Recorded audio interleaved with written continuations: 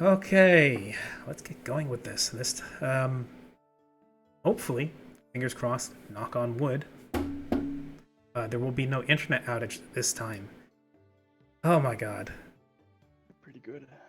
And We that's can only it. hope. Everybody's I'm unmuted. eating your cables right now. And unlike the one before that, I swear I'm learning, I have unmuted everybody, so we're not going to spend an entire fucking hour with no audio. Ugh. Good 20 minutes of just complete silence. Yep, it doesn't even show up in the recording. Anyway, hi everybody. Let's start today with a short recap of what happened last session, a week ago. After Trey was so incredibly generous as to allow me to take up the Sunday slot to play the session that ended up falling out on Saturday to my internet. Well, let's just say telecom. Their infrastructure is like spaghetti, wet spaghetti on chopsticks. It's not very stable. Anyway, hi everybody, how you doing? Last session, the intrepid party on their expedition towards the north to go reclaim a debt and potentially found a settlement stopped in a small town that, well, small by relative standards, capital of I forget the name. One moment, sorry. I swear I made this entire world myself, but I can't remember a single detail of it. The capital of Sharj, known as Savanosk. There, they stopped in for the night, where the caravan train that they are part of stopped for a pit stop, as well as to stay the night out of the cold for a change, rather than camping in their wagons or outside in tents. They stopped for a supply run, and then, yes, the party themselves went about getting themselves accommodation and restocking on a few key items. For some of them, that was alchemical ingredients, and for others, that was information. They also touched base with some of the locals, got to know some of them. Mallory, in particular, learned a game called Rhymehell Rumble, which is not too dissimilar from Yahtzee, except it was apparently played by the giant folk of the north. A few of them got to meet a local figure of authority, Granny Aking, whom they had a nice chat with by the fireside while eating biscuits and drinking tea. And then they while looking for a house to stay in that wasn't already occupied or didn't have the door closed to them, as many of the citizens of Savanosk are not terribly open to travelers and outsiders. It's a bit of a hard Scrabble life here in the north, and they've already got very little to go around, or so is the reasoning. They did, however, with some very good rolls on part of some of the more adroit players, find a place that was open. One that was lived in by a small elvish girl called Mina. Upon inquiring as to where her parents were, Mallory and also Flick and, I believe, Mark. Was it Mark? No. Was it? Karya, right. Yeah. No, Karya happened upon later. It was... Pertains to me? Yes. And our resident fox lady. They inquired with her, found out that her parents had been absent for some amount of time, presumably a few weeks. Enough that her reserve of pickled rations was running low, and long enough for there to be dust built up on the beds. Mina opened her door to them.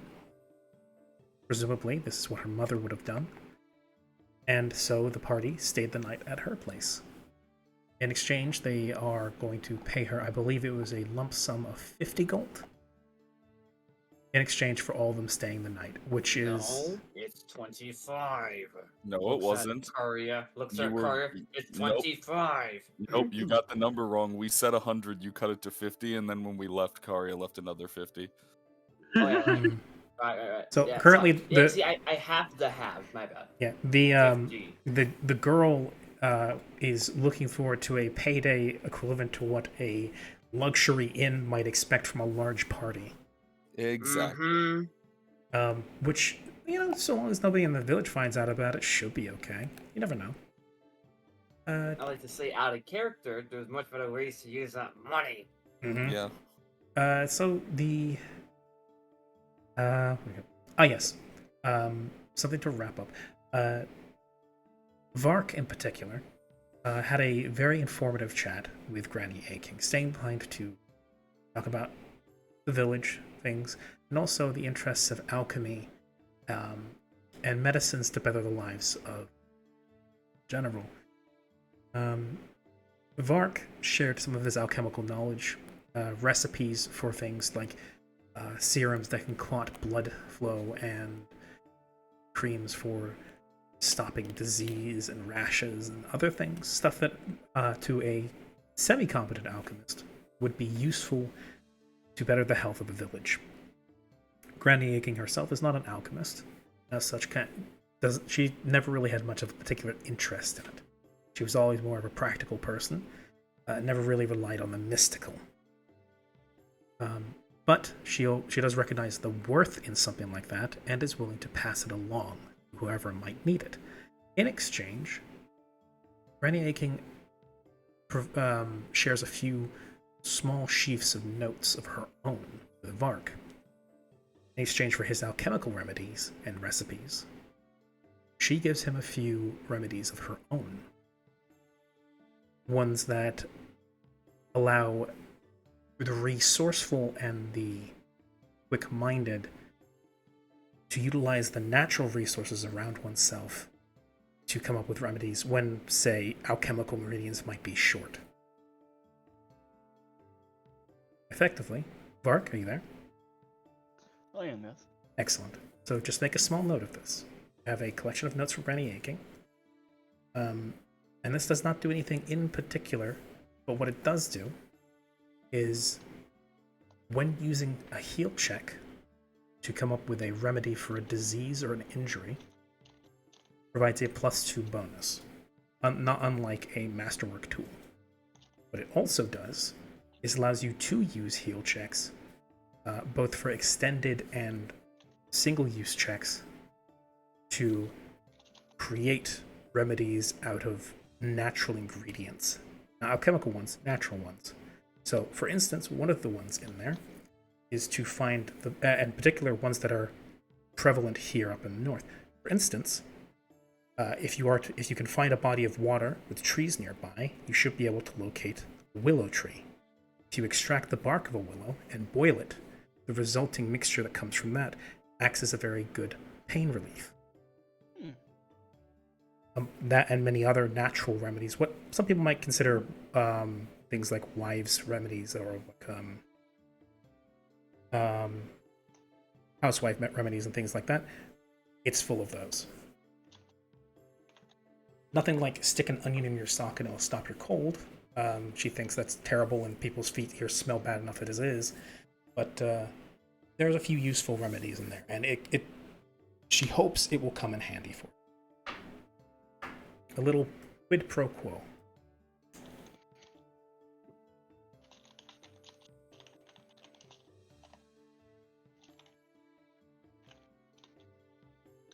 Tell me the name of the village again, please. Sovinosk. Sovinosk.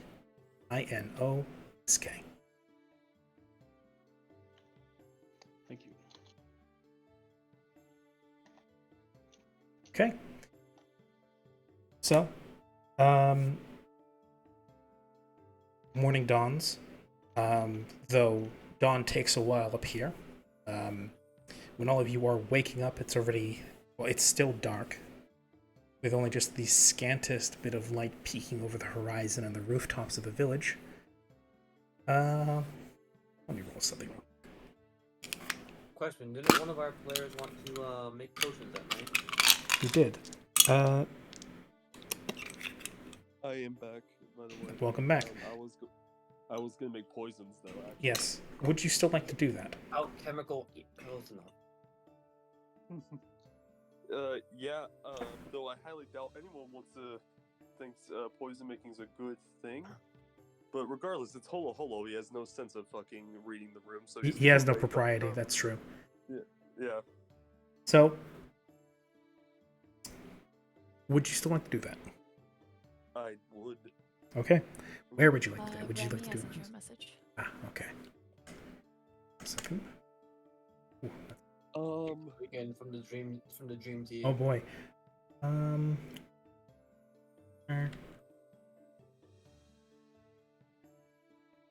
Uh,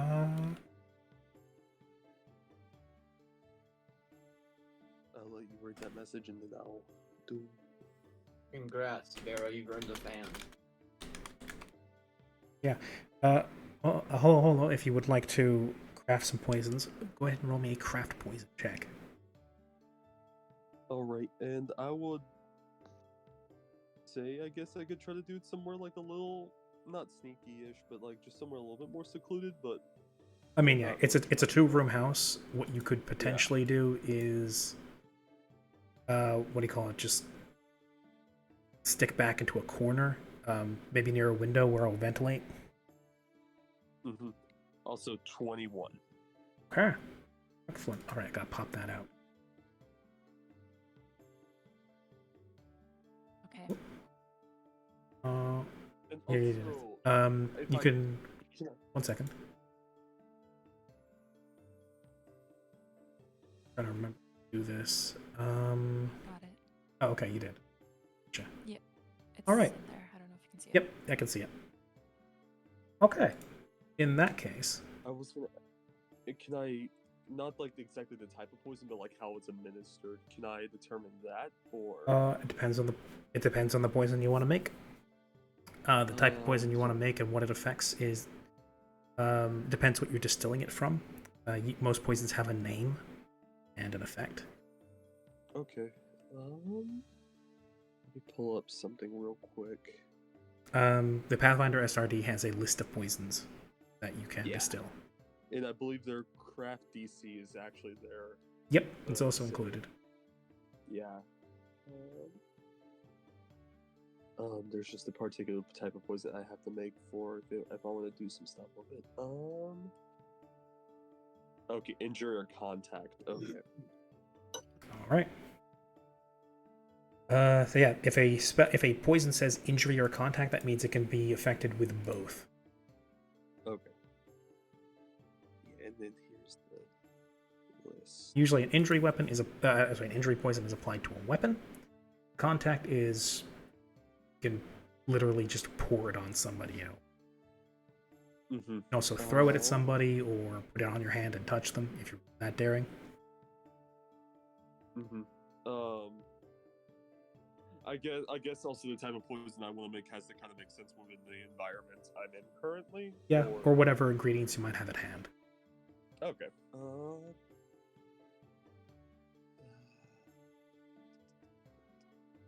You know what?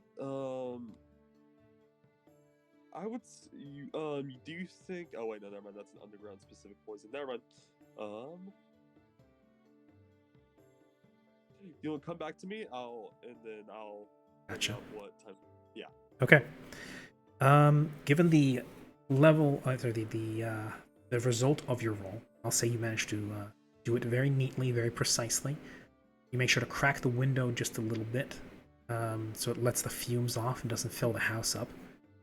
The flame you use is small and low, so it doesn't generate much heat, it doesn't generate much light, it doesn't disturb people while they're sleeping. Whether or not you did this on purpose or not, or if it's just a result of you being very efficient in your work, yeah, who knows? Mm-hmm. Yeah. Da-da-da. Siren, Mhm. being an elf, you yourself do not actually need to sleep. In fact, you need far less rest than most people. You a trance where you center yourself, you collect yourself, and while it is sometimes still plagued by the odd bad thought and perhaps the odd nightmare, you've long since come to deal with that and master it. Makes your nights far less tumultuous. It also means you're up before everybody else is, just as the first crack of dawn is coming through the window, hits your face. In the corner, you see Holo brewing away at a small cauldron, a little light. Mhm. Creeping up from where you are curled up in the corner, you see he's very concentrated on what he's doing. And taking a step back and slowly standing up to full. Slowly standing up into a crouch, carefully pulling yourself across the room, sticking back to where there's still heavy shadows, thanks to the lack of light this early in the morning, making a small circuitous path, while also being careful not to step on any of the particularly creaky floorboards here in the house. You manage to ease your way up behind Holo Holo, noticing. And Siren will take a moment to pause and go, Sneak that. and just spook him a bit with her own voice. Whether or not he's particularly spooked, I'm not sure, but she does that. Yes. Holo Holo, while you're particularly deep in your poison brewing, just as you're making one last stir, and you're getting ready to make your typical check-ins to see whether or not the progress is as you would hope it, Siren shouts into your ear from behind you.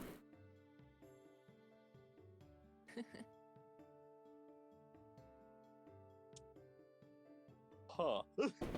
Hollow Hollow then immediately throws poison all over the room, including in his eyes and Siren's face, causing everyone to wake up screaming. Both of them were plastered in boiling poison. No, Holo Holo, how do you react?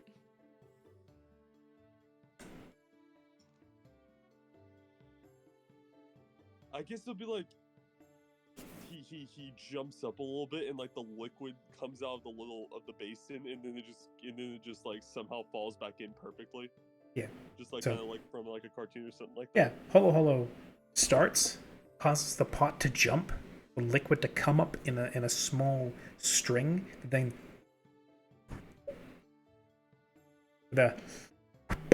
it's like we got a little plunking sound as it then returns to the middle of the pot. The flame flickers a little bit. Holo Holo, I'm guessing his heart is racing at least a little bit. Yeah. And Siren just says, "Oh, hello there. I noticed you got up to do something, and I was just curious as to what you were doing exactly. I have a bit of difficulty sleeping, and even then, I tend to wake up a bit earlier. So I just thought I'd come over and see what you were doing. I hope I didn't mess anything up." How blunt is Holo Holo? Do you know what? He is very blunt. I'm making poison. Oh, I see. I hope that's not fast. Why would I kill you guys? Poison wakes up now. I'm not sure. Regardless, good morning. Morning. Doing that because it's a morning that is good, or because it's good that it's morning. It's a good good this morning. Yes. And But please Siren don't. will just go make tea for breakfast. But before she leaves, Holo Holo will say, "Please don't start with me again. If that actually were to get onto someone, it would be very dangerous."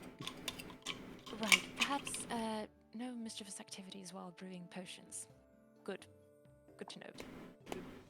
Spills all the poison all over Siren. Oops.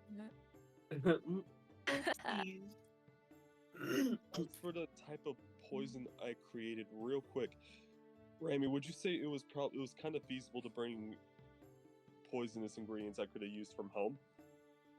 I'd say it's early enough in the adventure that you might still have some left over, yeah. Is there a way I could have essentially have, I don't know, made some spiny Eurypterid poison? If you're not sure what a Eurypterid is, that's a sea scorpion. Ah. Since Allow it. you're not as knowledgeable as me, here's what it is. That's everyone knows them as sea scorpions. It's just that. Yeah. But, Mhm. yeah. Or would you say that that would have probably spoiled by now? Uh,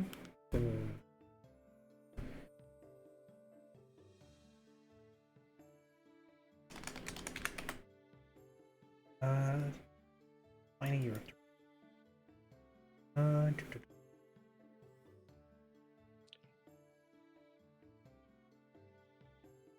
Nasty poison. I'll say that you have enough to make, with that roll,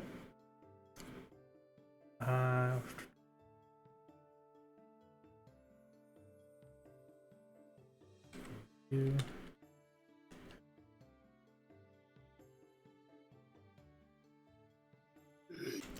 spiny. Doesn't give the craft DC. Given the nastiness of it, I'll say that the 21 suffices.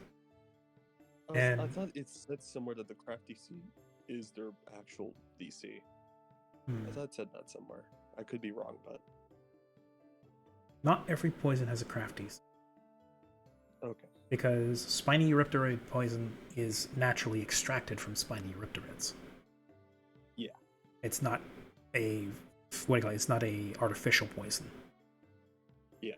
I will say though, you might have had some of this on you. It was close to what do you call it? It was close to denaturing. And then through your particular methods as a witch, you were able to refresh it and keep it effective. Mm-hmm. So let's say you had a stash of aging Eurypterid poison. Mm-hmm. Through the actions and the alchemical means in the cauldron, you're able to bring it back to its full effect rather than being weakened. And we'll say you have two doses. Okay. Oh lord. And I will take some small bottles, cork them essentially, and then put them in a little pouch. Okay. Cork them quite a bit, just so none of that leaks out. Mm-hmm. It's right around now that the sun is starting to come through the window. And those of you who are slow risers will start finally coming into consciousness. Garia, Bayer is nuzzling at your face from his position on the floor, trying to poke you awake. I will groggily, but eventually my eyes will open up and I'll look down at Vair and go, yeah. Just very, very half awake. Morning, he says in his hissing draconian. Is it? Okay. Where are the others? Are they, did they leave?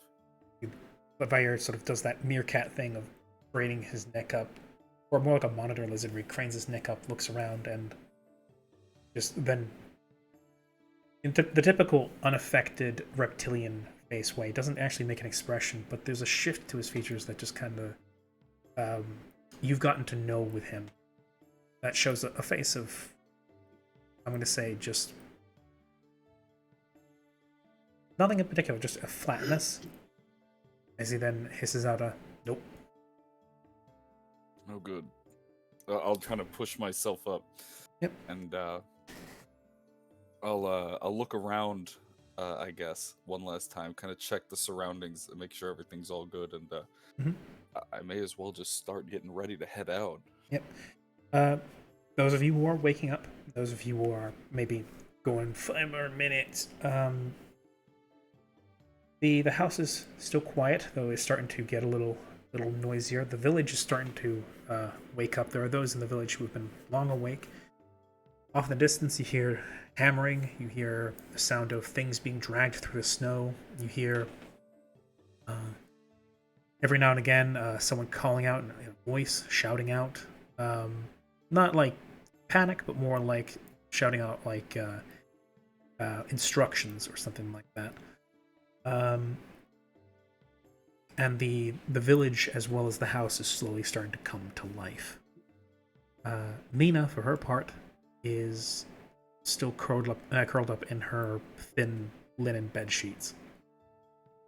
The rest of you, I don't know. It's up to you how quickly you wake up. I always just say I'm a quick and early riser. Okay. So, yeah. I'll let other people see how they choose to wake up. Zero I want to say says, Flick is somewhere in the middle. He's not quite early, but also doesn't usually sleep late. Usually he's up at kind of like crack of dawn. Okay. So you'd be, at least through force of Yeah. habit, be waking up right about now, even if it's not particularly bright out. Yeah. For a lot of you, this is a change of pace, because most of you come from fairly south of here, or from more tropical climes. So the change in both the cold in the atmosphere and the lack of light this early in the day is perhaps making it at least a little bit more difficult to get up. But how difficult is up to you personally, because it's your characters. I don't tell you how to do that. I tell you characters. Yeah, even with his layer of fur and with his nice warm clothes and whatever warm blankets we have, Flick is still kind of slow to rise, even though he's already awake.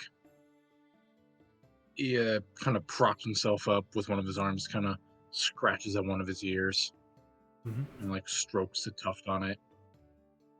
He kind of looks around outside, kind of peeking out the window. Okay. Look out, there's people at work, people moving. You see chimneys lighting up. Or you see particularly what you recognize as what you saw as a bakery yesterday is starting to really fire up. There's people working dough and throwing bread in the oven. And after not even half an hour, the village is starting to fill up with the smell of cooking meat and freshly baked bread. Drifts in through the thin insulation of the house quite easily. You also Flick takes a. What?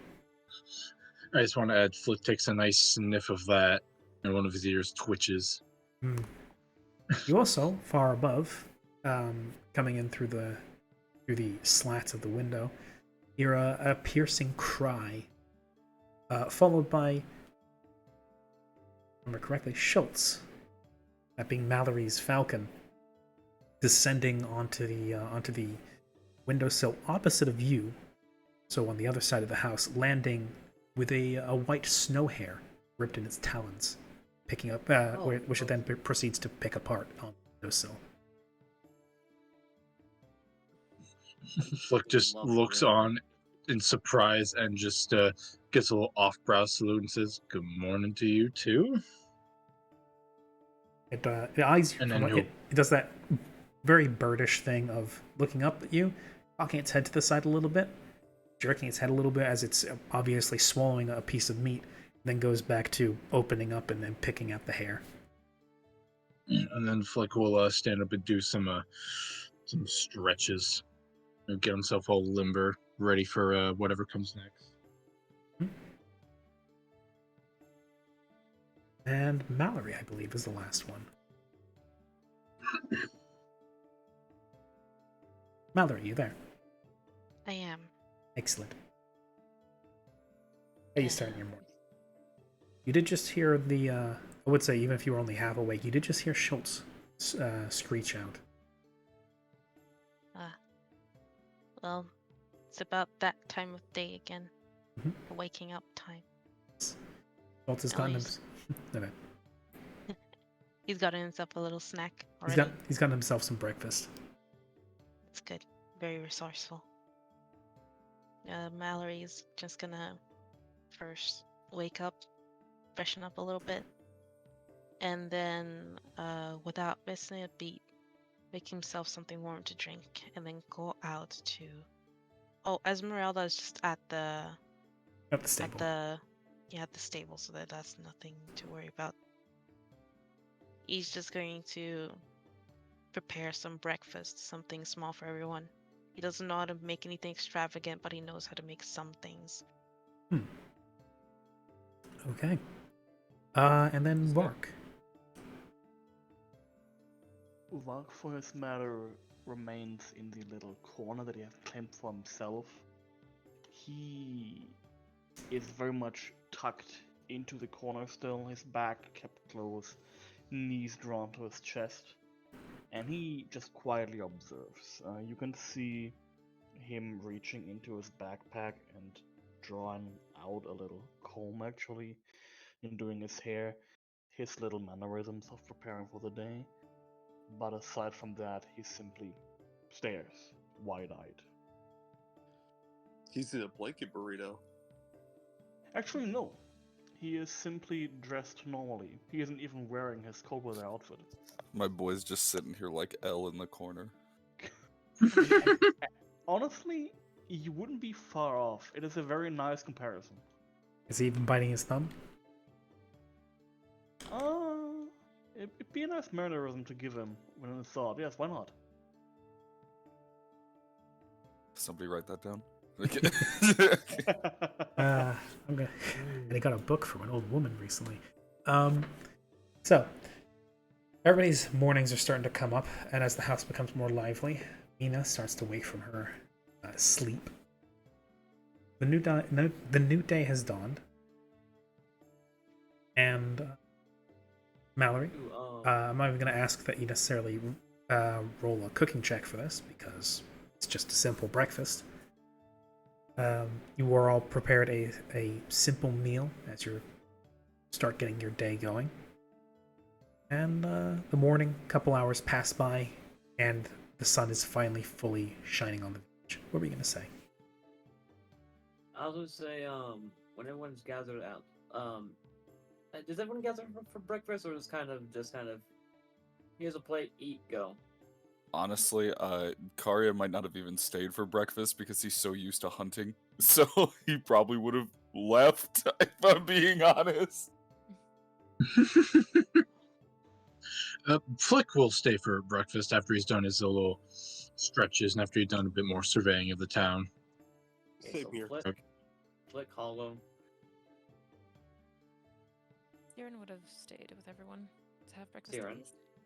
Okay, Siren, Hollow. What about you, Mallory? Right, that's Yeah. the name. Mallory's the one cooking. Yeah. So all right. So Tycho like to ask.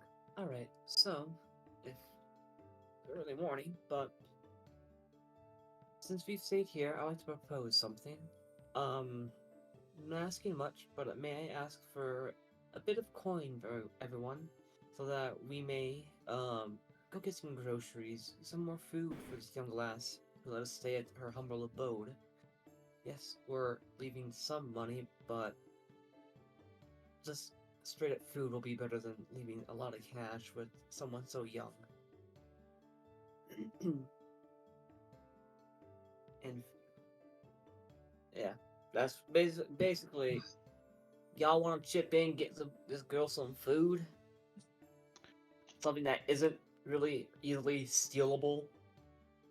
Out of his corner, Vark raises a hand, and he raises it high because being kept in moderate darkness, possibly, he is quite hard to make out still. I have a question. Yes. Yes, what's his name again? Sorry. My name is Vark, I am beloved. Yes, hello there, Vark, beloved. Correct. What is your question? Why is it hard for a child to use money? It's not hard, just... To be fair, I'm not too sure how old this child is, but seeing how they're being left alone and how they're acting before, I'm, figuring decently young. Back to character. Well, a young child may not know the true value of coin, and may easily get duped, or not know, or may get giddy with money, and may spend it on something they really don't need. Would that not be a good lesson then? Yes, but also it would be a good lesson, but also in a situation where she has no parents at home, maybe the lesson isn't best to be learnt alone. Hmm. I mean, it's Gazes hard at for us Hollow to Hollow. get a loaf of bread for her.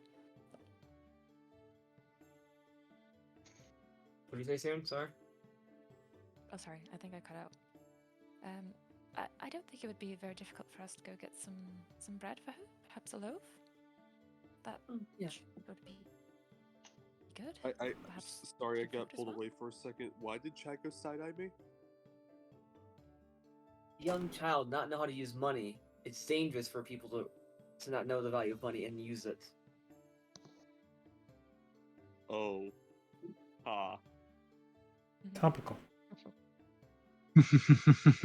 Haha, funny. So, Aiko wants to go out and procure some more food for the child. But I thought that the whole Mallory cleaning up in return for a place to stay included topping up all the food barrels. I Generally, mean, that at that point in the day, that wouldn't have been possible because a lot of the shops either would be closed or it would have been a little too late to fill those back up. It would be a thing you'd be able to do now, though. Okay. Then I will do that. Okay. seems like we're all in agreement then. Yes. Yeah. So to top off the pickling barrels, you're pretty much just going to need to buy an assortment of vegetables, whatever you can grab, and throw them in the brine, really. Wash them off and throw them in the brine. After that, there's the option of getting her some baked goods or anything else you can think of, really. I think good foods that will last a little bit would probably be the best choice. So, I mean, meats wouldn't be too bad because it's cold in this area, but also,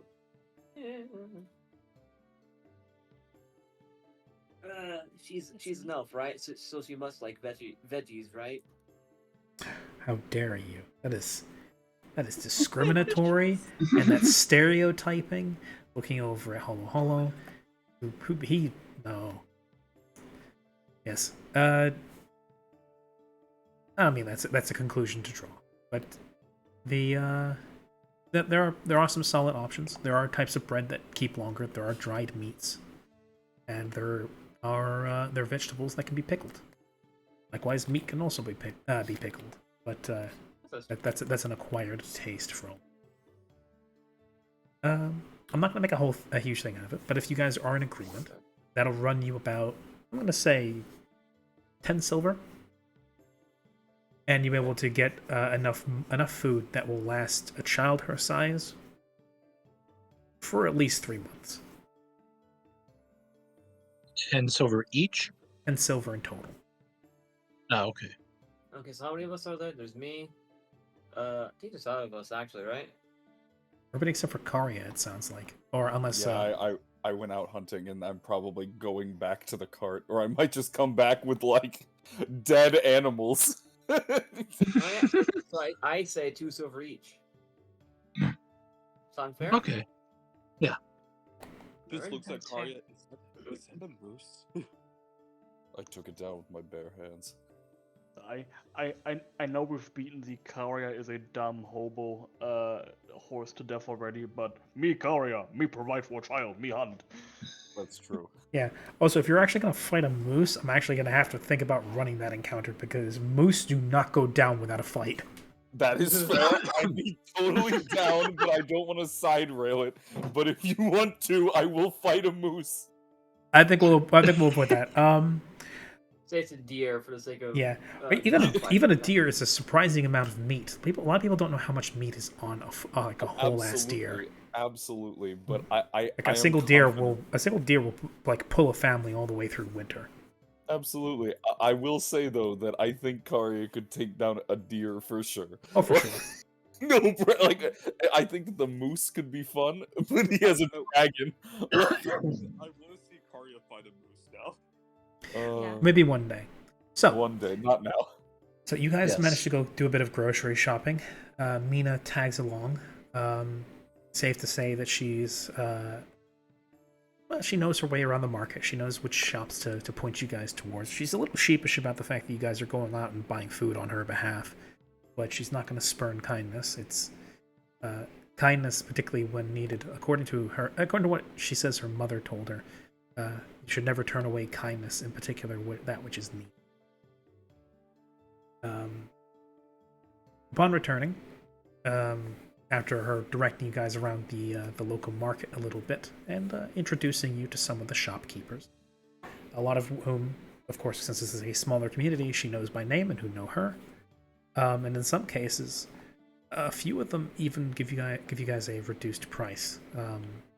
They're aware of what's going on with her situation, but nobody actually knows where her parents have gone. No, So don't when make me. so when she continues pulling you guys aside to go from shop stall to shop stall, the in particular in a couple of cases, one of you will get pulled aside by one of the shopkeepers and given back a couple, like again, a few coppers. They're not going to give the food for free, obviously. They have to make a living too, but they're not going to extort the poor child in exchange for her being able to eat. The people here very much seem to live by the adage of it takes a village to raise a child. So eventually you guys come back, you hang up some of the dried meats for her, not too high up, or else she can't reach them, but they're hanging as they should. New veg is washed and thrown into the barrel, and bread is kept in a box where it's in particular, it's the hard, dry, rye kind of bread that lasts for like weeks and months. And that should keep her sorted for the longest time. Anything else? Well, she's definitely got the money, so she can buy any other amenities or more perishable things on her own time. She does seem to have a thing, like a knack for numbers and remuneration. And she has a knack for haggling, and it seems like the people of the bazaar and the market seem to be giving her a bit of a break. So by all evidence, even if things continue like they are now, she should at least be able to get by. That's good. Good. That's good. Yeah. Also, slightly off topic, real quick. I got curious about the moose. Mhm. Moose No. they're CR3 creatures. Yeah, I'm not surprised. I think that could kill Matt right now, or like it could kill. It could potentially kill Karya and Vair if they're unlucky. That is on par. Yeah. A CR3 animal versus two level 3 creatures. It's got a decent shot at killing at least one of them. Which is why I say I would have to actually run the encounter, because I can't just say, "Oh, you go and kill a moose." That's a little bit, even at level 3. That's stretching things a little bit. No, its charge attack alone does 2d8 plus 6. So I'm like, oh shit, Ooh. that could actually kill Karya. So, that aside, shopping trip done. Eventually,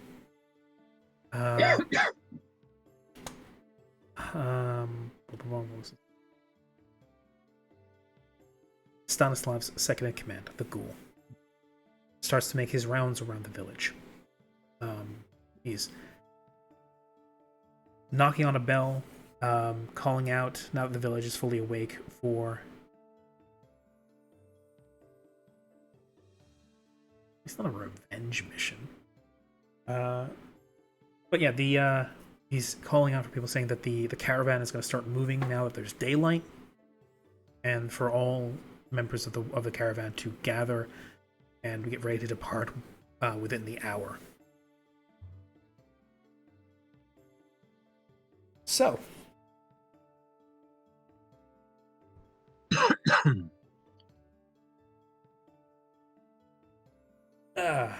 Arya eventually does manage to grab himself a few rabbits. I'm not going to say a deer, because it's mostly open plain. The deer tend to stick to the woods.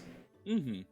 But you do get yourself a few snow hares, which you and Vair chow down on happily. And that's everybody sated for breakfast, ready to go. Mm-hmm. I probably would have honestly gone back to the cart at that point, assuming we're getting things ready. Put the tent away.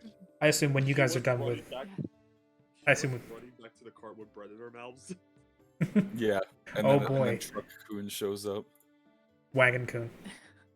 Wagon Coon. Yeah, I will head on back to the car with my with what remains of my breakfast, and also now draped in my my cold weather gear.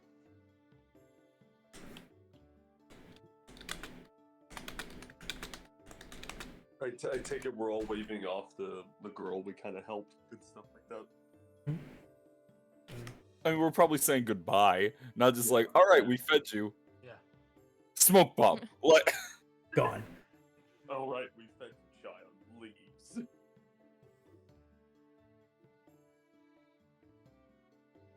Comes to town, helps child, doesn't elaborate, leaves. Yeah, Chat adventure. that's us. Yep. Okay. We done something So- good. We're good. Yeah.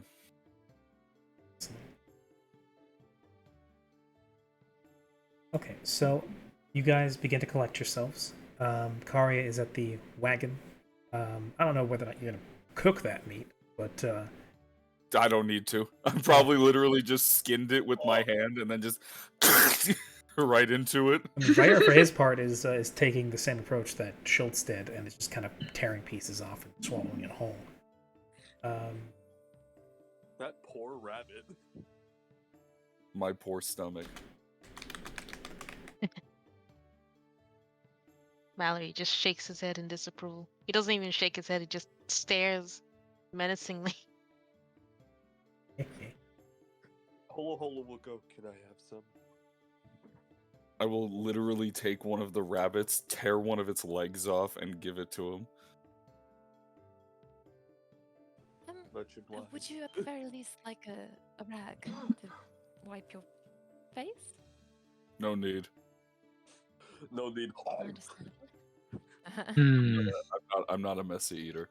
Also, I drank the thing. It's fine. Flick will raise a finger and say, "If I can make a request, could you maybe save a couple of rabbit haunches for later? I might cook some." Yeah, he will literally. He's got like 3 of them. He probably downed one. Like downed one. He'll just give the last one out there. Don't mind me, just think. And in a bag I have, I'll slip it into a clear compartment in a bag somewhere. That. One where it won't like get super dirty. But then in bed, Matt. god damn it. Wait, Matt, Matt, we killed rabbits in front of people. Now Peter's gonna be on our ass now. Yeah, I don't care. I'll kill PETA. I'll well. eat them. You know what? Fuck it. In I'm gonna. Minecraft. so speaking of bags, In Minecraft. are bags of holding Okay. anything in Pathfinder? Yes. Yeah.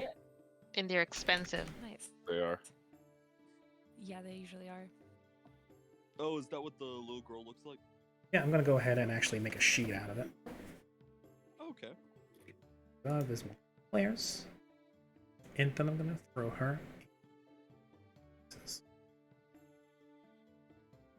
Nice.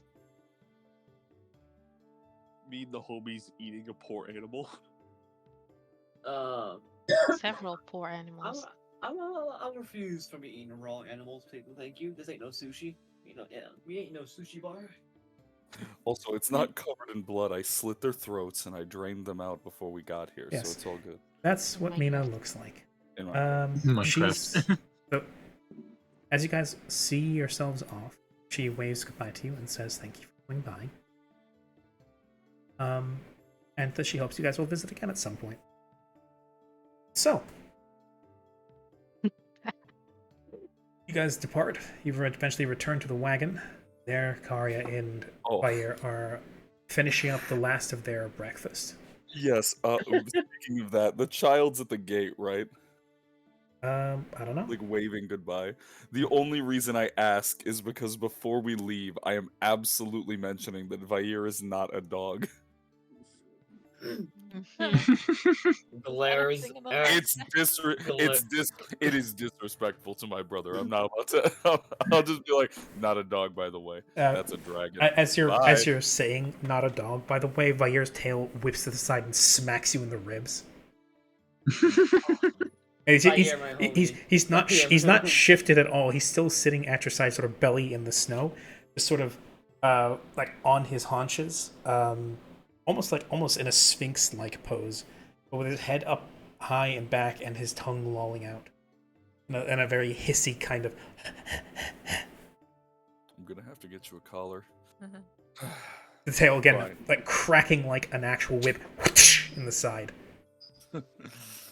Okay, good boy. I'm gonna get in the van. I almost said the Get in the van. van. Get in the van. Get in the van. Get in the The van. van. Stop at a gas station. Sorry, I thought we were in the mystery machine. Sitting on the driver's Beep, seat, beep. manifesting out of nowhere, is a black-haired woman in a white coat. How did I get here? Don't worry about Oh no. it. Timey-wimey bullshit. Crossover. Crossover episode. Oh god. I don't know how the hell I got here, but I'm still driving kids around. God damn it, I'm stuck. Is this my hell? Did I die? The horses instead of neighing, they go beep beep. So anyway, Huh. the girl eventually, in a slightly teary farewell, waves goodbye to all of you. And the caravan once more departs. I like to mention Holo Holo is going into his bag. He's about to throw out some money. I will. I will glare at Holo Holo. Holo Holo needs to be instructed of why it's a bad idea to toss money at women or girls. I will bid adieu to the townsfolk, and I will beg Holo Holo not to throw money at people. No, I was gonna say I'm hoping someone stops him before he throws Holo. Yeah. Yeah, I'm going to. Can I try and catch his bag of money out of the air, or the? No. I'm genuinely asking.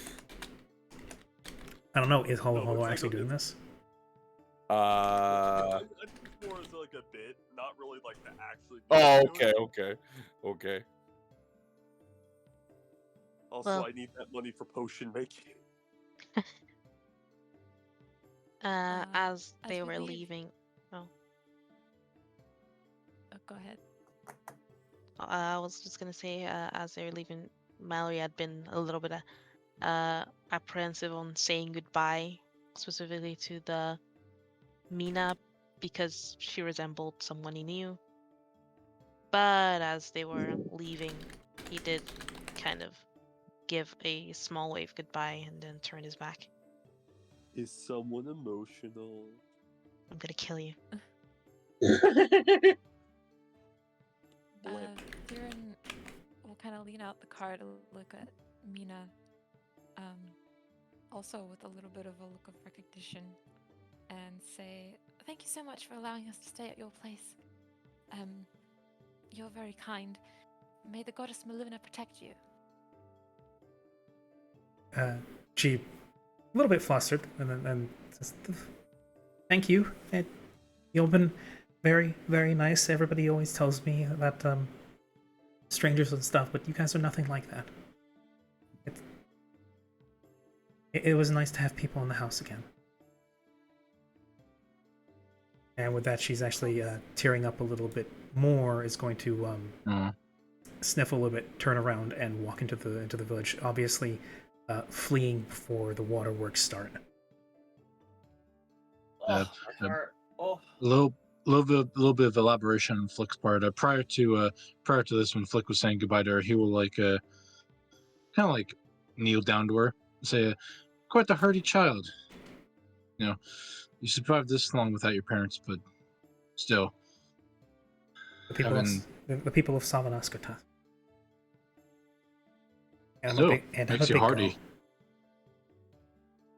Yeah. That's for certain. And I hold up my hand to kind of gesture to give her a high five. Very. I know we're slightly winded back in time, but yeah, she's very, very. Not sure what to do. We'll just kind of bring her hand up and just push it against the pad of your paw. His toe beans. It sort of touches her hand against yours. Yeah, Lingers like that he'll for a hold second. her hand. He'll hold her hand for a second and say, "A little bit of a saying where I come from for you.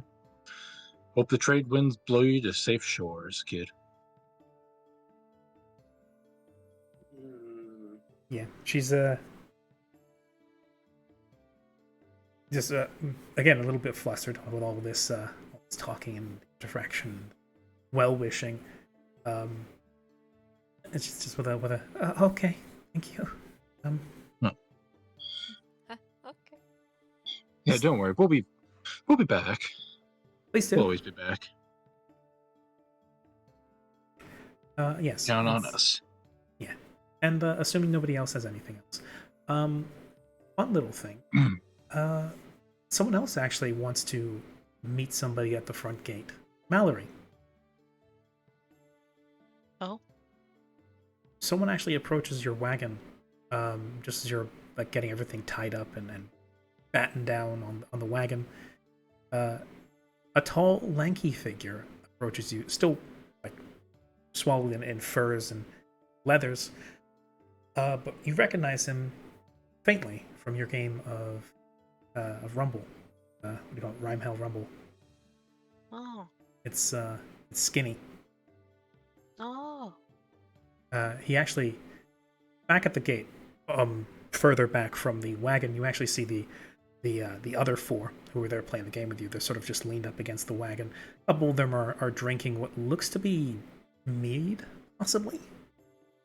And they're joking and jabbing at each other, and you can kind of barely make it out from this distance. But the person who approaches you is Lanky, Skinny, who comes up with this big hide bag that's about the size of your head.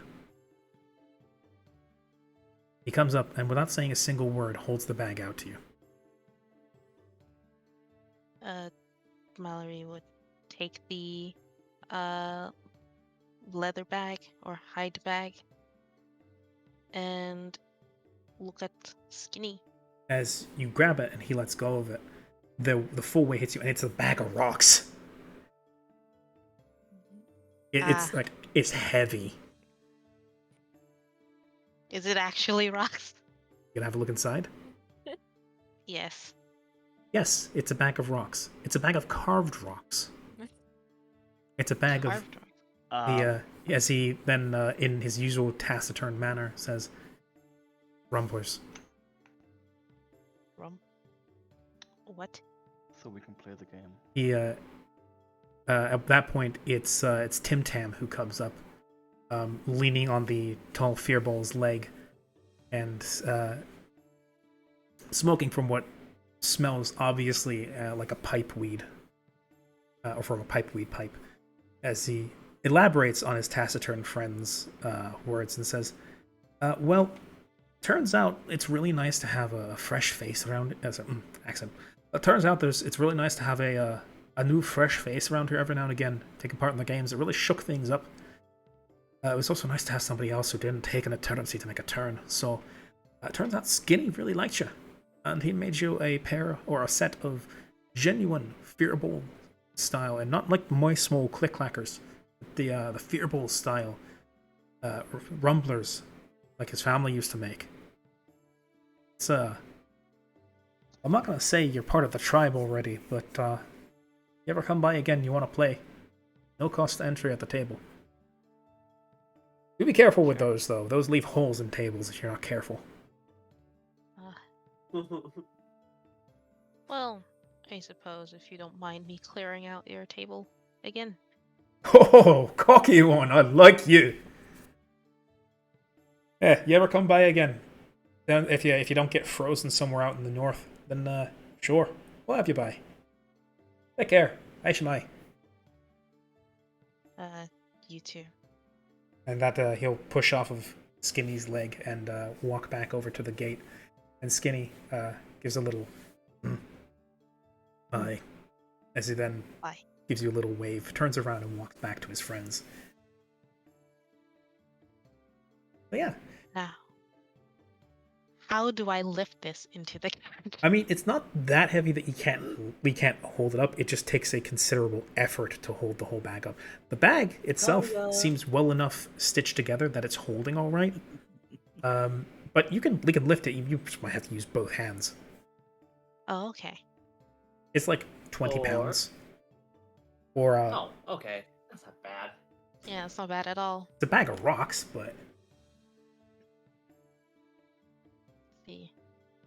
I'm gonna write that down for the carriage inventory. Or party inventory.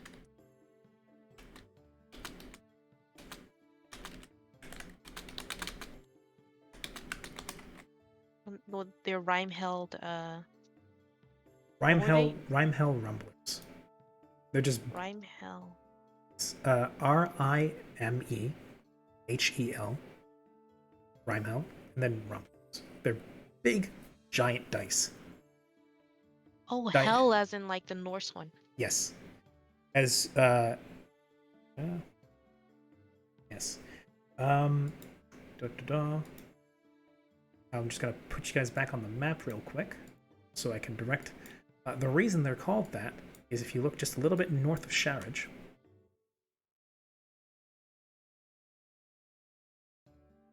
There's a place called Rhymehell. And that's where the game originally comes from. Oh, okay. Oh, that makes more sense. So, back on the road, as the caravan departs off and goodbyes are said. Let's see. How far along? About an hour. Okay, that's good. As you guys depart off, and under Sergei's direction, the caravan stays close to the river. Because there's a bridge coming up which you guys intend to cross. There's very few other structured bridges that aren't just made of trees, like literal just topped over trees. And fewer other besides that are like just planks, not meant to carry the weight of a whole caravan, perhaps just a single horse. There is, however, a stone bridge a little bit up the north that you guys intend to cross before then making your way westward to Portaling. So it is that you guys continue. Course of another week going down the road. Is there anything you guys would like to get done as you're moving? Also, Siren, were you going to say something? Yeah. I was just gonna say, while we're traveling, she's gonna like kind of lean over to Karya and say, Karya, Hmm. you and Valle seem to have a very deep connection. And I understand the joke made earlier was that you were referring to him as a pet, but he seems quite a bit more intelligent than that. And I often notice that you two have a bit of a communication ritual that you have. Are you able to understand him? Well, he's. Yeah. Garya's kind of gonna look her over and kind of cock his eye and go, "Can't you? You have scales. I assumed you were dragonkin of some kind." Oh, you assume that because I have tattoos, I'm dragonkin. That's quite bizarre. No, I An didn't elf, think I'll of have that. you know. I can't understand it. Oh, well, no. It's nothing special. Vair's just he got a bit of a mind link. He'll tap his head. and, I see. But you understand it as proper language. Yes, with like words and sentences. Draconic, yes, and otherwise is. I see. You both speak Draconic. Huh. I mean, Alright. you kind of gotta like. He'll motion to his face, covered in scales, and then he'll motion to Vair and go, "He's my brother." It'd be kind of rude if I couldn't understand him. That's fair. Conversation? That's true. Just Can I hear in curious. on this conversation? mean, you're all in the same I wagon. mean, we're all in the cart. It's Yeah. not like we put up a On silence the around same it. cart. I mean, yes, but also Just I lower the imagine- cone of silence. but also I imagine, since we're on a trail, the sounds of horses galloping, them probably not talking super loudly, like, "Hey, how's your?" Or, but I imagine it's a normal conversation tone. Yeah, fine. Just meh, meh, meh. Yeah. ignore me. I mean, Anyways, there's yes, the sound yeah. of horses trotting and conversation in the other carts ahead and behind you guys. Oh yeah, and I should mention that you guys have been asked to, what do you call it? Move towards the middle of the group for this bit. What do you call it? Sergei's reasoning being that there is a section ahead that will require you guys to move towards the front and cross first, or else it would risk you guys getting stuck in the mud if it gets too worn down by the other wagons ahead of you. But yes, besides that, nothing changed about the sequence from last time. So, continue. There's the sound of horses trotting, yes. There's conversation. There's the wind against the tarp of your wagon. The creaking of wood. But otherwise, not impossible to have a proper discussion. You're not moving at a ripping pace, so there's not too much noise. Everybody will more than likely be able to understand and hear one another. Okay. Then I'd like to chip in and ask as well. So if I'd like to chip in and say, if he's your brother, this might come off as rude, so but please, forgiveness. But how intelligent is he? Because I kind of noticed he was very perceptive and quick to pick up on when on my dog ploy with little Mina earlier. He can speak Or- fluently. Vark, Is that? Yeah, calls I was out- going to say Vark is actually yeah. Vark he's calls right. out from the corner. Mm-hmm. Yeah, he's just as Uh, intelligent as you and I, and frankly, more intelligent than most people I've met. Oh. Well, that certainly is surprising and is all she'll say. Little shocked by how the claims of how intelligent this dragon is. You were It's innocent kind of like- creature. Yes, Yeah, that is true. And I'm Eiko. like, huh. Eiko, from where Vair is curled up in the center space where everybody's feet are, as that is one of the few spaces that he can really fit in. Where previously his head was down on the planks of the floor, sort of curled up or even just laid out flat, his long, thin neck cranes around a little bit, and you swear you see something in his eye as he gives you just a sideways look. I would like to roll sense. I would like to roll sense motive. You may. I've been side-eyed by a dragon again. I would like to roll sense motive. Go for You're it. about to get killed by a fucking. Wait, what, Remy? Go ahead, do it. Oh God. Yeah. Staff from the dragon. This is how I Hey, die. you got to remember, Vair's in his angsty teenage phase. He ages very quickly. Sense motive. Oh God. Oh, Nice. yeah. Oh, You're fairly sure that if dragons could wink, he's winking. Dragons I don't go have without- dragons don't typically have face, especially his, where his outside is less scaly, more carapace. He doesn't have muscles the same way. It's the same way, like even if he did have the muscles, they don't typically work the same way. Just like how, yeah, wolves have facial muscles that allow them to quote smile, but when their lips pull back, the corners of their mouth pull back, and their teeth are bared, that's not them smiling. Something similar to that. He doesn't. He can't give you a smile, not even a smug one. But the look he's giving you, and the cant to his head, gives the impression that if he could, he'd be winking at you. His smug aura.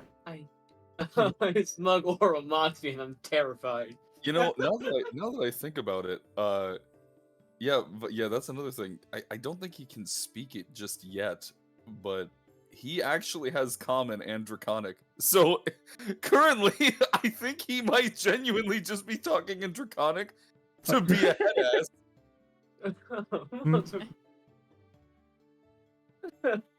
Makes sense. I see. Also, I see. I'm So not it is terrified of this sass. dragon. I'm not terrified of this dragon at all. No siree. Also, since Vark chipped in a bit to the conversation, Siren over to the corner where he's sitting. Vark, That is my name, yes. do they mean anything? You cut out, Junebug. Yes. Oh, where did I We cut heard. out? Oh no. We heard. You just said Vark. bark, and then do they mean anything? Do they mean anything? I'm Yes. assuming you're talking about the Okay. I'm assuming you're talking about the tattoos. Vark, what do you mean? Yeah, Siren just said, you know, a few of us have markings, whether they be natural or not. Where do yours come from? What do they mean? Here's the part of whether or not he wants to be genuine. Vark stops for a moment. He was basically reading a book in the corner of the wagon. Lowers the book and kind of turns his arms around to display the sigils running down the length of them. And for a moment, he just stares as if he's seen them for the first time.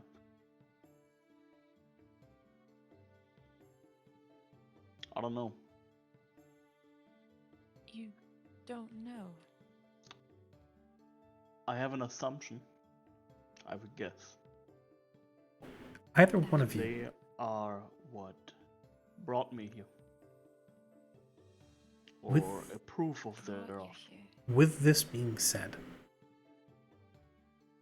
Siren, since Vark, you're saying this is an assumption, which implies that you don't know yet. Siren, if you wish, you may do you have training in Knowledge Arcana?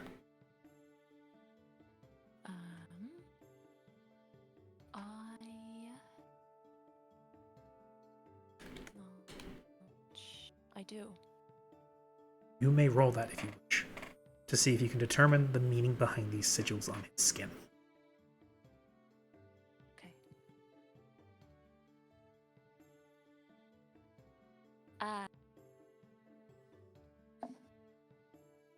Not I the got an best. 11? 11. Siren, the work on his skin is complex, luminescent, and you swear at some points it shifts under your eye when you're not looking fully at it. It's something so advanced and so out of your wheelhouse. This is obviously arcane. You're a divine spellcaster. You are a priestess. You are not a wizard or sorceress. And as such, you are, figuratively speaking, not working off of the right base to begin with. Add to that just the sheer complexity of what is woven into the epidermis of this dusky-skinned man. You have not even the scantest clue, besides the fact that these are... There's a few notes in there, and I'm saying this because you got a 10 or above, that are from what you recognize to be conjuration.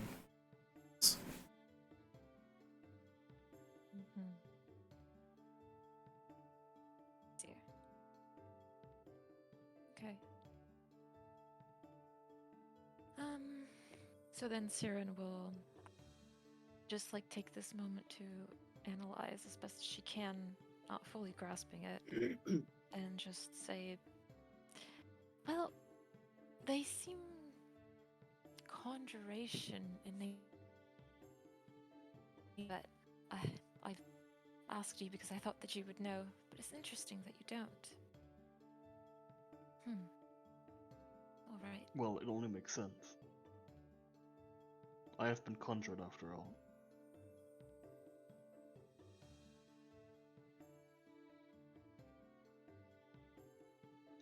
Forgive me. I suppose the term is summoned. He closes the book slowly. That is the correct term, yes? Yes, yes. You said that you were brought here? From where, do you know? Well, from my home. Well, though Where is your I home suppose I originally? should be more specific. There is no reason for you to know. Oh, I understand. Apologies. There is no need to. I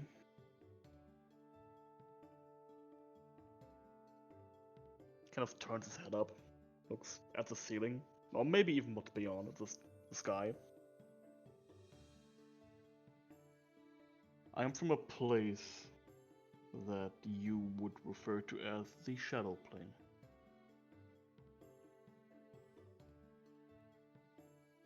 We call it a different name. We call it the Gloom.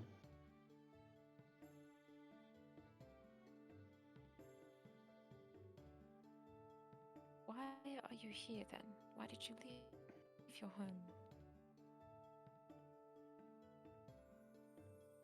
That is one of the things I wish to find out. I see. Well, I hope that you do. And if you need help finding out, I'm here. So you are. What I mean to say is, thank you. Of course. That is what you say in this way, right? Yes. Good. That is how people thank others. Good. In that case, thank you for explaining that to me. Anytime.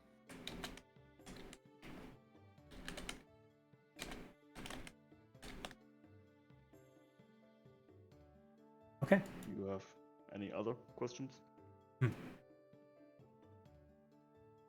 Oh no, I was just curious. Sorry if I was prying.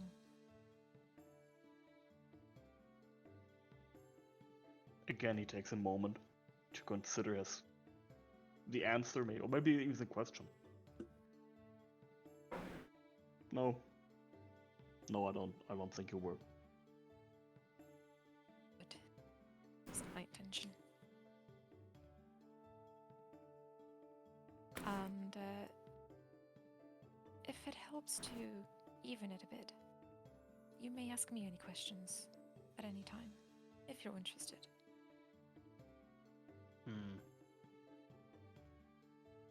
Not that you have to. Just offering it as a bit of a balancing.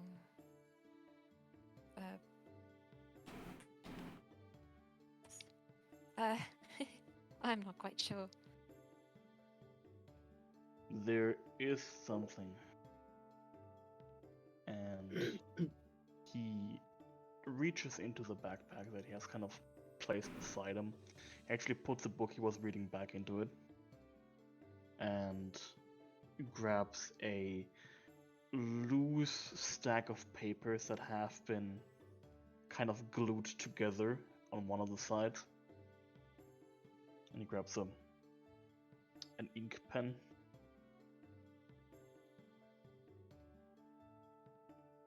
You are a woman of faith, yes? Yes, very much so. Mm-hmm. What is the deity you worship? Worship the goddess Maluna, Mm-hmm. otherwise known as the Dreamweaver.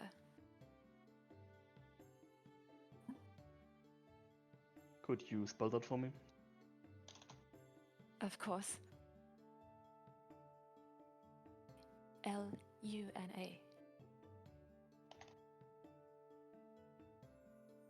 Mm-hmm. Okay. Luna. Moon. A deity of the moon. Hmm. Yes, And he the goddess begins of scribbling. sleep and dreams. Mhm. Sleep and dreams. Good. Okay. Tell me, does your Luna answer your prayers? I should correct really quickly. And she cut out slightly. It's Miluna. Miluna. Oh, Since you did Thank cut out you. that first bit, you did cut out from him. cutting out. Thank It's you. okay. So, continue. She does. She has a bit of a strange way of answering prayers. As you know, the gods, they work in mysterious ways, and they work very differently from each other. Maluna, in particular, she is more of this warm presence that helps to guide you through reoccurring nightmares or tumultuous dreams you may have. And she protects you through the night. She's there for you. She's there for me. She often may appear in dreams, though, of course, her. I believe you cut out there again. God damn it! I'm gonna switch Wi-Fi's. So, Happening.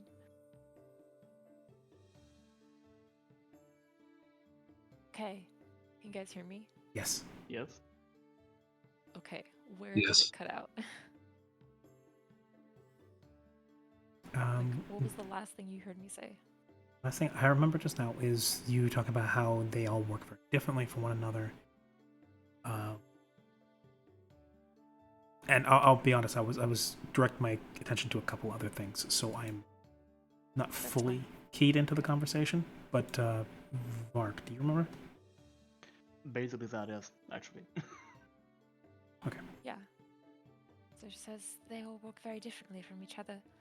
And Maluna in particular, she may appear in your dreams to help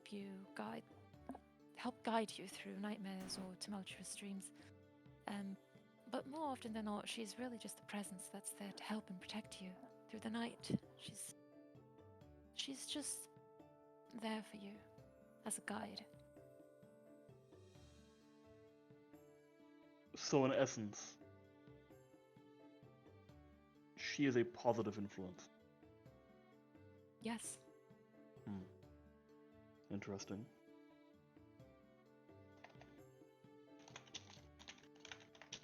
I should explain, perhaps. The gloom is not home to other deities. There is exactly one. And that is the one who used to be called the Old One. Oh. It is a deity of undead, and though it has been slain and its corpse incarcerated in what is called the Shadowfell, a god's influence does not wane even after death. That's very interesting. Do you worship him? No, I do not. I see. I have lost my mother to a roaming band of undead who were created by his influence. So, no, it would be uncouth of me to worship someone like this. Oh, yes. It would. And I'm very sorry to hear that. My condolences. Oh, do not worry. It happened long ago. And we are quite used to death. And undeath, as you might guess. See. And also, yes, actually, the tapping of my keyboard is actually very much the scratching of his quill on the paper. Yeah, he's just tapping. Yep, I'm writing. So, I get that though. All good. Ah, Write that down. write that down. Write that down. I'm on it. Yeah, everybody here is in the wagon. He's getting an impromptu theology lesson about Maluna, the goddess deity, and also the Old One, the presiding deity of Vark's plane, as people have now learned that he is from the plane of shadow, where the shadow fell. We're just a ragtag group of friends. Yeah. Maluna, Maluna, as some of you who are a little more religiously knowledgeable, as this is general knowledge, if you've been in this general circle of the world, is daughter to one of the chief deities of the Gazrich Isle, that being the Sleeper in Shadow. He is one of the 3 sibling deities that are most presidial in the faith.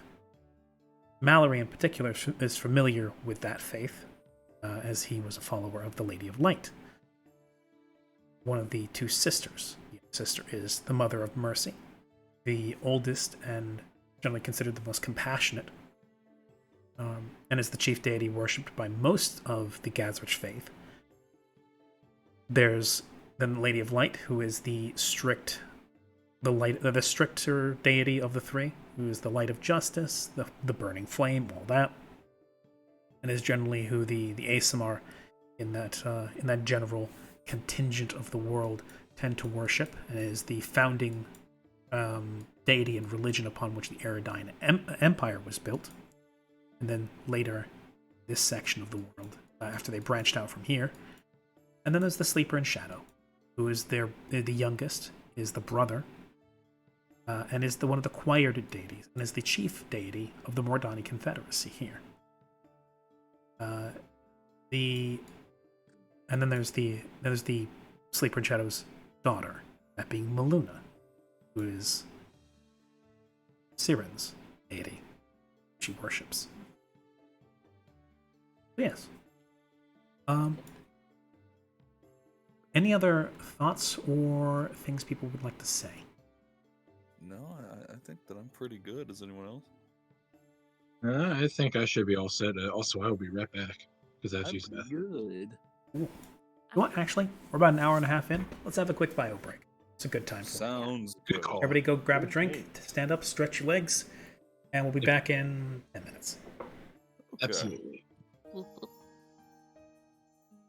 All right. Are we muted on stream or no? No, you were not. Would you like me to mute you? No. I was just curious. No, just in case you guys want to, I don't know, say something terrible that might get me banned. Yeah, Quick, say something in a pocket. don't do it. Say Do it. something in pocket. So how Mm, about the gerbils? They're pretty I don't tasty. know. Eminem had a song about that, Peppy. Is that what you're referencing? Are you saying that that's what you want? No. What? No. Did he actually have a song about gerbils? He had a song referencing a gerbil. Is it like that one South Park episode about a gerbil? Let me winks. Yes.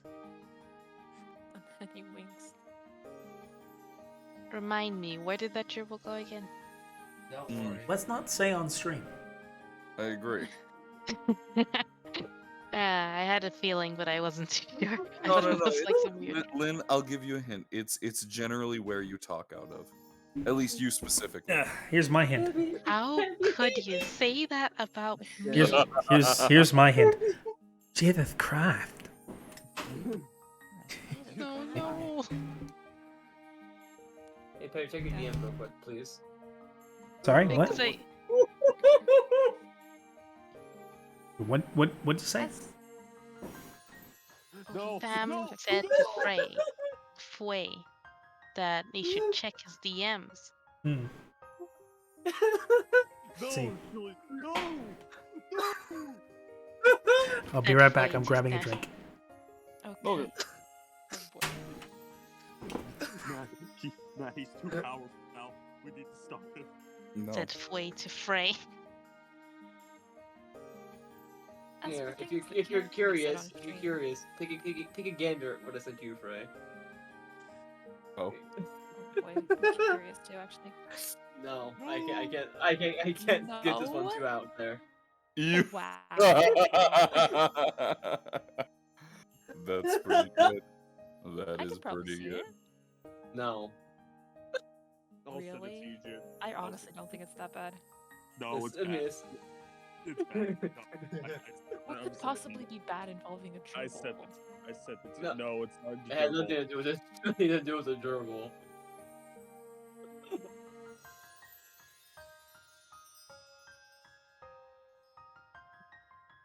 Ugh. I see. The freebie. Who is the this? The freebie is awake. However, It's an old friend of me and Julian's. yes, Ah, Oh. the man. the infamous. Not that bad, really. Yeah, don't say his name, but yes. Yeah. It is Yes. the- it I is- won't. It It's is the alpha. and- the it is the alpha and the omega. It is. He made an appearance in Guilty Gear. Oh, Yeah. Nagoriyuki. No. No. They're a new character, Lynn. Oh my god! My lord, you went that route. Jesus Christ. Well, now Raimi's banned. Look what you did. All I said was Nagoriyuki. You don't know why. He could have been a samurai. He could have studied the blade. Wait, what are we talking about? I'm confused. I don't know. I think Lynn's losing it. Lynn's Yeah. losing it. We've lost it. Sully's losing it. Sully No. is losing it. Isn't that white boy? I mean, yeah, Sully, yeah. Oh, Yeah, Sully, yeah. I didn't hear Yeah. him say that. It's almost like I'm really bad at like mixing up names and shit whenever it's time to stream. Shame on you, Fue. Wait, what did he say? Did he? Oh, I said your actual name. oh, Fue. Don't you Gooey. don't you do it. Fue, Fule. You know what? I'm gonna say it. No. Give I me don't the care that you cheese. broke your elbow. Give me the There. cheese. I You said it. witch! You know that doesn't repair naturally. I said it. No. Give me the cheese. No, The cheese. I don't have cheese. I'm No. lactose intolerant. You know I this. want that. Biggie Give cheese. cheese. Give me the bread. Bread. You know, Good. the human body can technically naturally produce cheese. No, fat. That Chin- is I the see. I most- mean, that is the most disgusting thing I've ever heard in From my multiple entire different places, and depending on who heard me say that, you're thinking of something different. Anyway, stream, how are we doing today? I'm feeling pretty good. before there's a Twitch mod listening to us and it's just like, what the fuck? I'm technically the Twitch mod here. Oh, Jin, what did you mean by that? Oh, okay. So, you didn't Oh, God. understand. No, I'm what not have you gonna done? explain it. I was about to. Yeah, please do not explain it, please. Come on. Please, I Say don't it. need another headache on top of the one I already have. Put Fue it and in a Frey. tavern menu. What's I up? really want Okay. to. I want to send the image I sent to both of you to randomly. Good. What? Proof. No, I'll show them after. Wait, what's that? The Who? crying bird. It's from an artist server that does a bunch of art commissions and stuff. I actually joined the server. What? I accidentally joined that server. Oh. When? Oh, Now, Now. bruh. I've accidentally joined this. listen. Now I have access to the emails. There. Oh, Oh. that's wild. Toontown versus Wizard 101. Hey, I'm gonna. So, the moment I come into the server, by the way, Julian, this is what. The moment I come into that art server, this is what I see. Anyways, Jin, Oh! what is? Oh, God. What did you That- see? The sun. I don't know Right. what they're seeing. So, Who? So, I'm gonna send this in tavern menu, but this is what I see. Gods are just- What the fuck? What the fuck? What? This is Oh. what I see the most. Oh, no. This is what I see the moment I get into that server. What the hell? That The person gods are- probably is going to What get the banned. hell? They don't like that. I'd like to I let mean, everyone know that Oh, good lord. Sully is actually a flaming racist, and we're going to be canceling them. Hey, Black Lives Matter or whatever. Blast lives matter. So now you're really a racist. Wow, okay. Sully is also a supporter of the Second Amendment, understood. But- Eh. Conservative Sully, conservative Sully. Conservative Sully. Yeah. I am glad that voice recognition systems find it really difficult to know what I'm saying right now. Or ever. It's been so long since I was able to use Siri. Local Jiangxi yells at Cloud. Siri! Well, it's only 3 in the afternoon.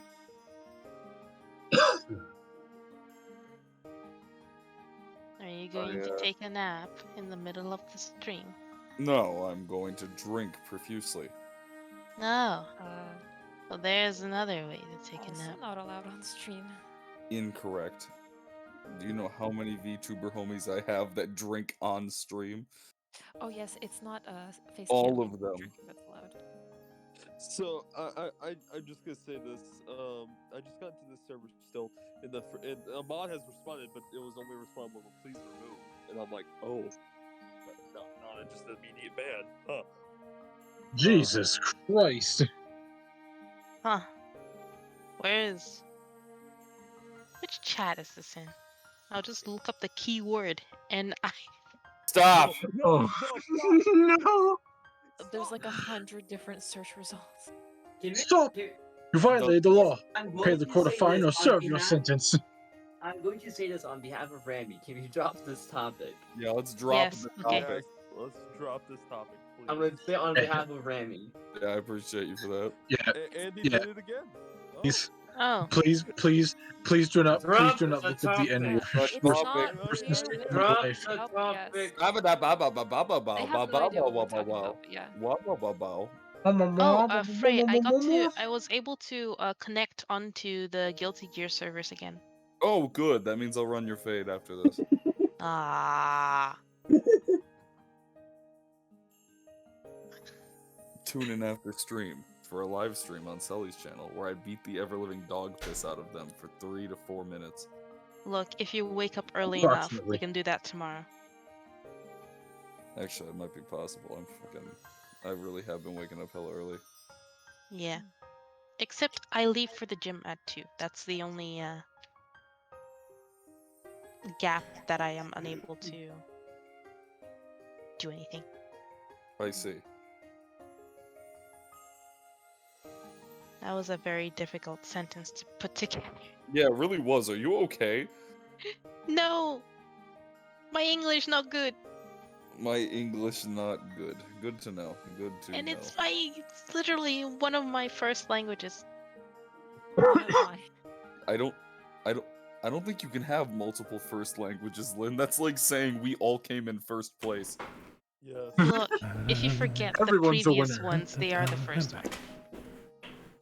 Welcome. Hello. Hello, Quest. Quest. We held the line valiantly. Yeah, We yeah, sure did. yeah. Delete this one. Sure did.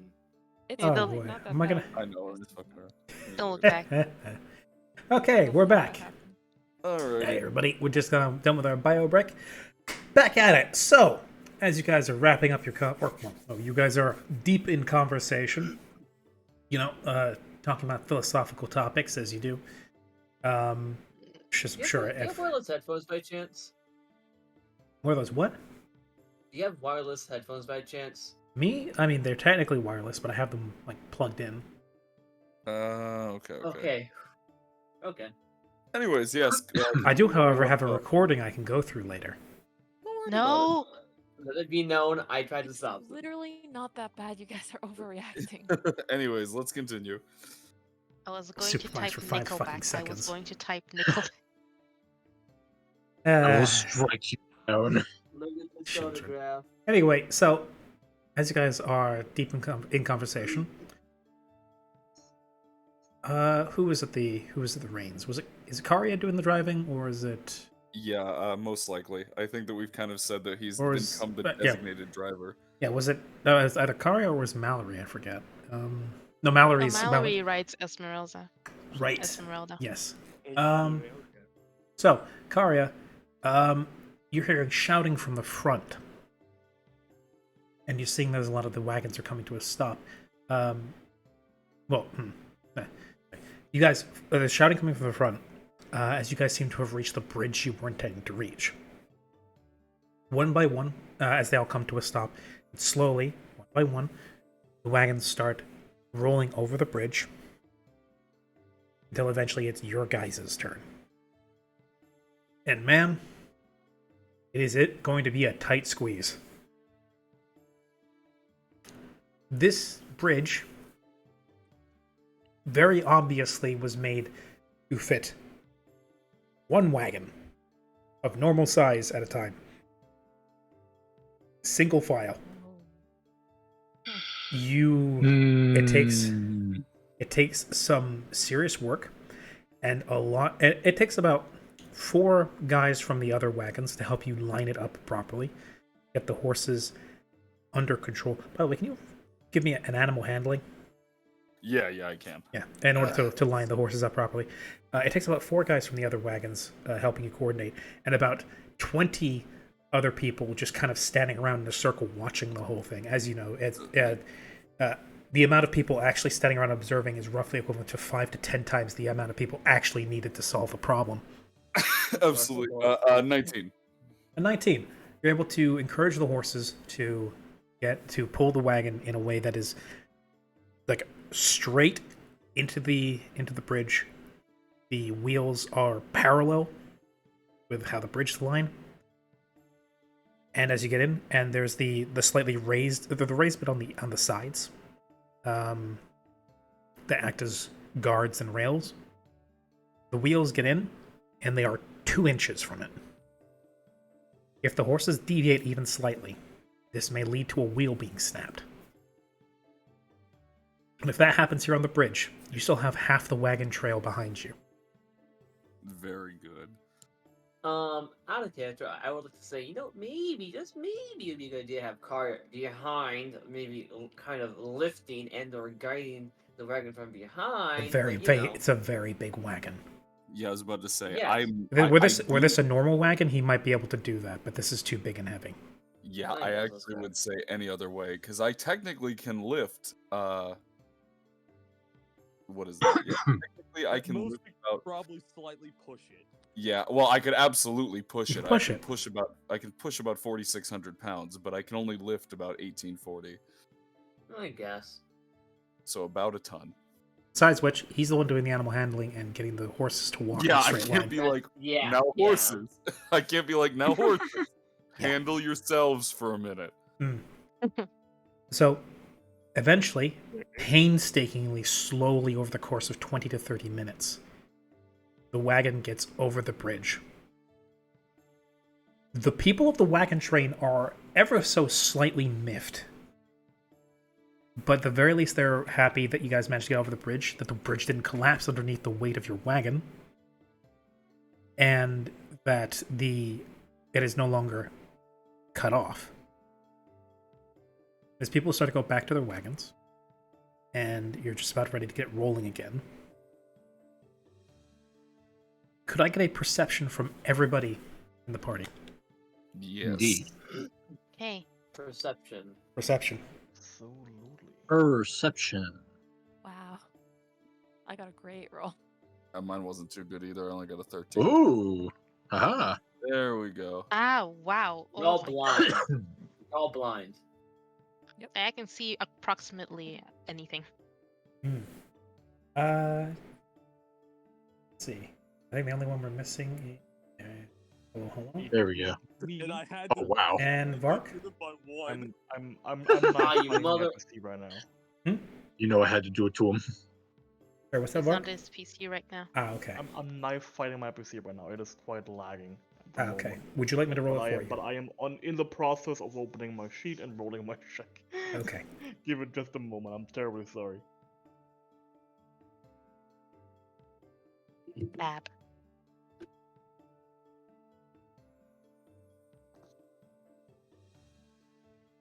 Should have probably turned it off and booted it back up again before the That's right. stream started. Would you like me to roll it for you?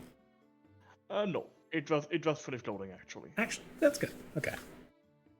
And I'm going to announce before that I'm gonna spend inspiration on this, or rather it's for free anyway, due to my archetype.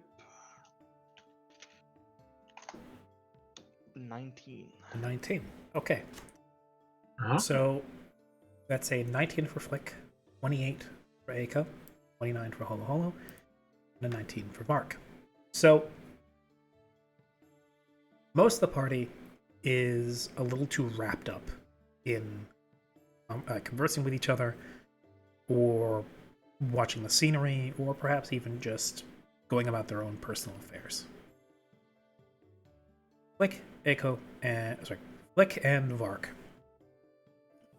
You notice a distinct quiet in the surrounding area. One that immediately sets the hairs on your body on end. Because there's no bird song.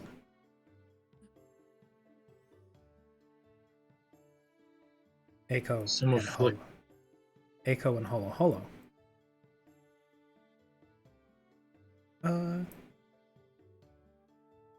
Holo Holo. I'll say you were just doing a routine check over on your poisons. And Eiko, I don't know, maybe you're drinking a cup of tea or something. Aid yourself. Help stave off the cold. Both of you recognize is, despite the fact that the cart is not moving, the fluids in your cup or bottle rippling.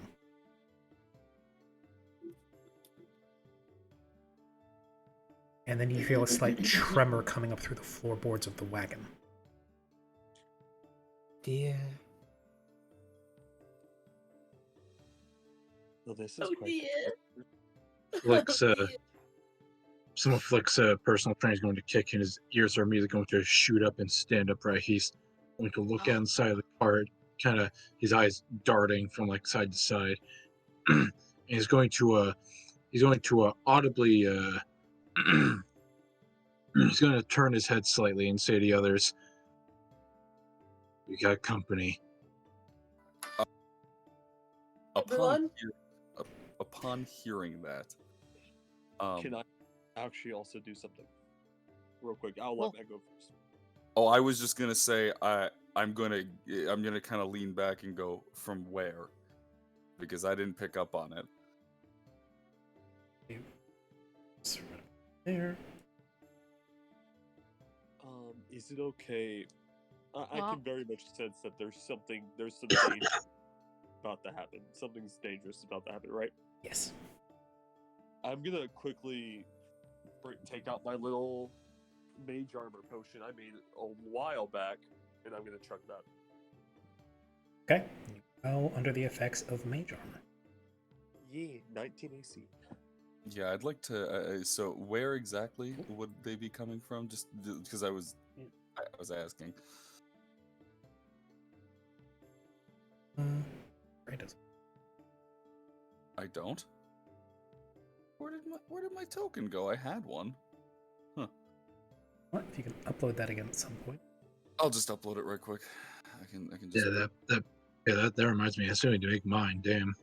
My token is not appearing for some reason. Did you register your token? I did, but it's just not here. I mean, if you can just throw me a placeholder real quick, Quest, I'd appreciate it. Just because it's being weird. Okay. Yep. But actually, you can use the G's probably. Oh well, there's a Wonder why it didn't save my. I'm going to make the assumption I don't have a token either. What's the token thingy? What's it? Token stamp. What is it? Token stamp. Could also Okay. make Go ahead. one very quickly. Go ahead. Let me go ahead and whip up a quick one real quick. It can A do- quick one real quick. Yeah, quick. Go fast. All the token things I'm seeing right now are Bitcoin, are cryptocurrencies. Or Oh. Bitcoin. Oh God. Go Oh God. to- Good lord. Here, I'll send you one, Julian. I'll just put this save in that. simple path. Thank you. I got one for Token Karia stamp. there. That's a stand-in Good. for now. Why is there a aura on that? An aura. I don't see an aura. Because he's powerful. I have. You one. don't. I have. I for some reason have an aura, There you and go. I don't know why. It must have been Is it must have been your a carry. vision? That might have been a carryover from last game when you had blind sight. Oh, that could be it. Einstein. Yeah. Let's see. Flicks. Add a token.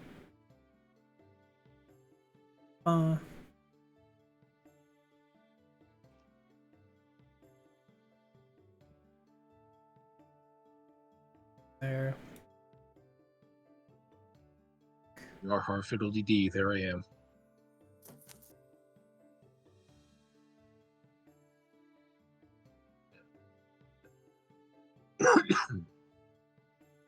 Very sorry about this, guys. No, That's it's all all. right. Right quick. That's the one thing none of us thought about. It's not your fault. Yeah.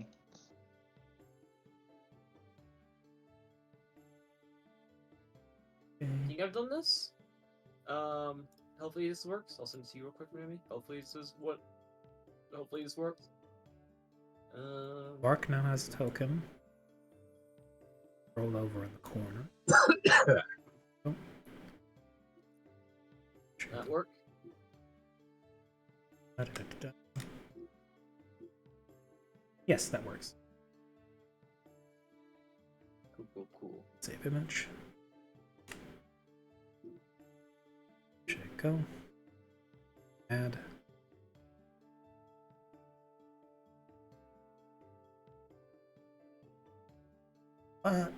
And go. Can now drag you out.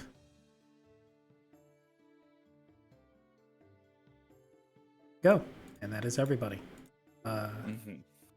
Let's not forget Vair. Now that we, oh yeah, I should get Vair. I think Vair has a token. Yeah. Yeah, it's not a token, but it is something. Yeah, we'll get. I'll get a proper token at some point set up. You can. Yeah, a make- token, quote unquote. Okay, so as you all, Hey Frey. Yes. I got something in response of someone complimenting Karia. Car is.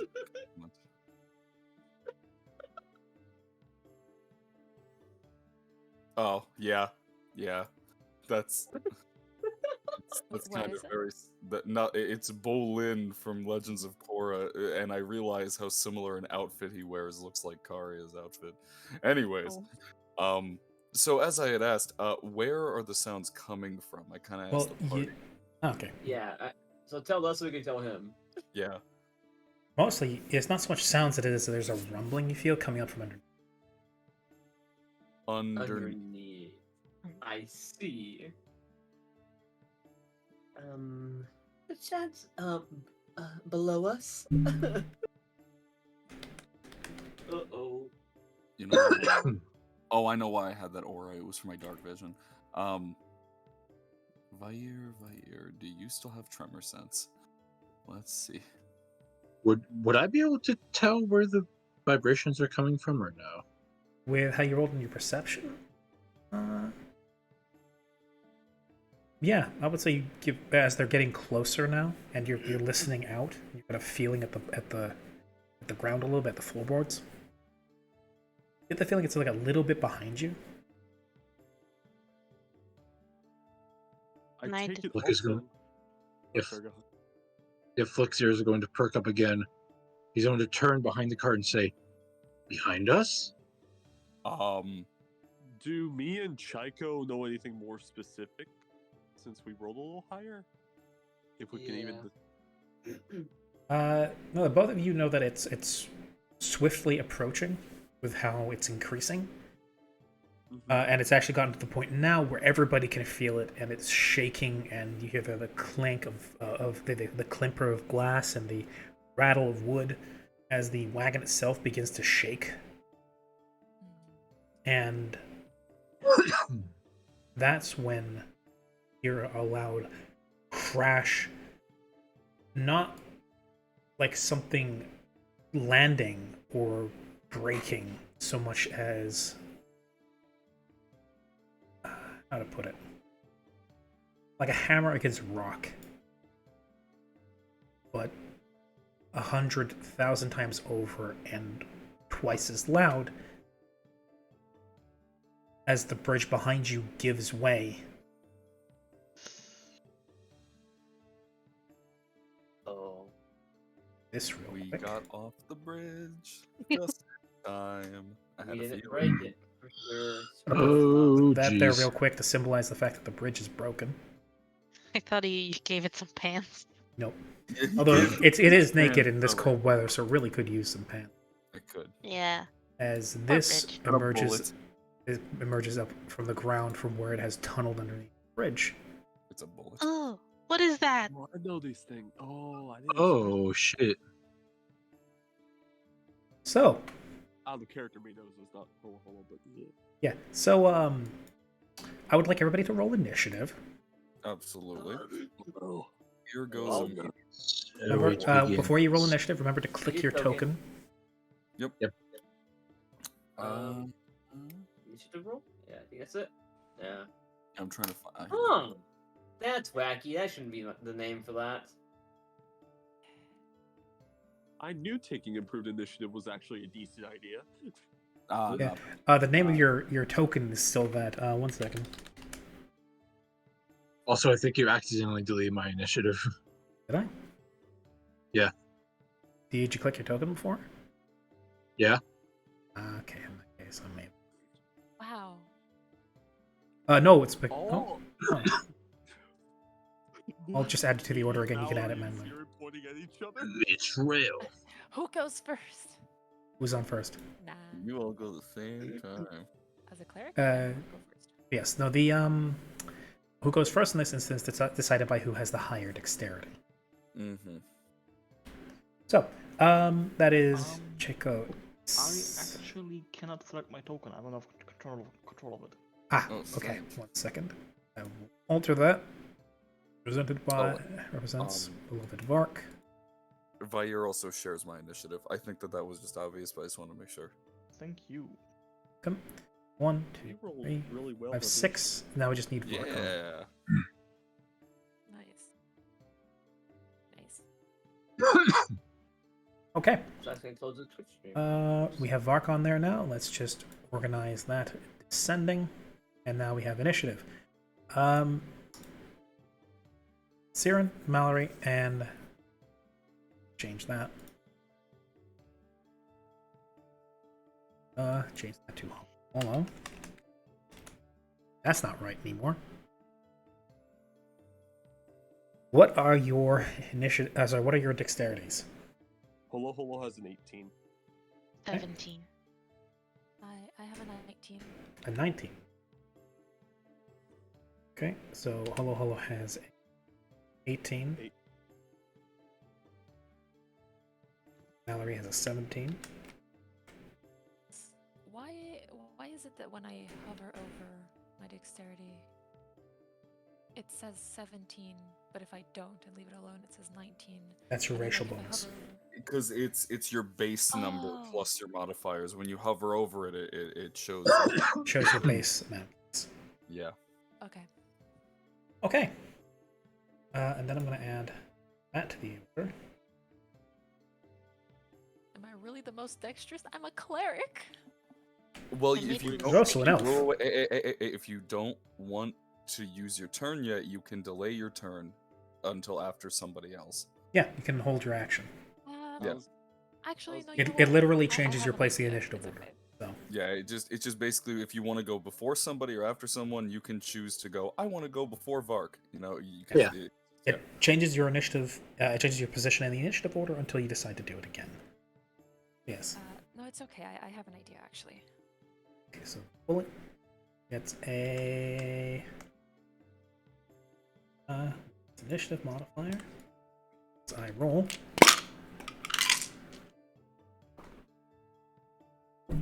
Finally get to open up that list of judgments.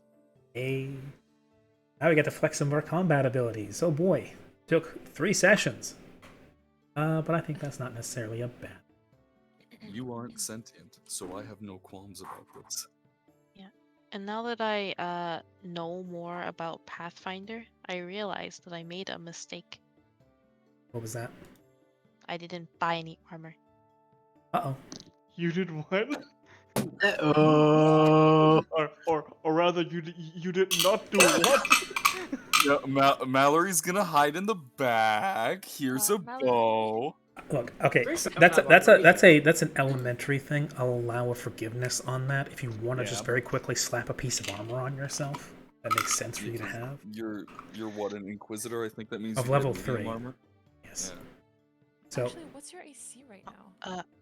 It's 13, but I need to be right back. I'm being called. okay. Oh, okay. Okay. No. Labs Yeah, has no got you. armor as well. Well, Siren. you don't have armor for a reason. Correct. Even see. Ho has armor. So Yeah, let's I do see. too. All right. So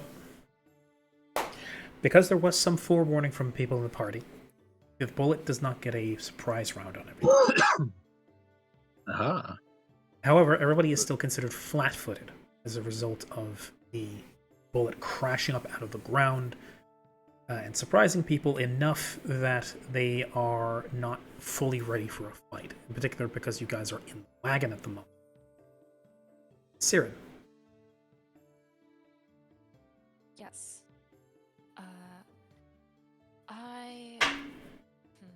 So, okay, this is a covered wagon, meaning that there's openings on either sides from the Yes. front and back, correct? Yes. Okay. So, let me just see where this thing is. I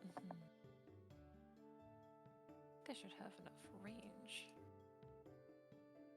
Let me just... Yeah, I should have enough range. Actually, unless... How far is it from me? Could I estimate? You could. As you are right now, you got like a half view on it, about 25 to 30 feet. Okay. So, Siren would like to move towards the back of the cart and, like, kind of pop out of it. So her torso is out of it. She's like looking out of it. And she would like to cast Bane. Okay. Alright, Bane and Pathfinder does... June, if it does what I think it does, I love you. I love Meanwhile, I will Casting your spell, you expend this as a movement and then a standard action. Bane fills your enemy with fear and doubt. Each affected creature takes a -1 penalty on attacks and saving throws against fear effects. Spells. Okay.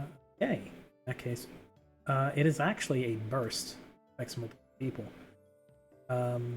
That works. That absolutely works. It must make a will save. Which will... What is your save DC? It's 10 spell level plus spell mod. I think It's a 15. it says it's 15. 15. So. Yes, Actually, it is, it's or is it? yeah, it is there. It's in the chat. I didn't. All right, so it's a save DC of 15. It has a will modifier.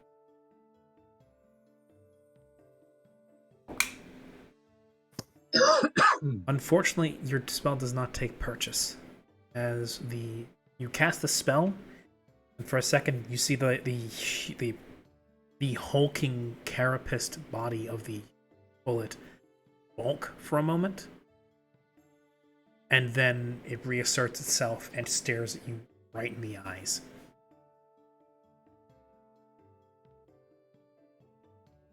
So,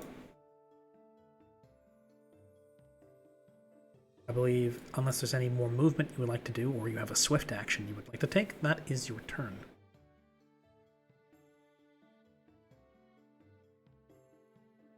Oh, I got it. Okay.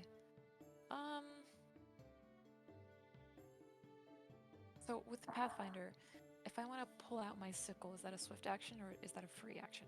I believe, unless you have quick draw, drawing a weapon is a move action.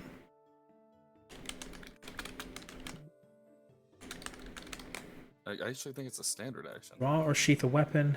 If you have a base attack bonus of +1 or higher, you may draw a weapon as a free action combined with your regular movement. So yes, you may draw it. Seeing as you are level 3, you can draw it as you're moving and then cast your spell.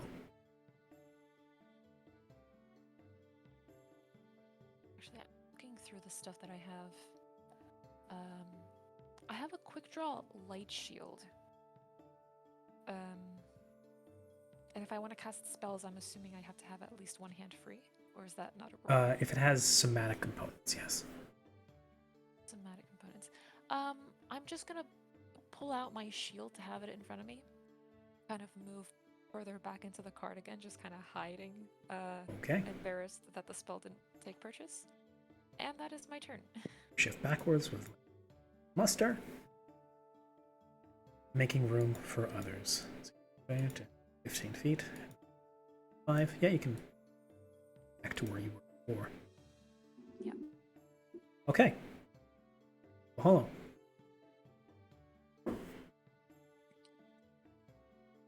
Okay,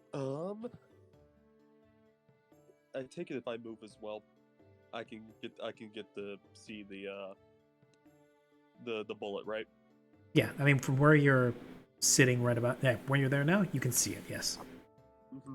It is a... Despite how small it might look in the pit currently, it is a truly huge armored creature. Its body trembles almost like one massive snake's rattle as it is currently pulling itself up out of the rock and dirt, shaking itself free. Okay. Well,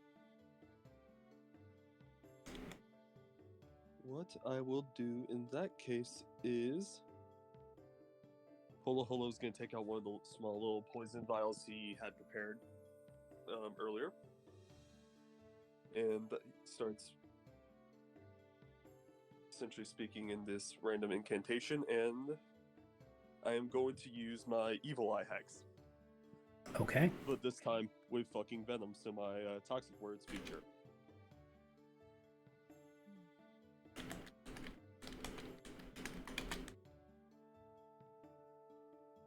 Okay.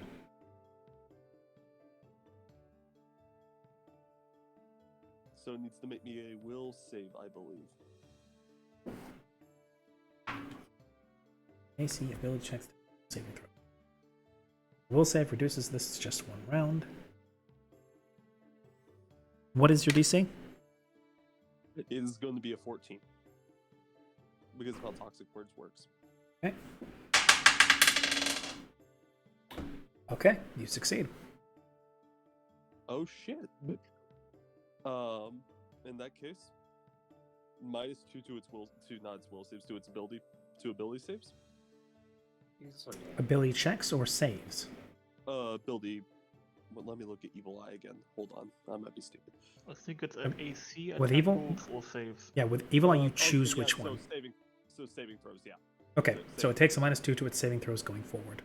This lasts Yes. for 3 plus your int mod. Yeah, so 8 rounds. And it needs to make me a con save as well. Okay, Or fortitude. fortitude save. Yeah, fortitude. Yeah, I'm sorry, 5e. And All good. that is at a -2, and its save DC is 19. Okay. As a fort of... Unfortunately, it is going to make the fortitude save. Yeah, that doesn't surprise me. Do you know what, though? It's okay, because it takes 2 consecutive saves to cure this medicine. Okay, so it succeeds on its first save. Yes. However, in the... Yeah, that it ignores the first round of stat damage, and then if it fails the next one, it starts taking the secondary damage. After which point it has to try and save again. Right. And it does has a -2. So yeah, but yeah, that'll be the end of my turn for now. All right. Right. That's your turn then. Mallory, are you back? Oh no. I was afraid this Not would believe happen. so. Lady here? Or Sully, you here? Afraid this would happen. Ah, that's okay. Do you just want to skip and go to the bullet's turn real quick? Or That's the problem. If we do that, we don't know what Mallory may have done in the meantime. that is true. Mm, I've done that too many times to then have somebody come back and make a pivotal decision that could have actually made a difference. I get you. Tell you what. It is 3 minutes until the half hour. Hmm? Wanna wait until half hour, 5 past half hour? yeah, Sure. that sounds fair.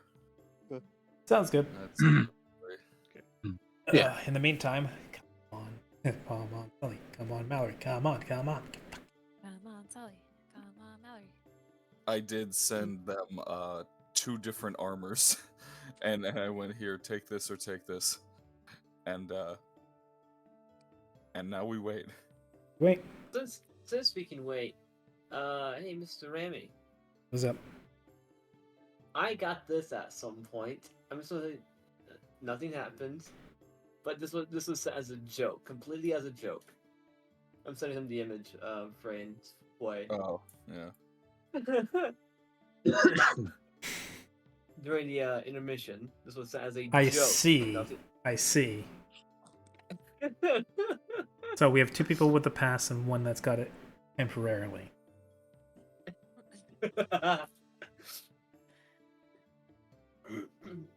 Let it be known, I do not redeem such vouchers. I'm in danger, Remy says. And this is the part where I just start solo streaming. Anyways. How's the weather, guys? You know, it do be going. Do be going. Mm-hmm. It do be happening. I'm just gonna listen to Joshua Graham talk about love while we wait. Things are currently happening. Events are happening. Well, I'm so Events- happy that Poison has a failsafe. Hmm? I said I'm so happy that Poison has a failsafe, technically. I couldn't. And then here. No. And then that's a flank. Remy, for you, since we have some time now, Mhm. I want to scroll up in our DMs and answer those questions I've asked before they're going to the ethos. Fire. He gets 3 attacks, a bite and 2 claws. Oh right, he also has. I also forgot that Vair has feats.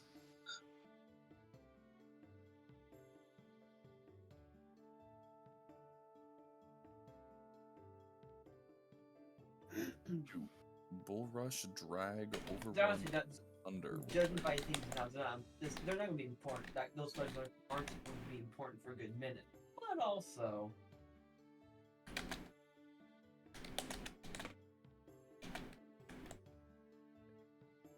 Right, I can eventually upgrade these.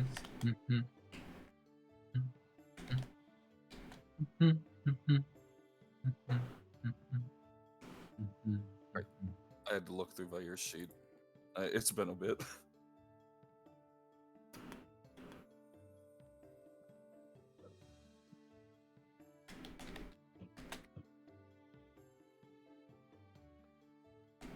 Hopefully you guys have some stuff that targets ability saves. Vair has 1 thing. laugh. I think, I believe Siren has more, so... I think that you, Siren, Chaiko, I think, aside from Mallory, I am the only frontline. Oh no, we have Flick. Yeah, swashbuckler.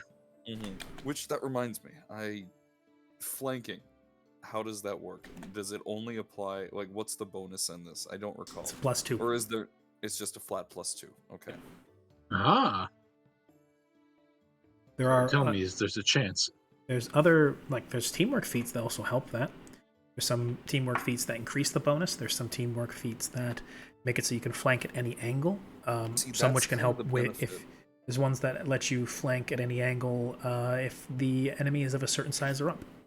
You see, that's why it's so important that Vair gets feats, is that I can take Vair and I can take teamwork feats at the same time, Mhm. because we level at the same speed. So, when I hit level 3 and get my next feat, is it 3 or 5? I don't recall. 'Cause I'm only level 2 right now. It's at level 5. Okay, so at level 5, I could take a teamwork feat. That'll be nice. Okay, I need to also see what the crit range on the Renseer is. Wait, if you're level 2, then I believe your next feat. Check. Advancement. You get a feat at 1st, 3rd, 5th, so every odd level.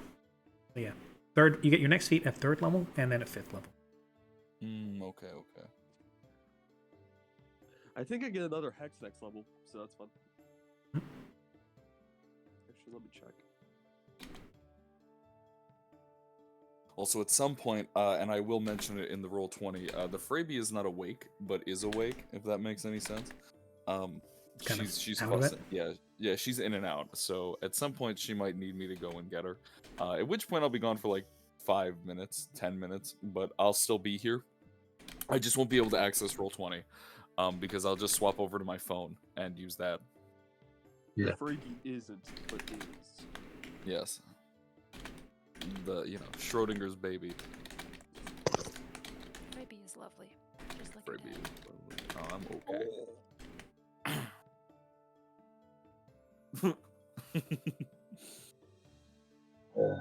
Right, Celeste has that's one thing as well. Redebut, yeah. Tomorrow quest, if we do end up raiding out after Genesis, I'd like to raid into Celeste if they're streaming, because they're re-debuting. Yep, I saw. Nice. Oh my god. I want to see that. Yeah, we stand Celeste. I've seen the new model and it looks great. It's great. I stand Celeste.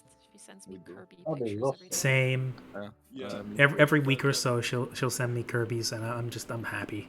Yeah, I get Yeah. daily Kirby's from Celeste. I've leveled up my Celeste subscription. My So, Celeste good. subscription. Celeste Kirby facts with Celeste. Yeah, that's true. Oh man, Fun Kirby facts. fun Kirby. If you would facts. like to unsubscribe from Kirby facts, text back Kirby. No, never. Never. Text back No, now. No. See, Boyo. you have to do that. You have to do that when like a scammer texts you. It's like, hey, Yeah. your UPS package is on the way. Just tell them, thank you for subscribing to a random Kirby facts. 50 Yeah. pesos will be deducted from your account. Back in the Cool day, Kirby facts. back in the day of slide keyboard phones, I used to, when I get my number out to random people, I would sign them up for the Daily DiCaprio. Where I would send a picture of Leonardo DiCaprio and then just like send a fact about him, and I would say reply stop to unsubscribe, and then every time they'd reply stop, I would just respond with another picture of Leonardo DiCaprio and another fact. And I would do this. Evil. I would do this for at least an hour, and then I'd eventually give. That is great. I fucking love that. My Fun friend fact, got Leonardo so mad, he's DiCaprio like, likes to go browsing maternity wards. No, stop. no, that's true. Hey yo. Man. Uh, Hey, But oh, alternatively, He's not there for the if moms. you're- So what's up? welcome back. finally. Hey! Speaking of maternity wards, it's the youngest one here. What's up? I am 20 years of age.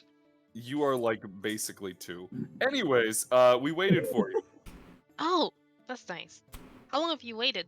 25 minutes. No. Where have you What? been? Yeah. No, I'm More kidding. like I'm 10, kidding, more I'm like kidding. 5 or so. Yeah. Also, Sully, It's been 84 years. Sully, in your DMs, I sent you 2 different armors that you could throw on. One of them has higher AC, but I think it gives you a higher chance to fail your spells. But since you're fine- If Sully was arcane, which They are. Oh, Sorry, right. it's Mallory is not only arcane. Arcane Yeah, failure Mallory is checks. not That's arcane. 100%. So I would Yes. probably take the last one that I sent you. This is because- why clerics, paladins, and inquisitors are great in heavier armors because their spells can't fail as a result of armor encumbrance. Now, keep in mind, look at both of them and see which is better for you. Because you will lose a dex bonus to your armor if you take the Kiko armor. And if you take the Lemire, you'll lose 2 points to your dex armor bonus. I would also And, say yeah, that Mallory would not have had access to Kiko armor because it's Yeah, an but- Eastern style armor. that is true. This is something I would have gone over with earlier. I had this come up because certain regions don't have access to certain types of armor.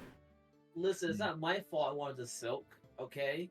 The Yeah. dancing scarves. Yeah. The Lamellar, I think, would make sense and is generally a great one. That A great was the one for that I sent inquisitors. over. Anyway, Yeah. so you are mounted upon Esmeralda, and behind you, the bullet has emerged from the ground. 2 of your companions have leaned out from the back of the wagon to try and cast spells upon it. So far, to no obvious effect. How would you like to carry forward?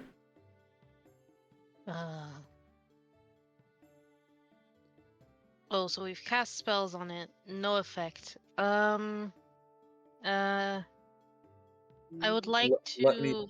Let me clarify. It's not that the spells didn't have effect, it's just that they saved. Spells do work against this thing. Yeah, Okay. I was gonna clarify It that. saved Yeah, us. that's why I said no It obvious saved us. effect. Yeah. Mm. And also I believe Hollow Hollow did hit it with a wisdom save that it failed. So It Yes. did.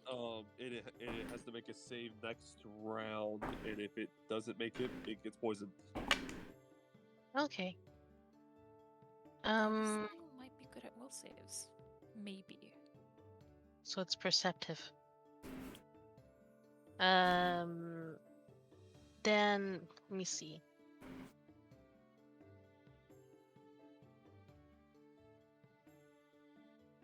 I would like to cast hedging weapons. Okay. If I remember Which- correctly, what that is, hedging weapons makes spectral weapons appear around you. Yes. And I can use them as if they are my deity's. Favored weapon. Yes. So, Yeah. and it is in the form of your deity's favored weapon. So in this case, and this is funny because my last Pathfinder game I played in, my deity's favorite weapon was a revolver. The GM had the idea of just taking the revolvers and whipping them at people. But picking them up and firing them was also a valid choice. But in this case, because your god is the Lady of Light, unless there was something else. No, I think that's what we did. Is that correct? Yeah, the Lady of Light. Okay. Large, shining long swords appear. How many appear as a result? I think it's I think one. edging weapons. So I get an additional. I think I get 2 at 6, and then every 4 levels thereafter, to a maximum of 5 at 18. And one additional weapon is 6. Yes, okay. So, a shining longsword appears in the air next to you, floating, blade aimed at the bullet, as it seems to orient itself at the closest threat. And yes.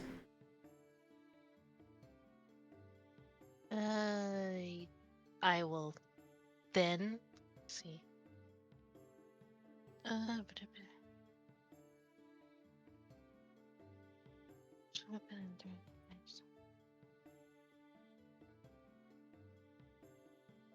I don't. The casting the spell is a standard Yes, this spell is action, right? yeah, hedging weapons is a standard action.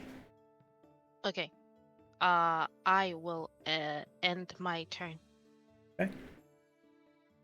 We move forward to Bullet. Oh, I have a plan. Okay. The Bullet, seeing that it has just been assailed twice. Let me just roll quick. Yeah, okay. It catches on, despite its lower intelligence. I'm in danger. as it shifts itself slightly. And then from where it's still got its lower half buried, it seems to coil back and then leap high into the air, shooting out of the That's ground like a Uh-oh. rocket. Well, We're about to Uh, lose our wagon, are we? And then Oh, see what it rolls on its acrobatics. Bonus? Oh my. Oh my, no. don't say that. Don't say that. Bullet's get a plus 17 to jumping checks. Jesus. Oh, wow. Normal Good. class. Hey, how many opportunity attacks can we make on this thing flying past us? You can't. What? Okay, so first of all, it's going here. It has a wall between you guys there, and you're here. I didn't say me.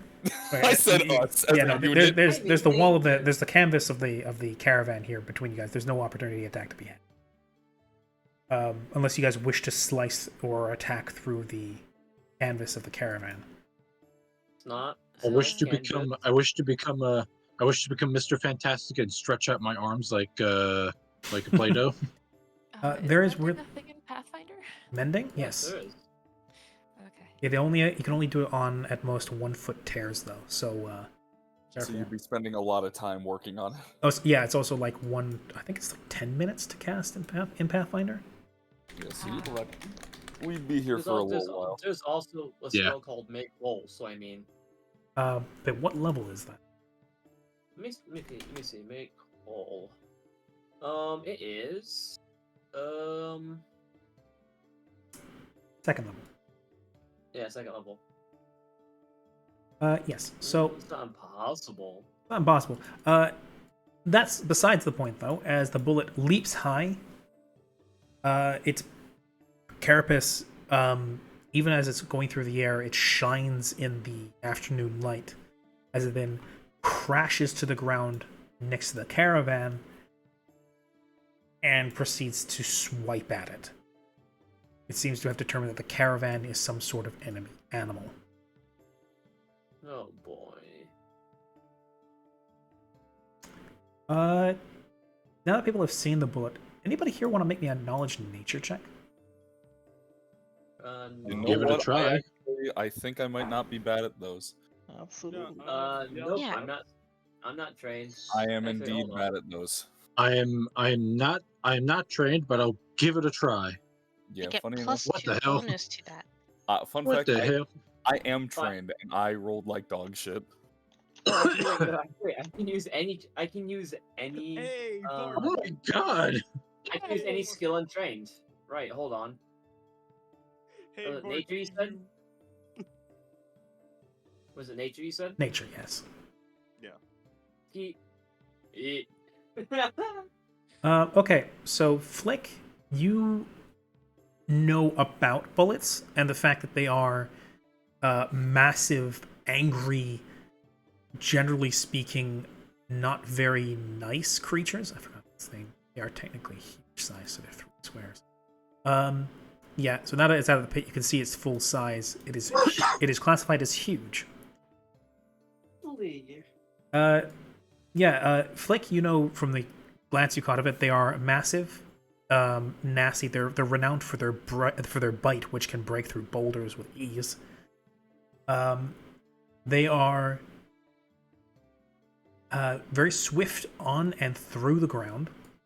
And for those of you guys who rolled high, you know that they are, generally speaking, fairly simplistic creatures. They run on a few very standard behaviors that a lot of creatures of their type do. In particular, they're renowned for being incredibly territorial. When something trespasses on their territory, they tend to fight to the death.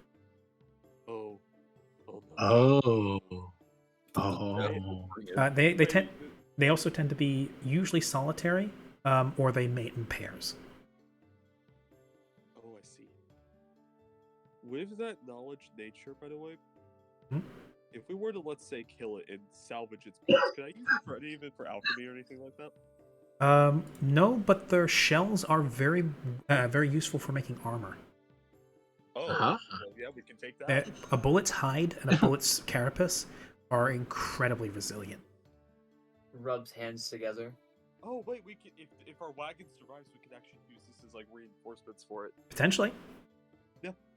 They are. It could be like a Viking. The it could be carapace is stony, though. It can be heavy, but considering the size of your wagon, it's not outside the realm of possibility. Okay. It can be like a Viking longship where instead of like little shields on the side, we have like just Scutes. bullet carapace shells. Yeah, scutes. So, Luna Star 69, welcome in. So what's going on? What's going on is that the party has, as part of a wagon train, just gotten through a snowy wilderness, crossed a bridge, and are now under attack by bullets, which felt the tremoring of the trundling of the wagons above them going through their territory, which was freshly established, came up, broke the bridge they just crossed, and now is trying to attack the big scary animal that is their oversized wagon.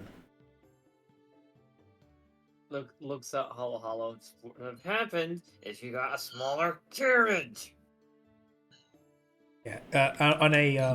On a side note, it was this boy here, Holo Holo, that splurged out because he doesn't understand the meaning of money and bought the party a massive Ford Wrangler of a wagon. Previously, also pulled by what are also called mammoth-size horses. That is literally their classification. They are oversized as hell. Anyway, it's the wagon equivalent of like an Oshkosh truck or something. I Jesus, thought yeah, you called it like a Hummer or something like yeah, that. like a Humvee. It's the fantasy Hummer, so Also, I'm holding back the urge to make an organ trip joke. But anyways. Oh, don't. Well, that'll This come entire after we sequence is murder just the Yes. this entire sequence is just bait for those kinds of jokes. that's true. Don't worry, the dysentery will Speaking come of that, soon. I'd like to bait this thing into death, so let's kill it. Who's next? Agreed. Okay, I've rolled it. um, 1 second. 'Cause I now have to roll 4 damage. Let's see. Okay. Grab my wee little calculator. Out of character, I love bullets, so I hate killing them. Yeah, same here. I have no such preconceived notion for a bullet, so I am not above. Circle of life. And it's got a hardness of... They're angry, burrowing monsters, essentially. They're very territorial. Okay. But I like them. They're cool. A nice...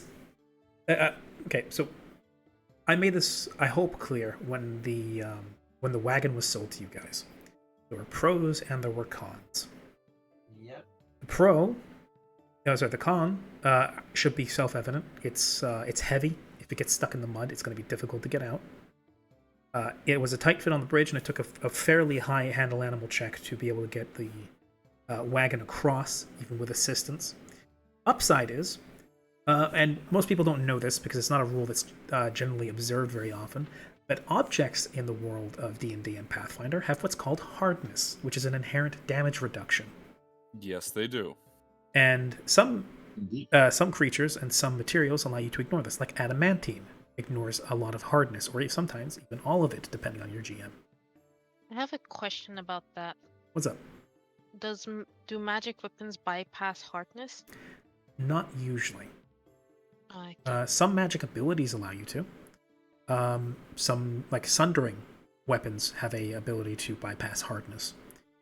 Siege weapons can bypass hardness, and adamantine weapons can bypass hardness. However, your cart, because it's bigger and sturdier, has a higher hardness because of the material that it's made of. So the amount of damage it reduces and the amount of HP it loses is reduced from the absolute thrashing that the bullet gives it. So where a normal wagon may have been severely damaged or even possibly totaled, once more trapping everybody behind the bridge if the bridge hadn't already been destroyed, your wagon manages to survive, incurring only about 10 HP of damage, where previously it would have been 48. Oh. Well, I say 48 without hardness, because the wood and iron banding that the wagon has gives it a hardness of 10, so it reduces 10 from each attack that it takes. Where this thing swipes 4 times due to the jump ability it has, which is a form of pounce maneuver. It lands and then begins to lay into the side of the wagon 4 swipes. Some of the banding, the iron that reinforces the wood, buckles a little bit. Some of the wood splinters. But otherwise, what might have snapped another wagon in half with the force that it was striking and the momentum it was using from the jump, instead the wagon weathers it quite well. It's going to take some repairs, probably, later on, but it's still standing. Alright. That is the bullet's turn, because that is a full round action. Bark. The creature that you saw previously leapt high into the air. You heard it crash to the ground next to the wagon, and then your wagon was shaking back and forth with the force of, obviously, the thing attacking it. Vark pulls the curtains on the back end of the wagon aside as he pulls out a potion and uncorks it. And he looks over his shoulder at Hollow Hollow and Ayako. And before he consumes the potion itself, he simply says, "The size of the card does not matter. We angered it the moment we entered its territory." And he tosses the bottle aside, and as he jumps out of the wagon itself, I should mention that the potion I drank was in fact an extract. It is a spell I cast on myself with a move action. Mm-hmm. There we go. Oh look, he's also throwing money at this problem. Uh-huh. Vark takes out a platinum coin and flicks it at the bullet. Nice. I love that spell, by the way. It's great. Yeah. I love it. So, pulling out a platinum coin, I was going to say the amount of money that it symbolizes, but then again, while we're talking, it's one of the people closest and actually observing him at the moment is freaking Hollow Hollow. Who has no concept of it. Platinum coin counts as a masterwork weapon as well as adamantine for the purpose of overcoming damage reduction and bypassing hardness. Talking about hardness. Need an additional 1 point. Not that it matters in the case of a bullet, I believe, but you know, tossing money at problems. Mm-hmm. But yes, that's a 1d10 plus 1 damage, I believe, and roll your attack. Indeed.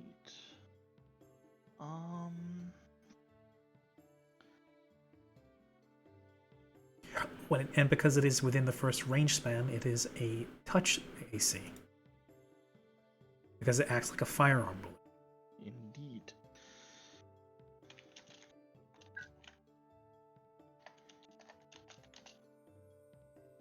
Go, Vark, go.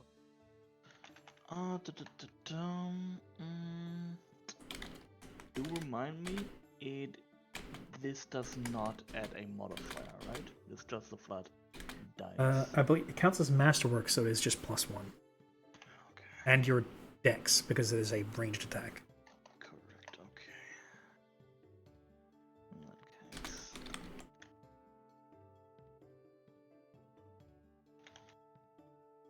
Okay, yeah, go take care of it. Okay, yeah, go take care of that, Fry. Okay.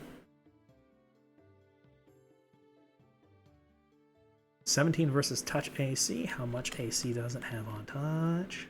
Hopefully below that. I would think so. Yeah, no, it's all of its AC is armor. Its touch AC is 10. Oh. Which is why ray spells and bullets are fucking amazing against, go figure, bullets. The irony. The irony that the best weapon against a bullet is a gun. That's why it's called a bullet. No, it's called a bullet Oh, I because wish it's like it shoots like a bullet out of the ground. I sure wish I had one of those. Yeah, Fight, maybe one fight day. bullets with bullets. So Maybe that one day. means bullets were discovered around the same time guns were. So Vark leaps out of the wagon, spins on his heel as he fingers the coin out of his pocket, rears back, and flicks it at basically at its side into its side, Mhm. tearing through its armor. Does that get a reaction? Let's see, you deal 13 points of damage. It's 1d10 plus 1. And what's the rest of the damage coming from? Dex. Dex. Is it Dex to damage? You said so. No, it's plus Dex for attack because it's a range attack. Oh, okay. In that case, I'm terribly sorry. In that case, it's 9 damage. Yeah. So, okay.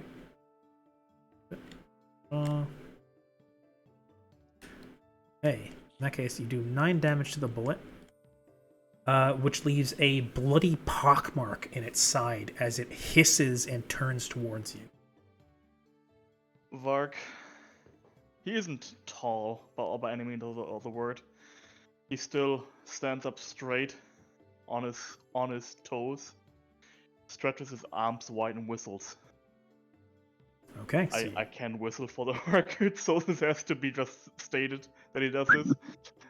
Thank you. Mhm. And then he will go over here. so Come on.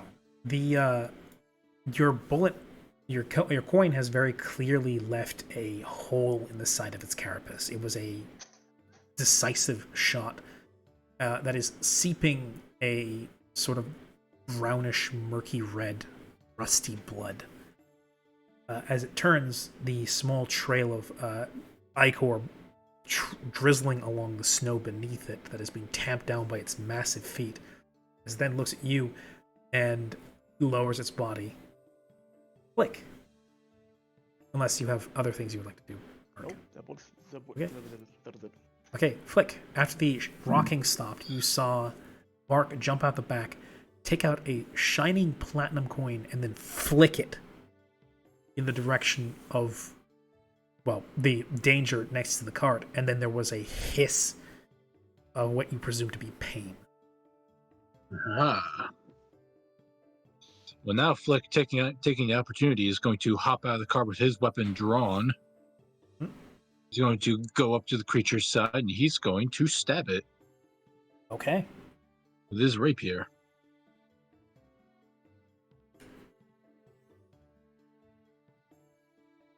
Right, that's a move and an attack. See. That unfortunately does not hit it. Ooh. You are very close. As you bring the rapier around, you think you slip it between two of the scutes, but then as it's twisting to look at Vark, it twists your rapier just out of the way and you don't manage to actually slip it between the plates. Ah, just missed. Let me see. Well, now...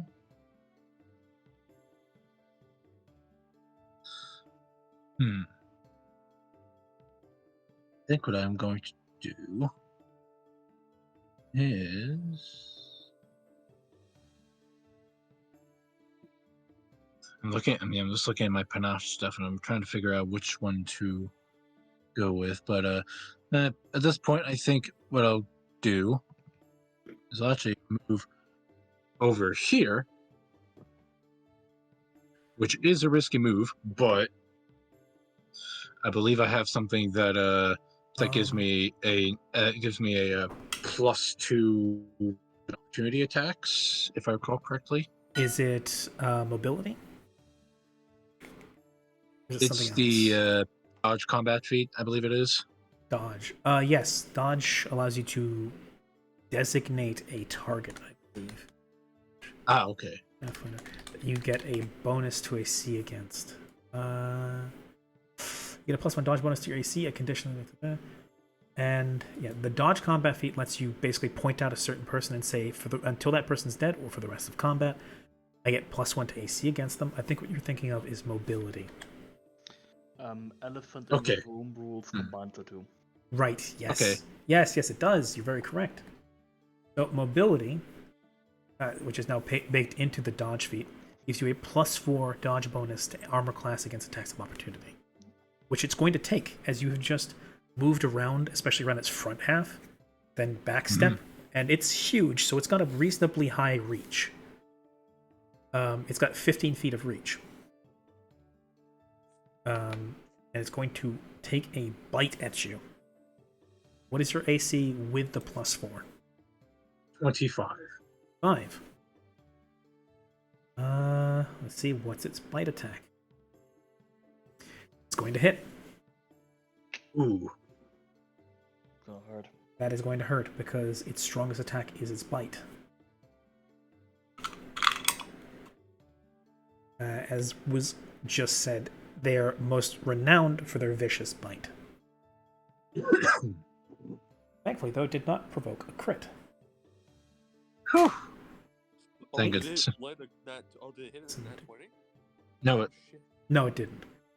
Oh, okay, good. One second. Checking. Oof. Flick, you almost managed to score a hit. You dance back, confident in your footwork. But this thing is quick. The amount of power it has in its sinewy muscles is something that becomes very evident when it bends almost 180 degrees to then like twist around and then bring open its huge boulder crushing beak that then, next to your armor that you're wearing, or are you wearing armor? I don't believe you are. It is. I think because I have masterwork studded. Ah, you have masterwork studded. Okay. Thanks to the bracing of your armor, it wraps its mouth around your torso in a snake bite's quickness that clamps around your torso, squeezes you, and for a second you think your chest is going to cave in before it then retracts, whether on instinct or mercy, you can never know. Probably not the latter. And you take 17 points of damage. Shit. Ooh. I think he just broke a fucking rib, too. Jesus Christ. A rip? Multiple, I would think. All ribs. Oh, I am in major oof zone. I'm in major oof zone. Okay. Okay. Oh boy.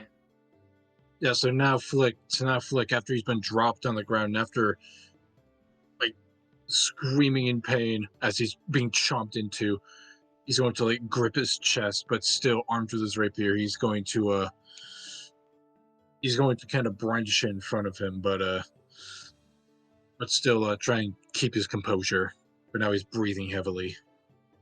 Okay. Ouch. Echo. Me. Well. Oh boy, what to do? What to do? Is Flick stuck in the mouth of the No, bullet, or it didn't grab him, Okay. it just bit him really hard. Okay. Yes. Well, first things first. I want to hop out. I'm hopping out. Okay. Hopping out of the what's it called? So that's about 15. And I should be able to tag it from here, right? Line of sight, probably fine. Yeah, you should be. Well, I'm going to pull out what looks to be a wooden whistle. It's a weird science. Mm-hmm. What are you doing with it? And, well, I'm going to use it. And best thing I can do is try to... I'm going to pretty much do something similar as to what Vark did. And I'm going to... what's it called? I'm going to... attack it and then run essentially. So I have 15 still. 15 feet movement still, right? Let me see. Speed, right? That's what we're looking at. That's what my movement is. Where is it? Hold on. Or AC touch. Speed. No. Oh, I only have 20. Whoopsies. Well, You only have 20? What? anyways. Yeah. You're a medium-sized creature. You should have 30. Or are you Oh, wearing what? are you wearing medium armor? No. No armor. No armor. Then you should be 30 feet of movement. I don't know why it's telling you 20. I don't know either. Are you over encumbered? I am a heavy load. That's right. That's it. Mm. Whoops. Oh well. Check, why No, the fuck do you no, hold no, fast? no. Okay, no, I'm not heavy load. I'm medium load. Why am I hit? You also don't necessarily have all of it on you while you're actually in the cart. Yeah, so should be 30. Yeah. Yep, it should be 30. I just edit imagine that as Checker was is? fat rolling. Can I edit this? I don't know how to change this. Well, anyways, I'll blow my whistle and cast essentially, magic missile. Okay. As you blow the whistle, and how do you want this to be? Just arrows of magic manifesting from around you, a bullet of sound. So yeah, essentially a bullet. I like to when I blow the whistle. I like to say essentially two quarter notes because why not? Appear next to me, then zoom towards the two. Go towards the bullet. Okay. Since I'm third level, I should be third level. Yes, you get I two. should You get get two another missiles. Missiles, yes. So So roll 2d4. um.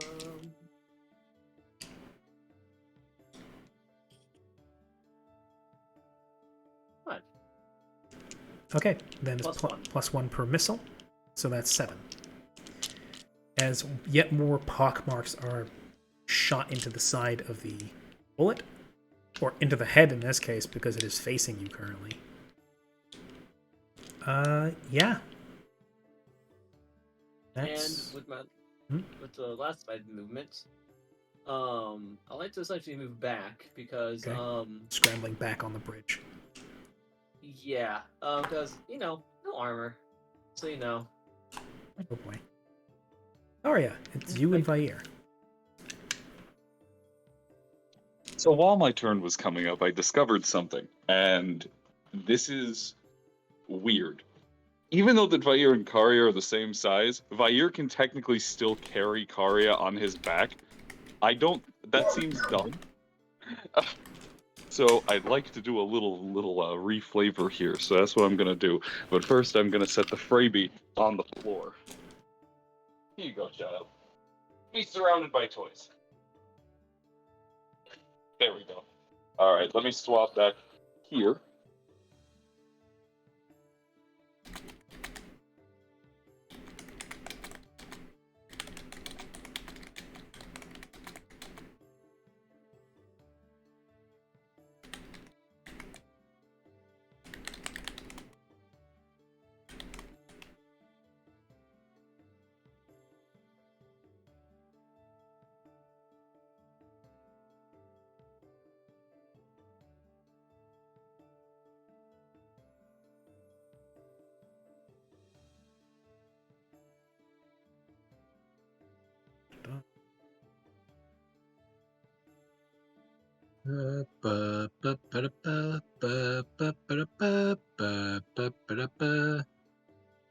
Technically,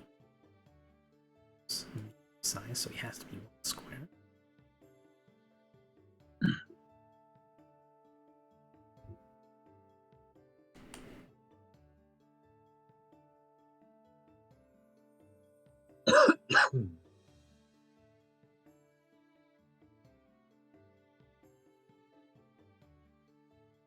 Are you talking currently, Frey?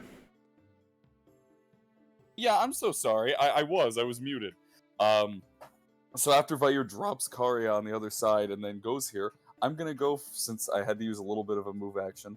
I think so. Here's the question: I had to use half my movement, so I get 1 attack, and then Vair, since he gets 3 attacks, does he still only get 1?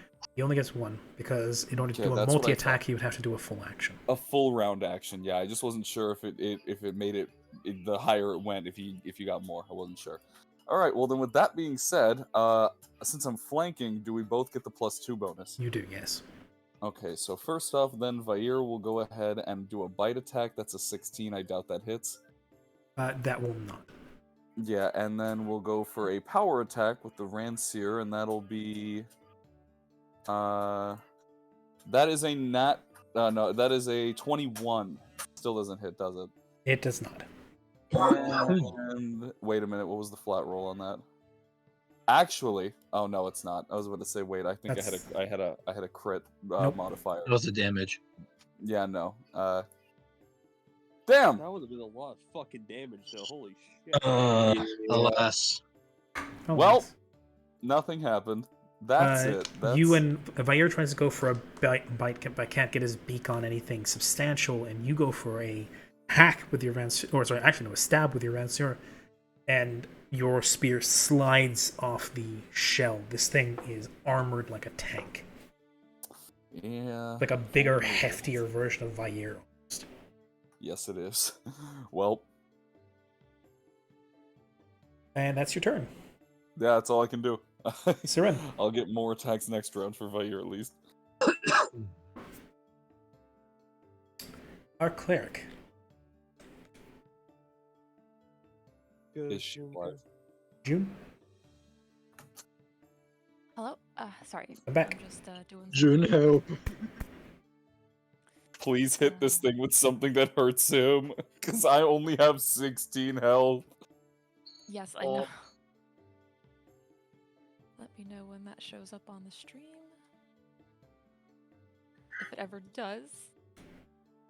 Hold on. Ah, there we go. Did it change? It did. Okay. Did. Seeing that her party is being attacked, she would Oh. transform. Say, Oh. I am Sidin Vishada, protector of dreams and fighter of justice. In the name of the moon, I will punish you. I want to die.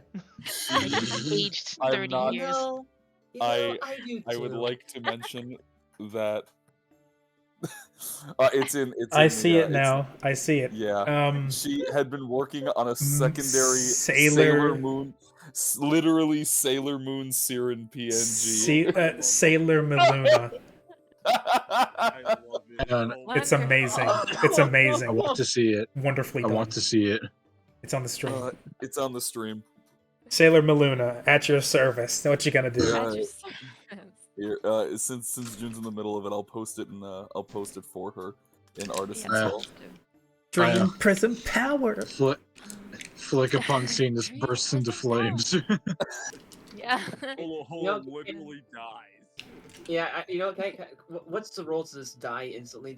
Dies from cringe? Ah, yes, cringe Guys, damage. cringe. I would like to You're cast a welcome. judgment on Siren. Listen, it was a joke made a while back. I gotta bring it back.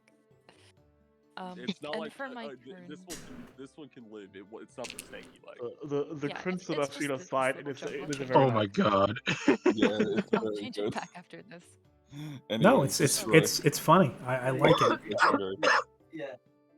No one actually is upset. Now, anyways, please kill this thing. I'm in danger. I'm in danger. Flick The more funny so, thing let's is, consider it. I'm a support character. I'm Here's a the- healer. I didn't really prepare any damaging spells. So Me what neither. Siren is going to do is Oh. Oh, actually, has it been damaged yet? It has. been damaged. Yes. Yes. Vark managed to hit it with a coin. I also Oh. blew 2 notes at it. Yeah, it's Oh, true. yeah, We got and- oh, yeah, that's true. 2 magic darts, and we got a coin shot on them. Melee attacks aren't great, but save attacks are, and auto Yeah. hits are. Uh-huh.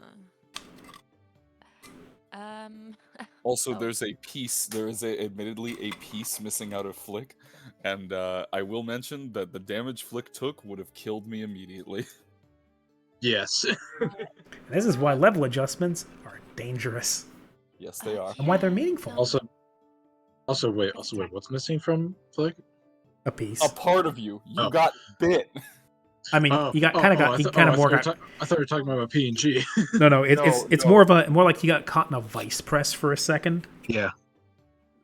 Like, It's- got the equivalency of getting either bitten by a hippopotamus or a fucking triceratops or some shit. Fucking No. I got ran over by a go kart. damn, bro. So- I have a funny story to tell about level adjustments being dangerous, but that's for after the session, obviously. Okay. Yeah. Hey Grim, how you doing? Unfortunately, people aren't quite the level yet where they have access to haste and time stop. Oh, not quite yet. Give them a month or so, and maybe. So yeah. Go on. Make a scroll. 7 level 3s and their pets versus a CR7 monster. Let's see how this goes. To be fair, action economy is on your guys' side. Let's see how this goes. Siren, what would you like to do with your moon prism power? Yes, with my moon What's prism almost power, I'm going Bullet to time. hop off the front of the cart. And actually, can I move my? I can move my token, yeah? Yes, you can. Can I move over there? Yes, you may. As you Okay, hop out, she's you come out the gonna- front side of the cart and hop down onto the ground next to Karia and Mallory. Yes. And seeing that Karya is just, the skinniest, shortest, weakest member of the party, she's gonna cast Shield Other on Karya. Oh, thanks. That may have actually saved my life. I'm not gonna lie to you. Sorry, Grim. Unfortunately, we have no monks, so nobody here knows Kung Fu. But Siren believes she's a cleric. Yeah. I'm actually a Believes. Senshi, but for the purposes of this, we'll say cleric. You are a soldier of Where justice. Yes. So yeah, she's gonna create a protective connection with Karya, just seeing as he's like the weakest member of the party, obviously. So Clearly. and then she's just gonna hop into the driver's space of the cart, and that's my turn. That's what I can do, guys. Help. Okay. No, I'm kidding. I mean, well, correction, that's without doing anything stupid. So, Rami, quick question. Fair. Hmm. Do my familiars also technically go on my turn? Yes, they do. Okay. I Are have you- a plan. Going to pit your capybaras No, against the bullet. I'm not a fucking moron. I was gonna Please see. don't. What I was going to do is I was gonna essentially have my capybara be a mail system and send and put like a little healing potion in its mouth or on top of it or in a little pouch on it, and then have it go run over to Flick and deliver it to him. I see. Yeah. Okay. Yes, you can do that. Would that take my action or anything on my turn? It would take a move action for you to give the item to the capybara. Okay. Also, if someone could, or Rami, if you could get the token, or I can get the token. Hold on. There you go. Capybara. Capybara, dog. capybara, coconut doggy.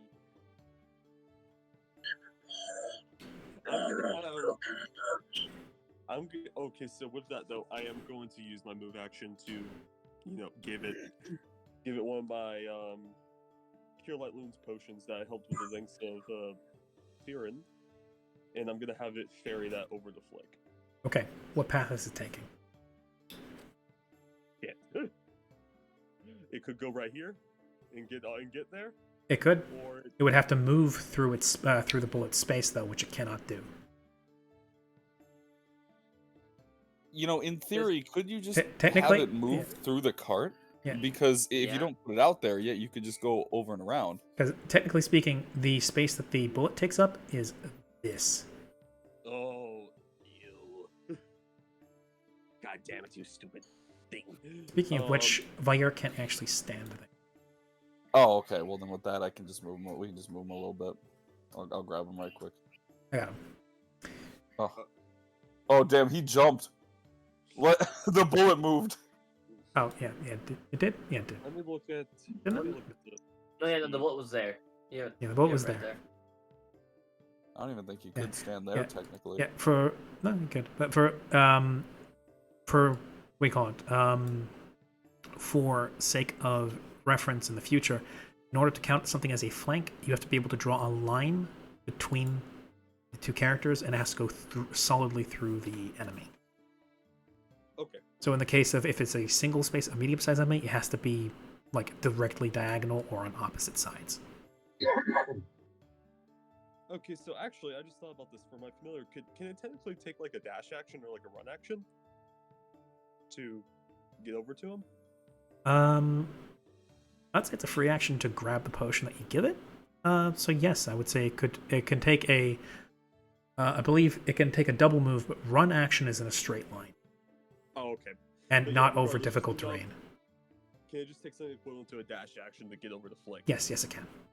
Okay, so You're very lucky because the bullet's already used its attack of opportunity for its round. yeah. So oh wait, I can't control Lolo. Ah, I see. Yeah. Yeah. The Lolo is currently within the bullet's reach, so if it was moving normally, the bullet could take a bite out of, or even just swallow a whole fucking Lolo and Paka, which would be unfortunate. However, it has used its attack of opportunity, so it can move. So Lolo I and just Paka like to moves imagine freely. that Lolo You can control it bounces now. and jumps on. I like to imagine that Lolo jumps on its head and then jumps off to get the Flick. Where the Valiz jumps over its massive arm. But yes, reach is a bitch, especially when you're fighting creatures this big. It is big. It is huge size. So, you may control Lolo and Paka now. Okay, and so it's gonna go from here. That I will say that is it trying to jump up into a massive wagon. It would have to move around. Oh, it had to move around. Okay. Yeah, that's a bit of a move to get up into the wagon for it. Okay, so I had to move 15 feet right here. Hmm. It's now one more Shaco. So that's 45 feet left.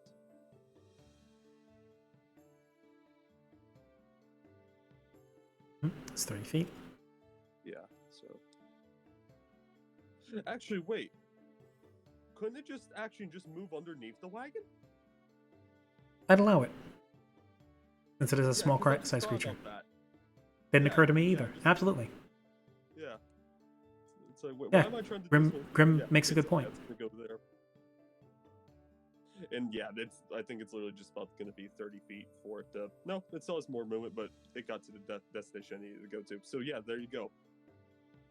So, Flick, the capybara, swaddled in its leathers and fur, trots up to you through the snow, leaving a trench behind it as it gallops through. And with a little flick of its head, brings to your attention a potion clenched between its teeth. Like through labored breaths, he's going to look down at this little capybara, see the potion at his back, and say, "Ah, thank you, little one." Anything else, Holo? You've only used the move action so far. Also, I'll be right back. Okay. Let me look at one of my spells, and I'll tell you real quick. Hold on.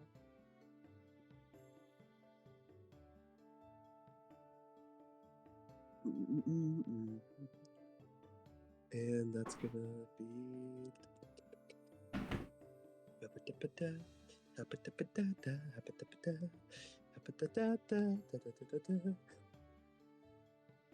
And what is its range? 30-foot line. Okay. I am going to. As my standard action, I'm going to cast Shadow Stream. Okay. And I rolled really shit damage, but it needs to make a reflex save at a -2. And Bumping to the mic? describe it. Say that again? I just bumped the mic. So Okay. And to describe it real quick in my own special way, it's this sort of like like ripples in the water or whatever, like when you're just looking down and like into a body of water is just gonna sort of appear above Holo. He's gonna take his hand, take like this fistful of this black abyss of water, and he's gonna just swing it in a line. Okay. You lash at it with inky black water, and it seems hedged in by the amount of people just surrounding it at the moment. And as such, is not able to dodge out of the way as you hit it with for 4 cold damage. It's a little cold, but it's okay. Yeah. Cold enough that it's not just it's different from the cold in the surrounding area. You could say it's advanced cold. It's advanced darkness. Advanced dark cold. Cold dark, darkety cold, cold, cold dark. So, and that's your turn then. Yes, and also Jake, when it comes to you drinking that potion, you will heal 1d8 plus 3 when you drink it. I actually have a quick question. What's up? With multiple flanking partners, does flanking increase? Don't believe so, not without the Yeah, proper feats. I wasn't sure. I just remembered that I wasn't sure if there was a feat that did it or not. Anyways, carry on. I'm sorry. There are feats that improve it, like outflank, which is a teamwork Oh, feat. Ren, remember fortitude save when it gets to its Right. turn. When it gets to his turn. Yeah. Mallory. Also, Lynn, your turn now. Or Sully. your turn. I'm back. Every time. Every time. So as a standard action, I will switch out my non-existent teamwork feat for a feat called Precise Strike. Ooh, I like that one. It's a personal favorite. Yes, which means flanking grants 1d6 precision damage per successful melee attack and stacks with other sources of precision attack, but doesn't multiply on crit. And since I am an inquisitor, everybody who meets the prerequisites can gain access to this feat. I don't believe that's how it works. Oh, really? No. Because No, Solo- Precise Strike is a teamwork feat. Yeah. That means normally you would need somebody else who also has Precise Strike so that you too can benefit from it. But because An you're an Inquisitor, has the- you have solo has the- tactics. Yeah. oh, You go ahead. Use the gem. Yeah, Sorry. you have the solo tactics ability, which makes it so that other people don't need to have that feat in order for you to activate it. However, other people still do need to fulfill the requirements. So for Yeah. Precise Strike, you need people to flank with you. You benefit from it, Yes. but only you. If, okay. say, Vair had Precise Strike, he would then benefit from it because you also have it. Aw, that was not as good as I thought it was. Well, it's not bad. You still get 1d6 extra damage on all your attacks while you're flanking. That's true. You also have I can still- amazing versatility when it comes to these teamwork feats. That's true. Now I can just take I think a swift action, just a move action. Okay. And for that, I will up damage. There was one that did something about the Got the what? was there one that does something about the attack rolls? Like you increased it Yes. by 1. Which one was that? I believe. Which one was I? actually? Outflank. No, it's judgments. Okay. Oh, I see it. Justice. Justice. So, saying a small prayer to the Lady of Light and invoking your divine fury, proclaiming justice will be done, you now gain a +1 to all your attacks versus the bullet. Well, +1 to all your attacks, really. So yes, Wonderful. you are now, like any good Inquisitor, you are stacking buffs. Yes. Anything else you'd like to do? Huh. No. Okay. In that case, it is the bullet's turn. Uh-oh, It- who's dying? It is currently being surrounded by people, which are stopping it from getting closer to the thing it wants to bite. This is Also annoying. save. Also saving throw. Yeah, -2, remember. Yep.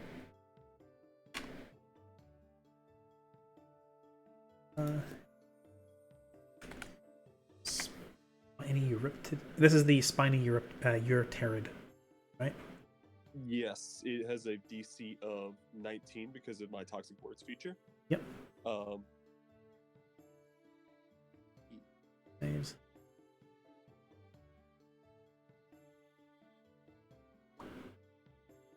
And it succeeds on the save.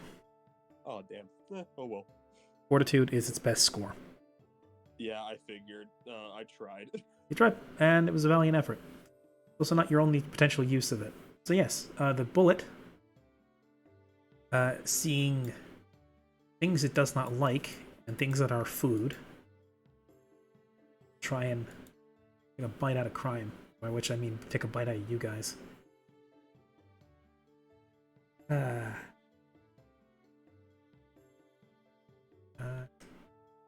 You know what? Sprouting wings and taking a dive attack would not be the worst thing for it to do, but it would definitely be up there. Oh no. Right. Okay. So it is. It does not have the room to make a pounce attack. It's going to use its normal attacking method. Now to decide who it thinks is the bigger threat.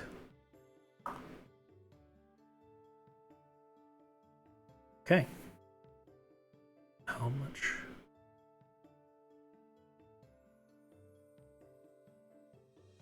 Okay.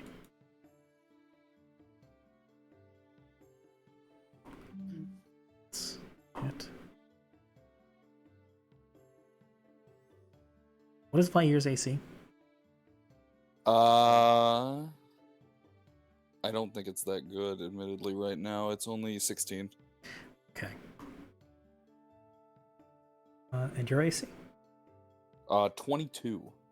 Wait, I got buffed for something. +1. Plus. So it's 23 then. Yep, 23. Okay.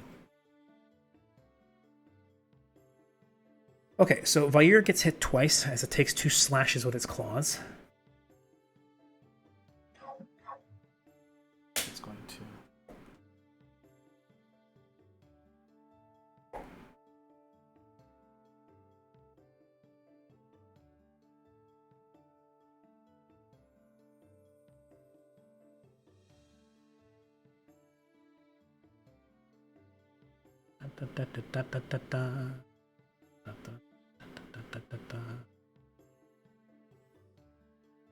As it's going to slash twice at Vair, dealing a total of 18 damage. I think he's just dead. Here? No. What's his health? Oh, he has more health than I do. Yes. Dragon. Dragon. As a player and owner of Don't- Vair, you should know what his health is. I It's in the Size first which- half, not gonna lie. I checked that. Oh boy. The You babble. made the Bo baby mad. Anyways, that's fine. As it turns around and does just about the same amount of damage as it did to Flick, stretching around and doing a whopping 17 points of damage to Karya. I am down. Yeah. I am Except, down.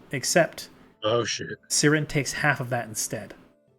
Yes. How does that work? Shield Uh, other. Shield other. It, Oh, that's how that works. so you get a +1 Yes. to AC, and half the damage you take goes to her. Oh. So Siren you goes, ah! as Siren takes 8 damage and Karya takes 9. Ouch.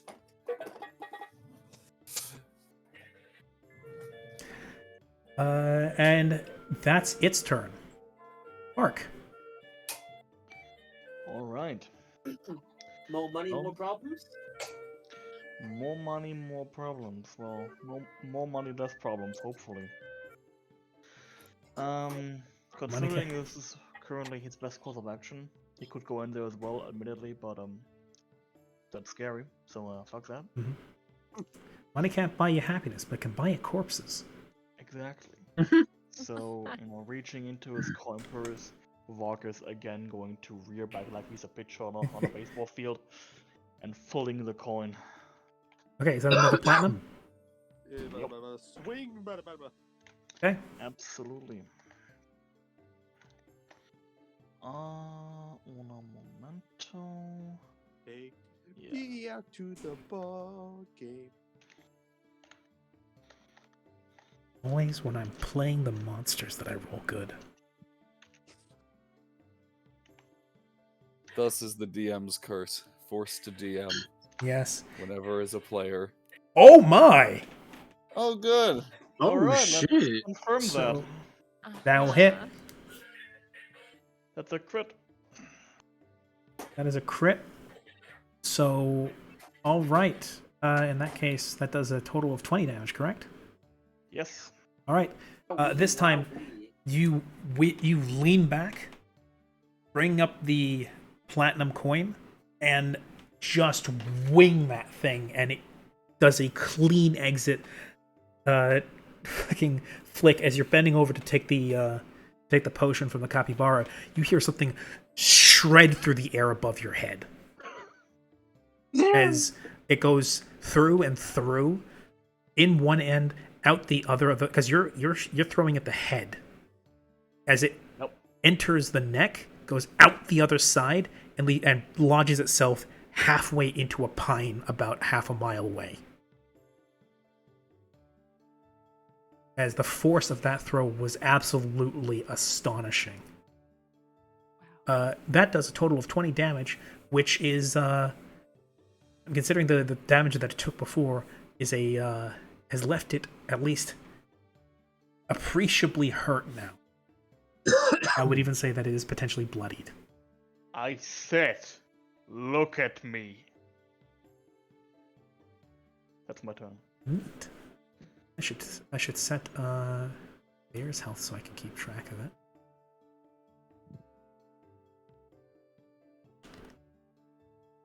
Okay. Oh.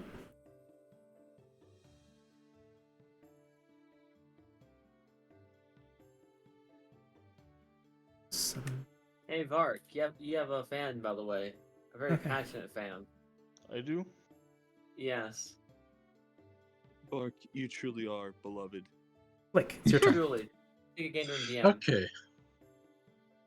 Okay, so question. To take and drink this potion, would that be a bonus action? Or I guess swift action in this case? I'm not going with Frey's rules in regard to potions. That's his. Where you do the whole, like, take time to drink it, you get the whole benefit. I Okay. have to consider it at some points. It is a move action to grab and use an item, though. So Okay. that would be That's a move fine. action on your part. The whole move action or Your whole move action, yes. okay. Remember, I'll take it. +3. I'll take it then. Okay.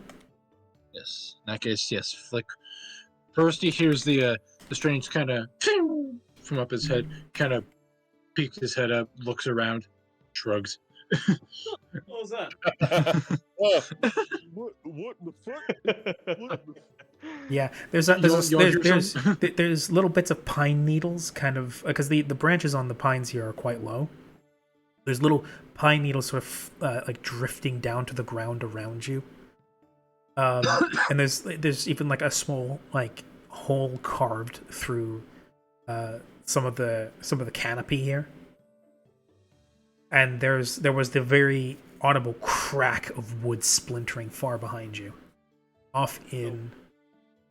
What do you call it? Measuring tool. Sworn it was somewhere. Yes, often that direction. More specifically, that one lines up better. Yeah. So yeah, there's the crack, almost like the first crack of wood when a tree is about to topple over. That is And again- a painful crack sound. I have a better And sound again- effect. Oh. And again, Flick shrugs, leans back down, takes the potion, pats the capybara on the head, and then drinks it. It, Three. Oh, that's Damn. unfortunate. It chitters like Oh, that is hell unfortunate. the capybara chitters at you, and then what do you call it? I mean, it does as a capybara does. You heal 4 points of HP. Hmm. Okay. It's okay. You still get a +2 on an attack roll if you make it. Yay! Yeah. It's okay. You rolled a 1. Now roll a 20. That is, however, Am I able to? that was your move action, so unfortunately you cannot attack the bullet yet. Oh, Okay. Wait. I Oh, thought you wait. couldn't do that. Yeah, Because wait. he's only 5 feet, yeah? Oh, That- no, he's 10. Yeah, 10 feet. Yeah. I wasn't sure if this was like still within its area, No. but whatever. You are within its reach, but it is not within your reach. Gotcha. Well, I'm a little more healthy than I was before, so time to strategize while I wait. I am half tempted to just grab this thing and just start wrestling it. Suplex it. Well, no, I'm honestly being genuine because it's got a very strong AC, obviously, and I feel like I might be stronger than the bullet. I just have to think about it. I mean, I would imagine that a ground burrowing, plated monster creature would have a pretty strong strength. But would it be stronger than mine? Is the question. You forget. Karya's built a little different. I think the thing that Kari is comparable to in terms of strength is like a mammoth. But there's the matter of Whoa. leverage. Yeah, Yeah, it's the He doesn't leverage. have any of the bonuses that he would get from size, unlike the bullet. Yeah, Mhm. and you can grapple up to like 2 sizes larger, right? Yes, Oh, then yeah, that's within your. I could do it. Yes, is what I'm saying. Flick, If I just anything else you would like to do? Flick, Jake. Oh, you still do have a standard No. action, which you could use to move if you actually- wish. Oh. I can move a little. I could move a little closer to it, but that's a bit risky. But I believe you get a free 5 feet of movement to get out of its range. That would be a And you 5-foot did it. step. He's already moved. Well, actually, no, he hasn't moved this round, but he has to use a move action. You could 5-foot step, yes, and then okay, move with your in that standard case, action. I will. And In that just case, get I out will of do its that. range. Mhm. That was, Yeah, there we go. Yeah. There you go. You are officially not in range. Yay! Yeah. Now I can strategize. Yeah, no, Grim makes a good point. Think of all the ale that story would get you back in town. That's very Yes. true. I nearly got killed by a bullet, but we kicked its ass. I wrestled it. Hey, I took a bullet. It's not dead yet. It's not dead yet. And tell everybody I took a bullet. That is true. Yeah? I mean, In this yeah, case, Siren literally took a bullet for Karya. That is very true. That is Yeah. true. For Flick this, really Karya be put one to squishy. the chest. Yeah, I did that so I could give like everyone else an opening because I wanted to help distract it. Its ribs, Jacob. your ribs are probably shattered in every way, shape, or form. Here we go. you know what? Well, Fox time. it's foxing. It's foxing Well- time. Foxing makes me feel good. Oh, we move back because, well, gonna have to hit it. And much like before, since I know diddly darn well my actual weapon, I'm not gonna pierce that shell. Whistle time, baby. Again. Yeah, public roll, does that do that? Or it's roll d4s? 2d4 Alrighty. Antique missile. plus 2. That makes it a 9. As the bullets and once more stick into its shell, hitting deep and drawing blood. Thwack, thwack. 2 wet Sounds like smacks and the crunch of shell being penetrated. What else would you like to do? What else would you like to do? At this point, what can I do? I know I have 15 feet more movement. And a swift action if there's anything you can do with that. I don't think there is anything to do with the swift action right now, truthfully. In that case, Yeah, I guess it's my turn. I don't yeah. want to move. I mean, We call it discretion is the better part of valor. Oh, that's true. I Huh. feel like I know what that is. It means sometimes running away is the bravest thing to do. Okay. It's a term coined by the bard Shakespeare. I'll move back 5 feet. A wise general cuts losses and regroups. All right, All Karya. right. I just remembered that Vair has something very important, and I am not in range to be hit by it, nor is anybody else. Okay. I'm going to have Vair go first and unleash a wave of psychic flame. It needs to make a reflex save, DC 17. At -2. Add -2 to that, yeah. If it fails, it's hit with 1d4 psychic damage, and it is dazed until the start of its next turn. Sorry, until the start of Vair's next turn. Daze makes it so it can only. It cannot do any actions at all, but it does not lose any AC. Gotcha. It loses a turn, but stays otherwise not helpless. Yes. Okay, it has a +8 bonus to reflex. -2 is +6. It fails. Ah. All right, I'll roll damage on that. That is Damage. 3 psychic damage, and it is dazed until the start of Vair's next turn. As the purple flame washes over the bullet, you see its eyes, its small eyes hooded by the small holes in its shell that allow it vision, glaze over for a moment as it seems almost confused by where it is. And now you. And with that, now I actually come to the decision of, do I grapple and pin this thing so everyone can jump it? Because my modifier is +8, but I'm thinking it might just be better to go ahead and try and hit the thing with the +2. If it helps you make a decision, I would hit it. Yeah, I think I mean I've got a pretty good chance to hit this thing. I think I just roll like dog water. I think Just- Specifically because my turn is next, and it's lower in health. That's And, true, and it also cannot do anything until the start. Actually, technically, because I can put Vair's initiative before or after mine, I could go one more time. We basically just get an Yeah. additional round to hit this thing. So, all right, yeah, fuck it. With a +2 on top of this, that is a 22. Does that hit? Does 1 second, actually.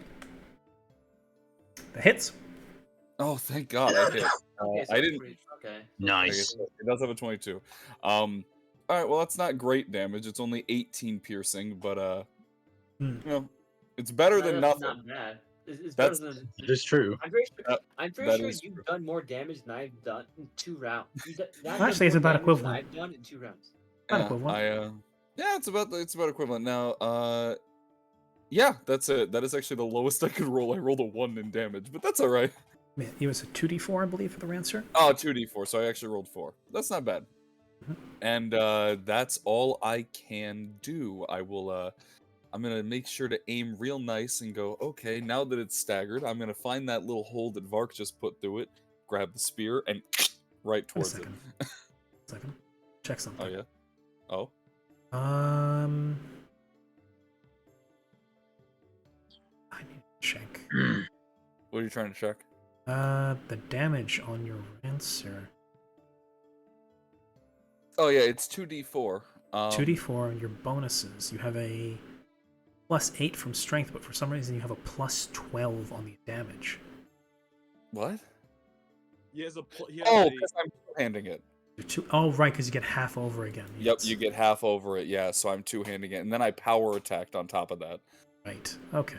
You got a 3 on one roll and a 1 on the other. Okay, yeah. Okay, that checks out. So you this time bring your spear back and biding your time before then bring the spear forward with as much heft as you can. You plant it between the plates and you drive it deep. Between the skewers, there is a splash of blood as you tear open a hole and pull your Rancer back before it can get clenched between the plates and the wood snapped. You then, you've left a nice big stab wound in it that is wounded it mightily. That is your standard action. Very good. All right. I'm gonna flash a little thumbs up to Vair. I don't think I can actually do anything else at this moment. I doubt that I could intimidate this thing to run away, huh? Because I do have a feat that allows me to do it, but I don't think it's actually smart enough.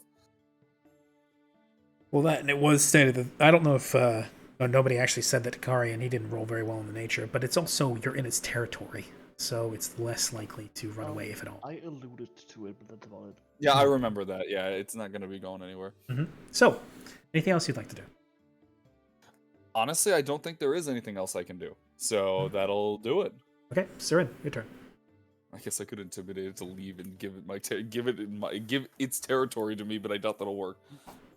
Why make it Okay. leave? We're so close to getting good materials.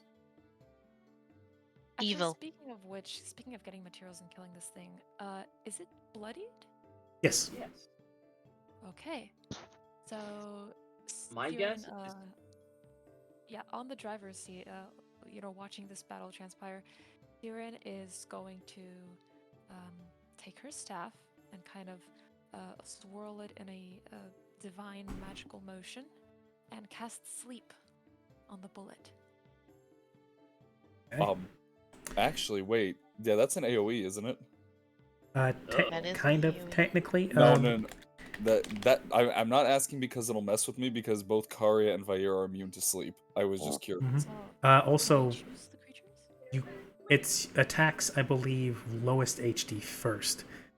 And it only affects creatures of up to 4 hit dice. Ooh. Oh, so would it not apply to this bullet? Considering you managed to roll okay on your knowledge nature, I believe, you would know that this thing would be too tough to put to sleep. That Ah, damn.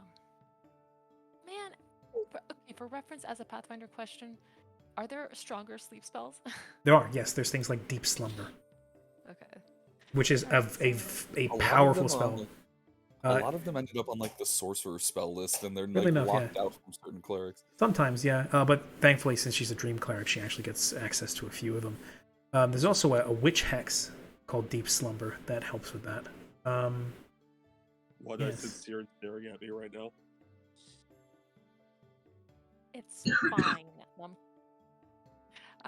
So instead, Siren is, with that same motion, going to cast Bless, which should affect the caster and all allies within a 50-foot burst centered on the caster. So everybody gets a +1 to their Uh-huh. attacks and a +1 to fear saves. Ah. Yeah, so Hmm. maybe we can hit this thing more. Nice. All right, Well, we got an extra round to find out. hello. Yeah, like, we're, you know what? For this time, second verse same as the first. I'm gonna go for yet another shadow stream because I prepared 2 of them. Okay. So this is my last shadow stream, and Hey, quick question. How big is this bullet? Huge size. Like, how So- much does that equate to reality? In reality, like in, let me check. It actually has its height in this in the. I think a huge sized creature is in equal reality- to. grid wise is 15 by 15. Its actual like reality, height and A weight. huge such creature is pretty damn huge, dude. Yeah, Yeah, it's pretty big. yeah. Think of a They- tall tree. It's. I mean, it's roughly about. I mean, technically, it's bulkier than your horses, but your horses also count as huge size since they're a size larger than large. quick question: Did it? Does it succeed? Oh, Sorry. duh. -2 also. I don't know what it's do. It does succeed. So that halves it down to 3. Damn, bro.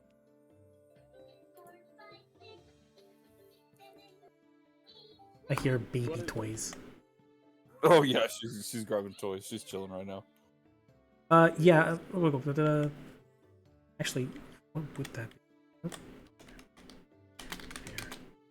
Bear.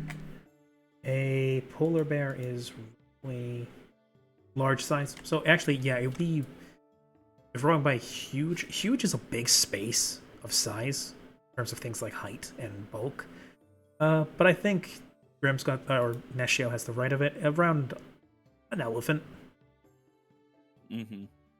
So it's big. Around an elephant. Yeah, it's big. I'm elephant. Anyways, yeah, no. I don't have much I can do. So yeah, that's just gonna be my turn. Okay. Mallory, Hello. what would you like So- to do? Well, I wanted to use my hedging weapon, Okay. but I can only throw it. Yes. I mean, you can grab it and use it like a normal weapon, I believe. Really? Or was it only thrown? You gain one additional weapon. Standard actually may grasp a weapon and throw it as a ranged attack. Yeah, so it's only a throw. Uh-huh. And since there are people flanking it, I will have to get a -4. And I Wait. don't. Yes. You would Actually, get a -4 because Yeah, because she doesn't have- because you're using it as a ranged attack. The do lack you- of do mi- you- the do you lack of have- precise shot? Yeah. do you have Mhm. yeah, do you have precise shot? I only have.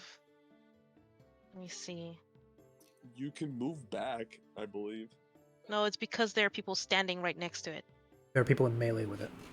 Well, here's Yeah. the thing. You can move it if you want to do a melee attack, you could move into its range. It can't do anything against you right now. It can't take opportunity attacks. It can't do anything. Now, I have point blank shot, which gives me a +1 bonus on attack and damage rolls with ranged weapons, but it doesn't give me any. It doesn't alleviate that One second. thing. Precise. After that. Oh yeah, so point blank shot is, I think we went over this before, but I don't think we changed it on your sheet.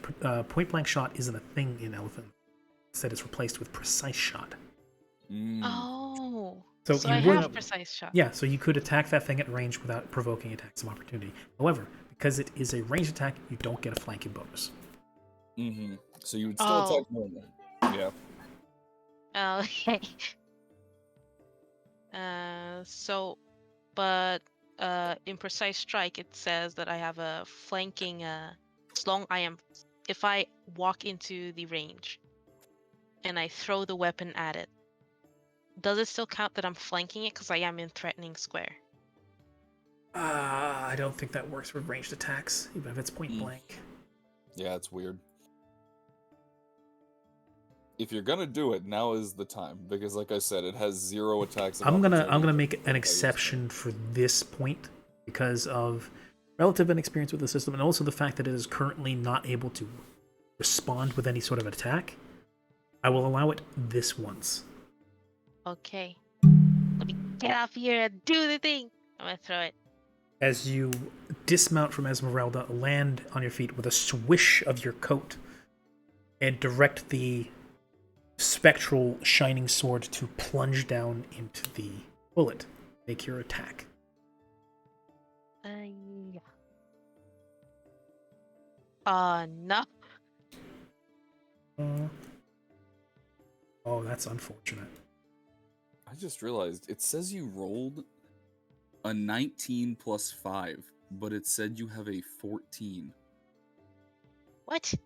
It did. Because like looking at the rolling, it says 19 plus 5, 0 ability, 1 mod, No, 2 temp. no. Am I reading that wrong? It says 1d20 CS greater than 19. Oh, I That's a see. critical score. Yeah, that means it's It alongside can, the it can it's threaten crit- a crit. it's crit on rate, that Right. yeah. too. What he actually Yeah, rolled yeah. is a 6. Yeah, it's at the very bottom of the name, the 6 My in the basic brackets. dice roll. So there's some weapon.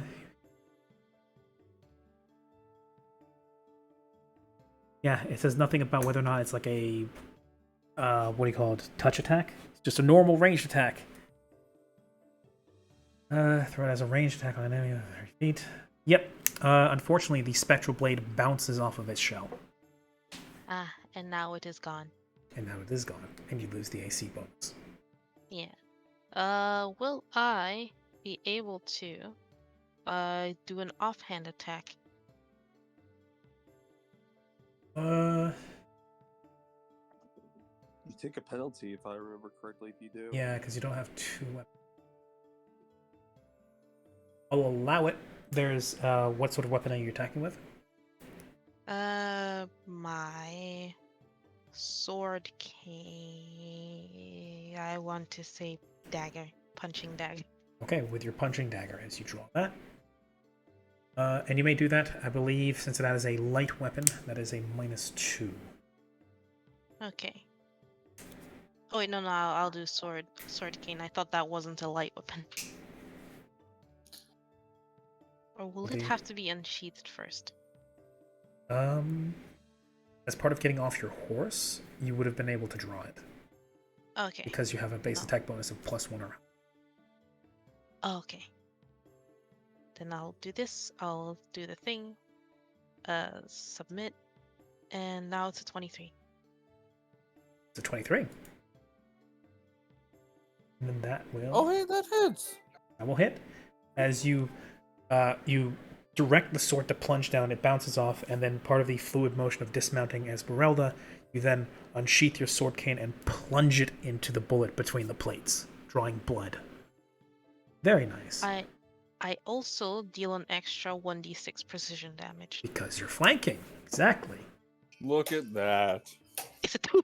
It comes out to 2, so that's a total of 9 damage against the 9 bullet. damage.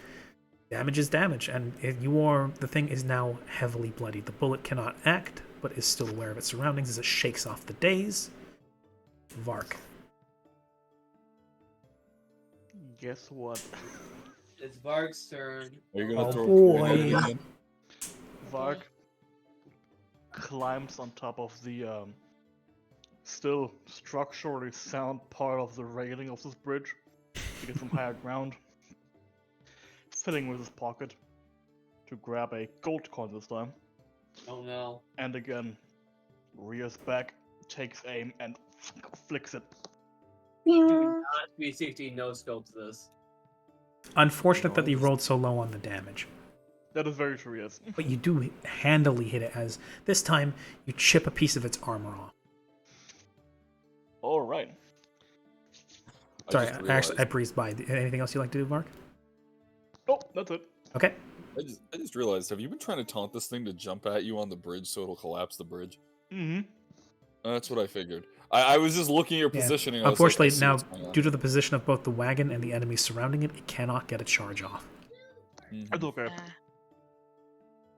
It could jump. We all get an attack of opportunity. Well, no, it can't. It has to get Oh. a pounce is part of a charge action, and its leap is a special kind of pounce. Okay. Yes, Flick, you are Alright. slightly less dead now. Slightly less, yes. Now I'm going to go ahead and advance forward. Okay. I'm going to hit with my rapier, and then I'm looking at precise strike as part of one of my deeds. I'm eyeballing that as something I want to do on top of hitting it. So let's just go with this first. That's right. You Hey! you Wait a also minute, is it? you also have the precise strike teamwork feat, right?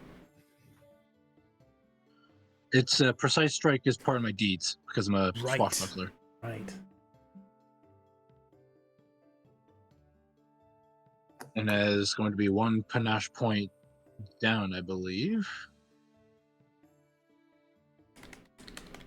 And let me eyeball it some more.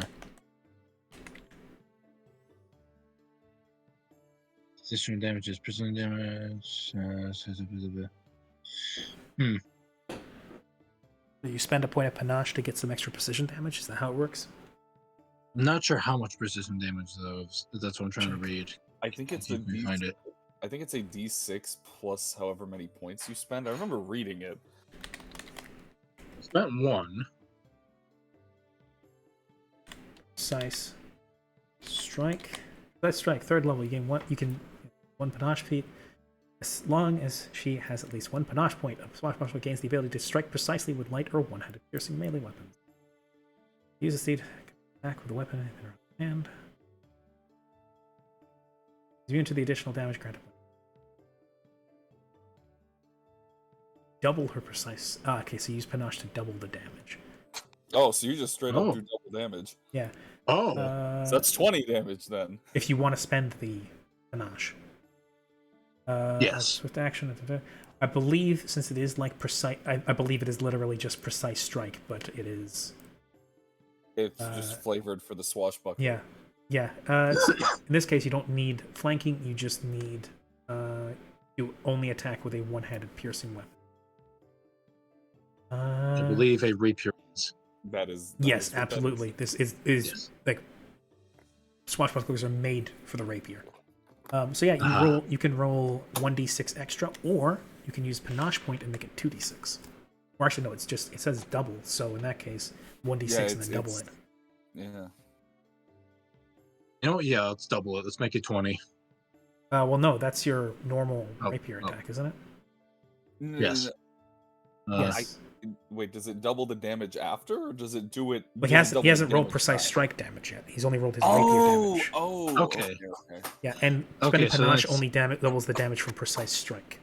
That makes sense. So Pathfinder that's one. So that's 1d6 and you double that damage, whatever it may be. okay. Well, do- that is what you have to roll. Do That is. Yeah, do- 1d6. there you go. Okay, so I 4. forget. The 4. There we so go. that's 14 damage. As you then pierce it in one of the more open spots of its back leg, grinding your sword into its hide, and then jerking it to cut something as its leg is now limping. It is on death's door. Oh, so close. We're so close. Looks at Pachinko. Please. Well, I'm out of weird science, so my options are quite limited. Throw I it. get- Throw something at it. Throw one of the capybaras. No, one of the capybaras is behind. Get the throw anything feat. Well- Throw. Throw holo Sheepishly, holo. sheepishly hands So- you a coin. Wink.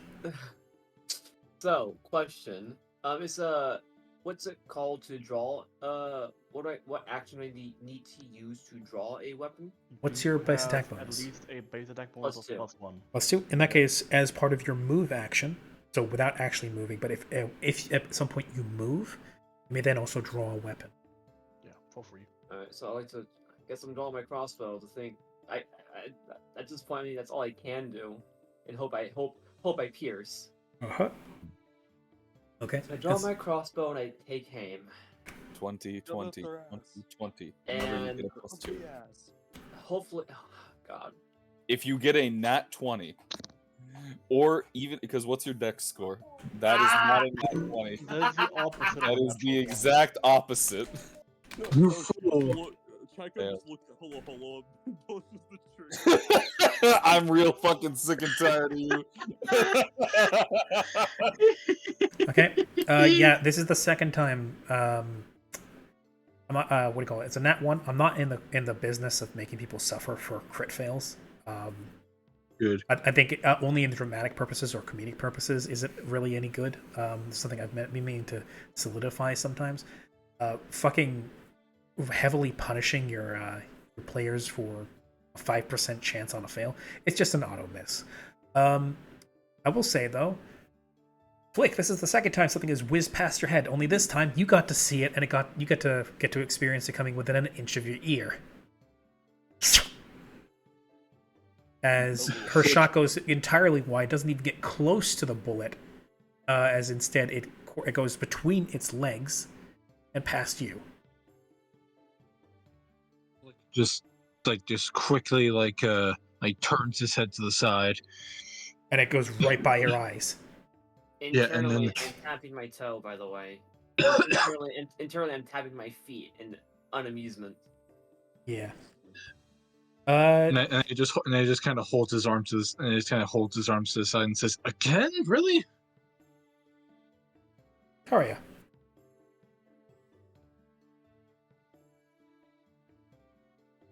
Right. child. Hit you it with think? the pointy stick. Has the child once more dominated? Maybe. Oh I no, no, no, I'm presume. so sorry. I had muted myself. Now that it's reached Vair's turn, the purple flames have faded, and now it's just time for an all-out assault. So Kari will kind of look over and go, "Let's kill him," and boom, I've been waiting for this. boom, nothing, and Mm. Miss, miss, miss, miss, miss. that is Hit. Hey. That is a that hit. is a hit. That is a bare 24. hit on that. As 19. Vair just jumps onto the thing's side and starts clawing ineffectually at its carapace, leaving little scratch marks that trail across its silvery hide. And then, as it's bulking to the side, its eyes clearing once more and looking to retaliate against Vair, you see it bend in such a way, coil around to the side, pulling apart two of its plates to expose a couple of the stab marks that it had previously gotten from you and your compatriots on this side of it. And seeing an opening, you then pull back your spear as far as it'll go. Do that thing where you do the maneuver where you cup your hand around the back butt to act like almost like an addle in some ways. Mm-hmm. Using the other hand to guide it as you then not just stab, but you push the Ranseur as deep as it'll go, and it plants halfway down the shaft into the side of the bullet, burrowing in, and you see the thing seize. Its beak quivers for a second as if to make an utterance, and then a slow death rattle escapes its lungs and then slumps to the ground, killed. I would heal it with a healing potion. Joking. I'm gonna No. just kind of I'm gonna look down at the thing, and while I've drilled my spear into it, I'll take a knee, and I'll I'll kind of just gently pet its head, and lean in and go, "I'm sorry," and then put his foot on and just yank the spear out. Okay. Comes loose. And on the head of the spear, you see traces of what you think looks to be some sort of organ. You pierce something vital, and there is just a run of blood steaming across the snow. And that is the first combat of our campaign. Can I make a phantom roll to see an alternate timeline? Sure. An alternate timeline. And Oh no, and Flick just okay, so I beat fuck either way. Okay, cool. Flick just does a very affirming point towards the bullet and says, "And stay down." Actually, no, hold on. I used the wrong thing. Hold on. Wrong phantom roll. Oh, say, Damn it. can you Okay. see Hmm. by the dawn's So, early as Mallory plays taps for the deceased bullet, there is, now that you are out of the heat of combat, you hear what sounds like the last bits of a scuffle coming from over eastwards, where the rest of the wagon train is, as you see what looks to be several dead men and a bunch of other living ones basically clamoring all over a second bullet, which they are just finishing off with. It's got swords and spears stabbed into it at all angles, as it goes down as well. Beautiful. How farther up ahead is this happening? A good 100 feet. Oh, so we were in a bullet's nest. Well, there was Yeah, two of them. Meaty. They're The- meaty there. The guys you said that were dead, are they dead, or have they been downed? Just judging from this distance, occluded by both the snow and the fuzzy. Actually, no, you got pretty decent perception, I think. Hey, just give me a perception roll. See how well you can see it. While Sierra's doing this, can I walk over to Flick and cast Cure Light Runes cure light wounds. Your light runes. Runes. Yeah. Still away. Oh, no. May I attempt the same check? You may. As I was actually going to say before you started speaking that he would look out towards, back to where the game with the elves are. Mm-hmm. So, Meanwhile, Vark, also, you're feeling the bridge sag a little bit under your weight. The structural integrity of this bridge has been thoroughly compromised. yeah, getting off of that now. Attack Bun has hi. Hey, Attack Bun has redeemed a self-care. Everybody, unshrimp your backs, take a drink, and stretch your legs. Welcome in. Much appreciated. So wait, Oh, thank you. Oh. Thank you. We don't get to do this normally. Yeah. So, I Vark. think that's what it is. 5 healing. Yes, that would I be think that's 5. 8 healing. I think that's 8 healing total because cast level. Yes, because Okay. your caster level is 3, so that's a total of 8 HP back to. So, Flick takes a nice deep breath and as the looks ribs at Chico and unbreak. says, "Appreciate it." So, Namaste. namaste. Yeah, sure. Namaste.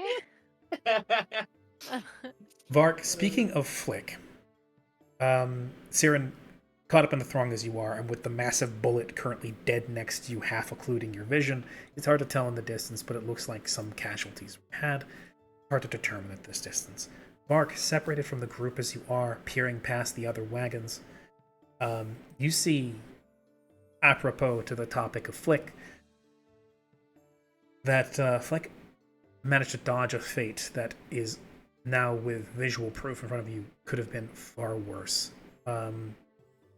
Some men are missing arms and legs. Some are missing entire halves of their chest. Lean, angular bites taken out of them.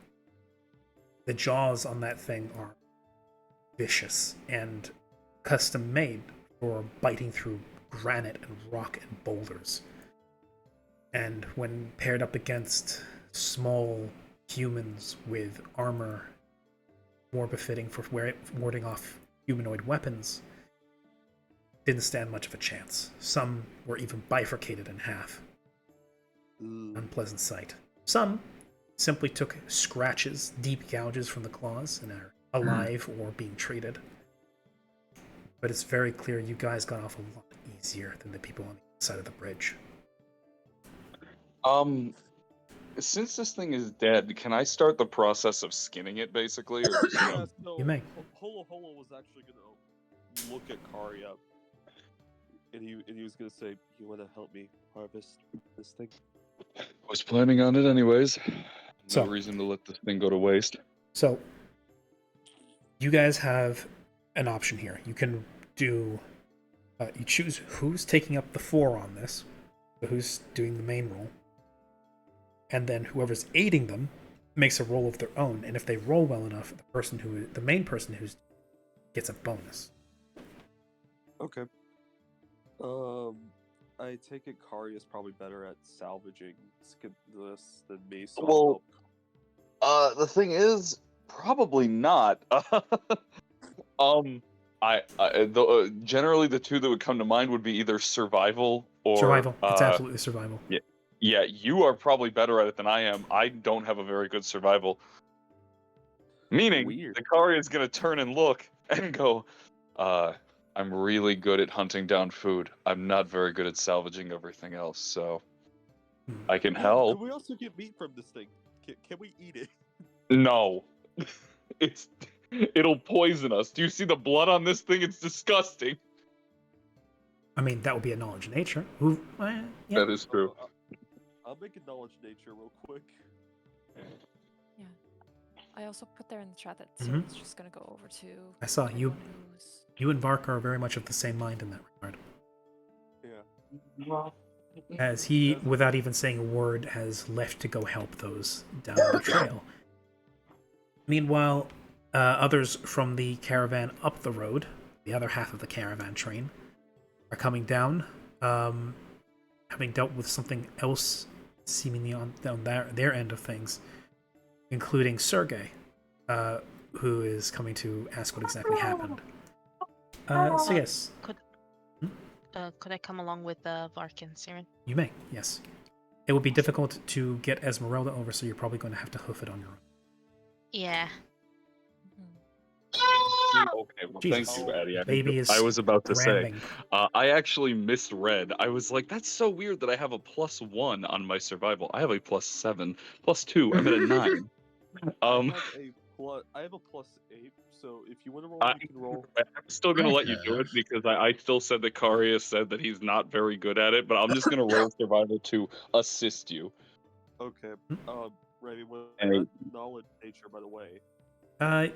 You know that bullets have a different biology in that they are made for consuming. They consume minerals as well as meat and other things. So you're not sure if they're entirely edible, but they're not poisonous. They're not toxic in any way. It's just the content of their meat may be a bit stodgy because it has a higher mineral composition. They also tend to eat precious metals. So that stomach open, see what's got inside. It's a treasure trove. Actually, yeah, I was just saying, if we were to rip up its stomach, could we find anything? That would take a good enough survival check. Yeah, let's see what I get. Well, Good. No one. Me. Could I?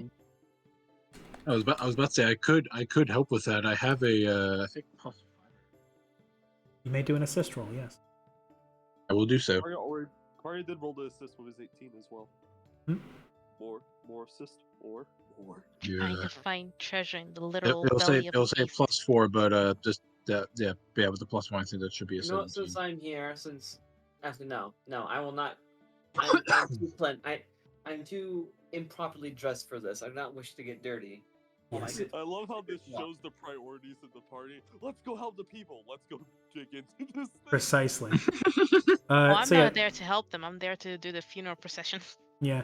The so bullets, otherwise known as land sharks, Yes. are a interesting breed. They are hardy. They're heavy, huge, and they spend a lot more time underground than they do upon the surface. So yeah, what did you guys manage to roll in survival? Hold on, 18, 18, 16. 18, 18, 16. So that's a total of 2 plus 2s, so bringing up to a 22 for Hollow survival. And despite the size of this thing, and its fairly exotic nature, and the fact that it is a magical beast, so it's not a typical animal, it's most certainly not something you've skinned before. But the size of its plates and the composition of its body is fairly easy to suss out. And while it takes you having to resharpen your knives several times to trim the hide away from the plate and the hide away from the skin, flesh, you are able to eventually pull off several good sections of shell. Okay. So you've Are we got able to- Hmm? Oh, sorry, go ahead. you. Sorry, couldn't hear you over the coughing. What was it? Were we able to dig into the stomach as well, or just get the plates? You were actually able to pull it open and inspect its organs. You are careful about that, because if you actually do intend to eat this thing, you have to be careful about how you section its meat away, because if you're not careful, the blood will get into the meat, and then the meat will taste terrible. That is a universal rule when cutting up animals and what do you call it? When sectioning up animals and the word for it again. Treating them. That's it. Eventually, and I'm not going to put like a unit to it or a measurement, but you manage to get some bullet hide, bullet carapace, and bullet meat. Okay. If you, Party inventory. yeah, there's a party inventory. If you would like to roll me a craft alchemy, since you did voice a curiosity if any of it was alchemically usable, you would take a craft alchemy to know if there's any part of it that could be used for alchemy. Can I Damn, literally assist, the can I lowest I assist could with roll. this? Oh Can I no! assist with this? Thankfully, you can't crit fail skill I'm checks. sorry, And what did we find? You may Can I ass- assist. Hmm. And thankfully, you can't crit fail skill checks. Wait, I'm Literally sorry. the So lowest what? I could ever roll. Yes. That will not Well- be able to give him a bonus. Hello, hello. To Let's your take a best gander. knowledge, hello, to your best knowledge, bullets don't have anything that's really alchemically usable. Okay. The only thing Hello, maybe hello. alchemically usable would be something you could find in its stomach. Even then, it's probably digested at that point. Yeah. Holo Holo's going to say, they call this a land shark, but this isn't a shark at all. It's been a while, but if I wasn't so improperly dressed for this, I'd attempt to help with this, but I'd rather not get dirty. I'm so sorry, boys. At times like this, my shaman would say something. Yeah, it's usually something Something along the along the lines line- of along the lines Man of, up. "Oh my god, it's a bunch of meat. Let's have a fucking party." That and man up. And man up, yes. Yes, you know, this is, at least for you, Hello, this is the most red meat you've seen ever in place. I mean, that's putting it kindly. This is rusty red meat or brownish. But still, it looks almost. It's not marbled. It's very lean. What do you call gamey looking meat? But it's striated and marbled in such a way that kind of resembles tuna. Huh. The actual like meat structure is closer to beef, but the marbling pattern is closer to like tuna. I think it's very tough though. Like, Oh, it is. very It's firm. it's horrendously tough. This will take a lot of tenderizing and potentially, Yeah, possibly the even using an tenderizing, acid of some sort to make it, chewable. I was gonna say tenderizing, like marinating, like Yeah. a lot of that. Yeah, I mean, from your Palatable. experience, if you get meat this tough, maybe using like citrus to marinate it would help because of the acidic properties. But yes, it's a very tough meat, but it could be edible. You might want to try it in small bites to make sure you don't accidentally, give your guys Actually, silicon what we can poisoning do or is something. we can make like a jerky out of it. What? Very chewy, Oh. chewy jerky. Hmm. But we can make a jerky out of it. Yes, rock jerky. Yeah, rock. So, diverging off dire pineapple. No, dire pineapple. You can either carefully cut it up and eat it, and try not to have your tongue melted by the amount of acid, or you can throw it, and the pineapple express explodes. Grenade.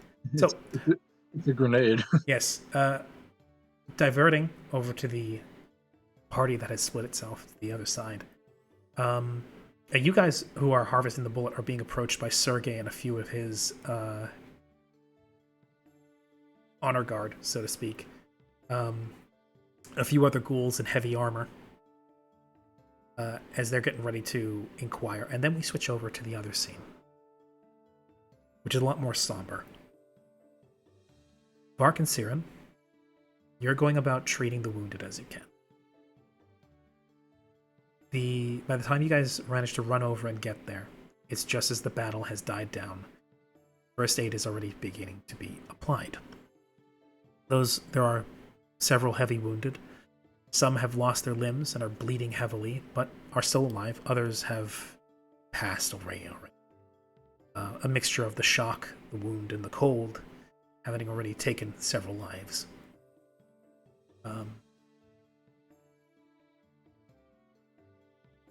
You do what you can, though.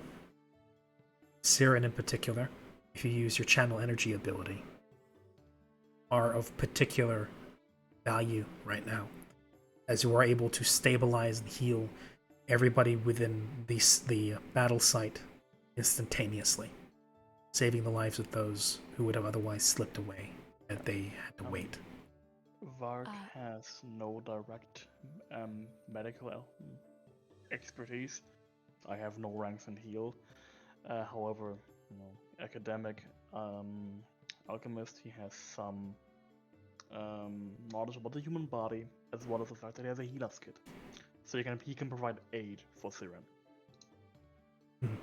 Yes. And I had actually thought about using my channel energy, but I noticed it says healing living and damaging undead. And I know that his ragtag group Yes. of men are made up of At ghouls. first. Well, that's the So- main contingent towards the front. That's the as far as you can see, everybody here at this fight is Mhm. alive. Okay, so I will use it then. Are you going to inform Varg about this? Oh, right. Yeah, Siren's Or, gonna... or anyone really? No, yes, it makes sense. Siren will turn to Vark and just kind of speak loudly enough to where if anyone else nearby is paying attention, they'll also hear. And she'll say, I can help heal as many as I possibly can within a designated area. You're welcome to come and help along if you'd like in any way you can. But we've got to work fast. At this, Varg perks up and kind of looks around the people who aren't dying and goes, "This area is about to be flooded with positive energy. Anyone who is not able to take this, evacuate right now." As it is, nobody seems to be alarmed by this, though some are a little bit confused as to what that might mean.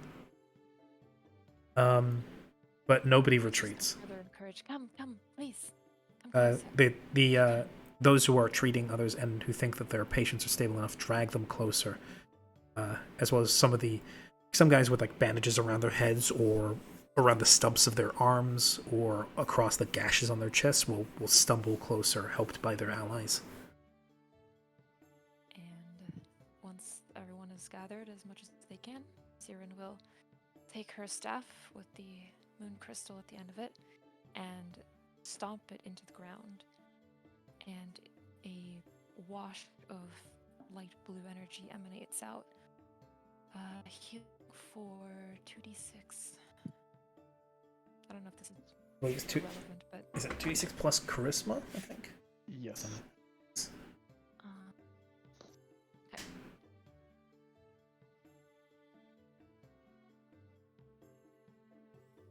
Plus 2. Plus what? Plus 2. It's the modifier. Okay. Yes, plus charisma modifier. So there's a wash of healing energy that courses over it comes out in a bubble, a dome, but then courses over the ground, rippling over those on the floor and over those standing, sitting. And for a moment, it's like everybody is standing in a field of starlight.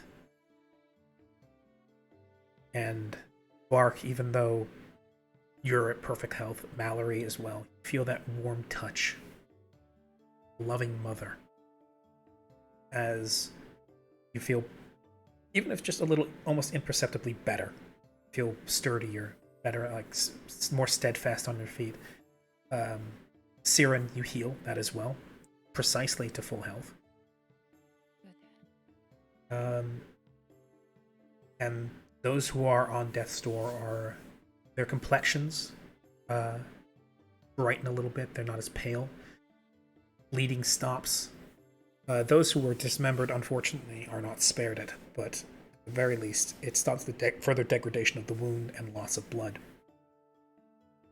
It also helps to show exactly who is no longer with us, as they are unaffected. And there are still at least a little more than half a dozen people unmoving, unaffected by the healing magic. You have, however, spared a dozen more. And now the medics, with your help, go about getting everybody else back onto their feet and loading them up onto the carts while they get tended to. Eventually, Sergey, or actually no, sorry, Mallory, you you had a particular reason you wanted to. Yeah. Mallory would make note of the people who weren't affected by this spell, or the channeled ability, and would find a nearby shovel to proceed with the funeral procession. Simple enough. There's a shovel tied to the side of the wagon that you can pull on. And several others will join you in digging some shallow graves on the roadside. While the healing and first aid is being applied, you go about the dour and solemn duty.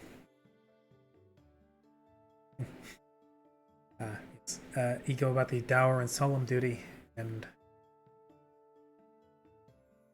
let's just say it would be better. It would be a better world if you never had to do this in the first place. But you do it. It is still a thing. It needs to be done right and proper. It needs to be done right. So you and several others, wordlessly, go about digging several shallow graves and some of the more injured or the less strong go about grabbing some branches, some broken slats that got snapped off of the wagon, some rope, and go about making some headstones, or at the very least, head planks.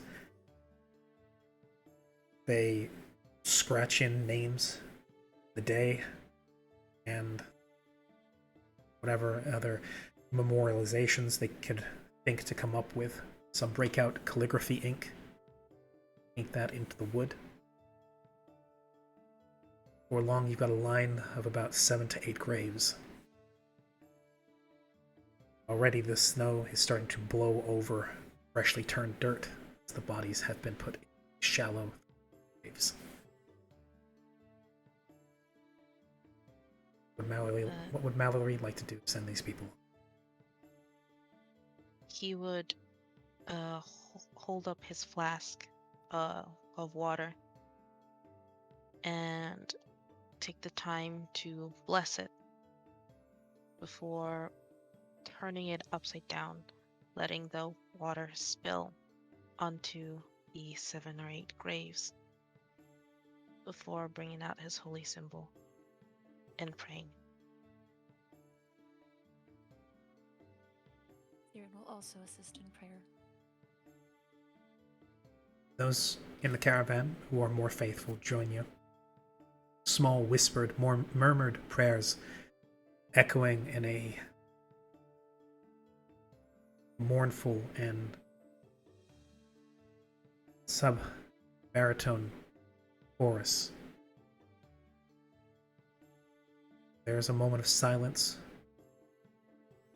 before those who joined you in prayer then break away, get back to either trying to get the shattered wagon to a movable state, or loading people back up onto the wagons and getting their half of the train turned around. Sergei has made his way over here, has done an assessment of the bridge and of the wagons and the shape of the people, at least from this one,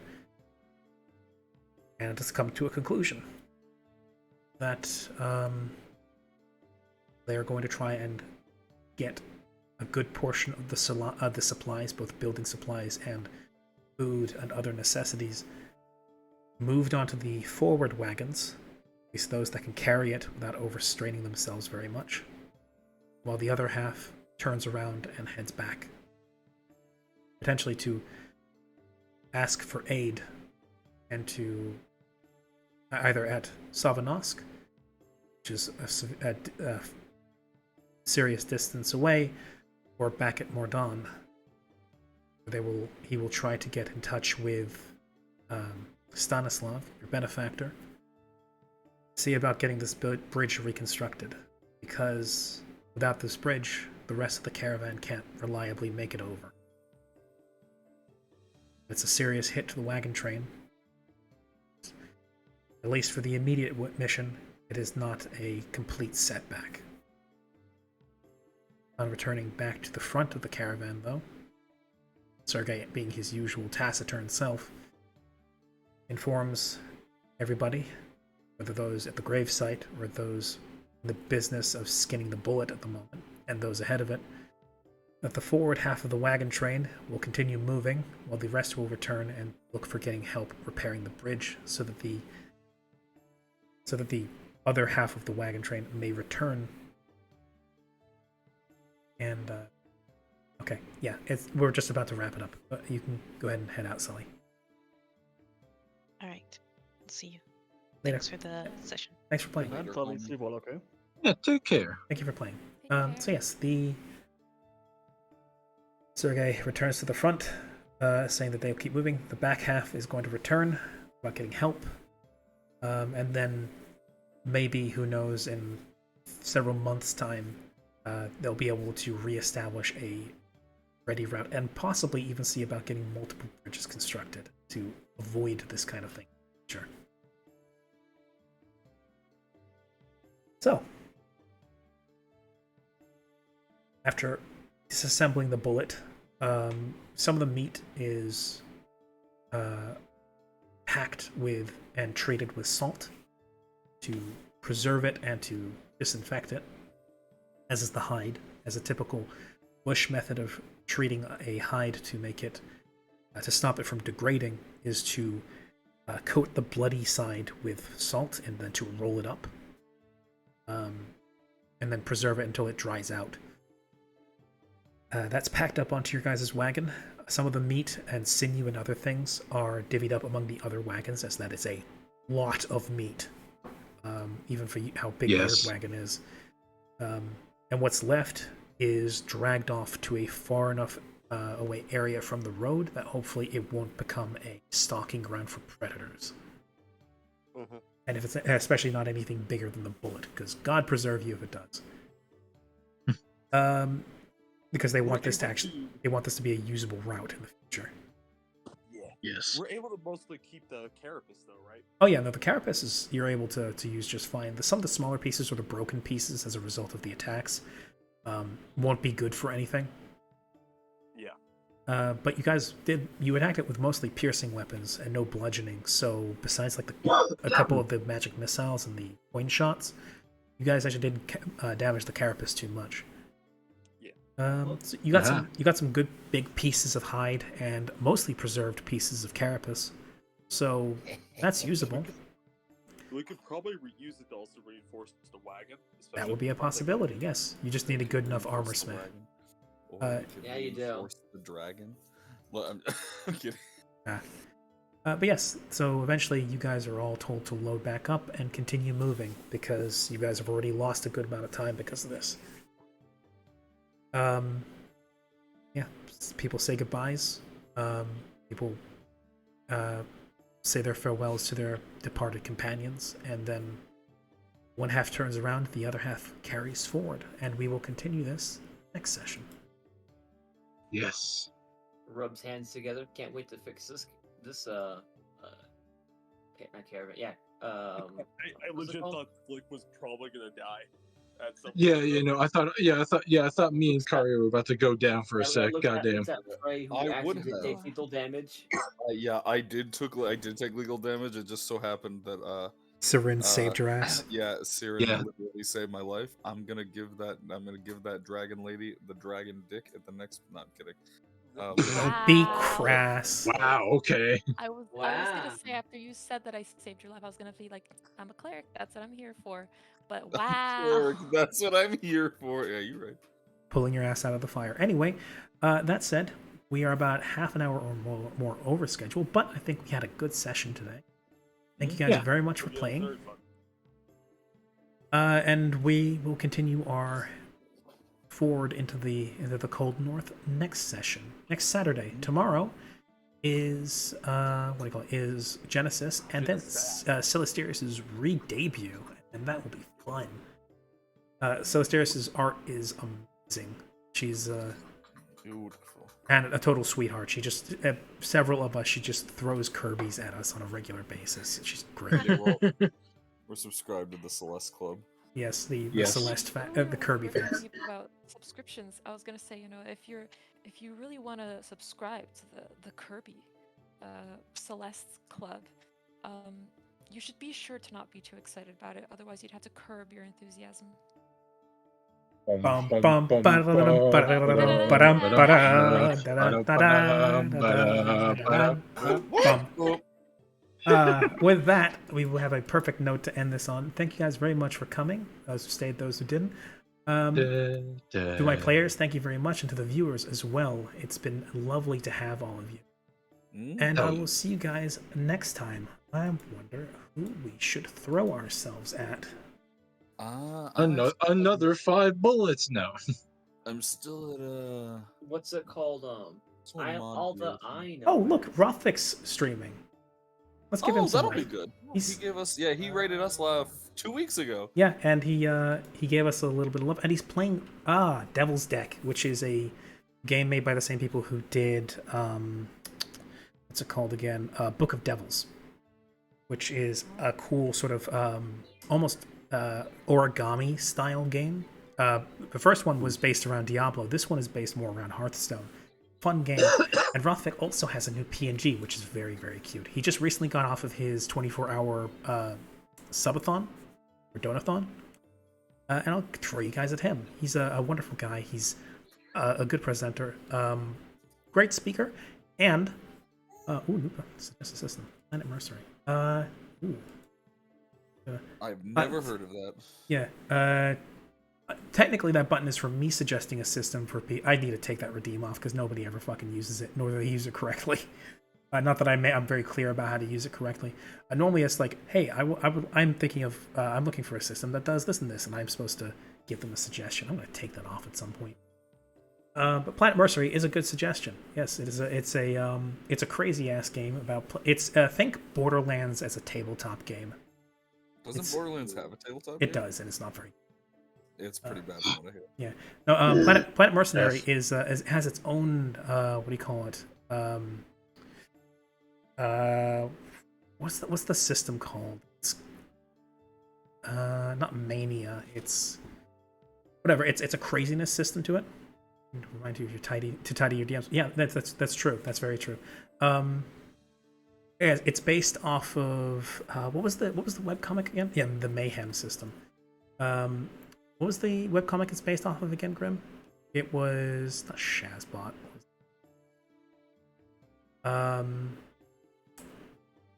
It just, at least the main character story concluded with, yes, Schlock Mercenary.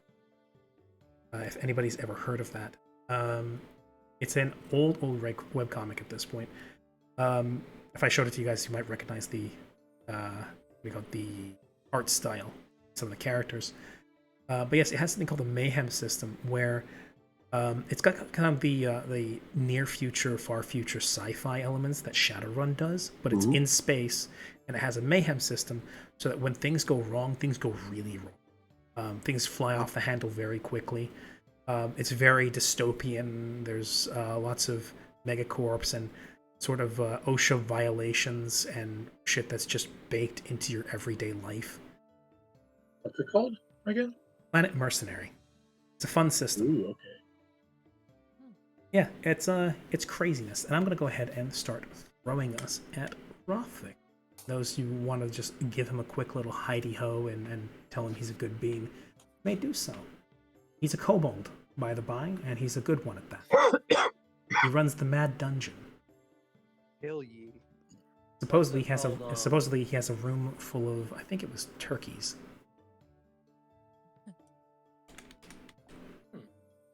Yeah, I'm gonna go ahead and room with a moose, but now it's turkeys. start the raid. Give him a little bit of love. I'll see you guys later. Yeah, later, yo. Hi, Celeste. Hi, Celeste. We were just talking about you. Yeah, we were just talking. We were literally just talking about how you're re-debuting tomorrow, and also the lovely Kirby fan club that you host. Yes, that we are all part of your mailing list. I've always appreciated. Yes, that's the raid started. All you guys take care. I'll see you all tomorrow. Mm-hmm. And thank you very much, one and all.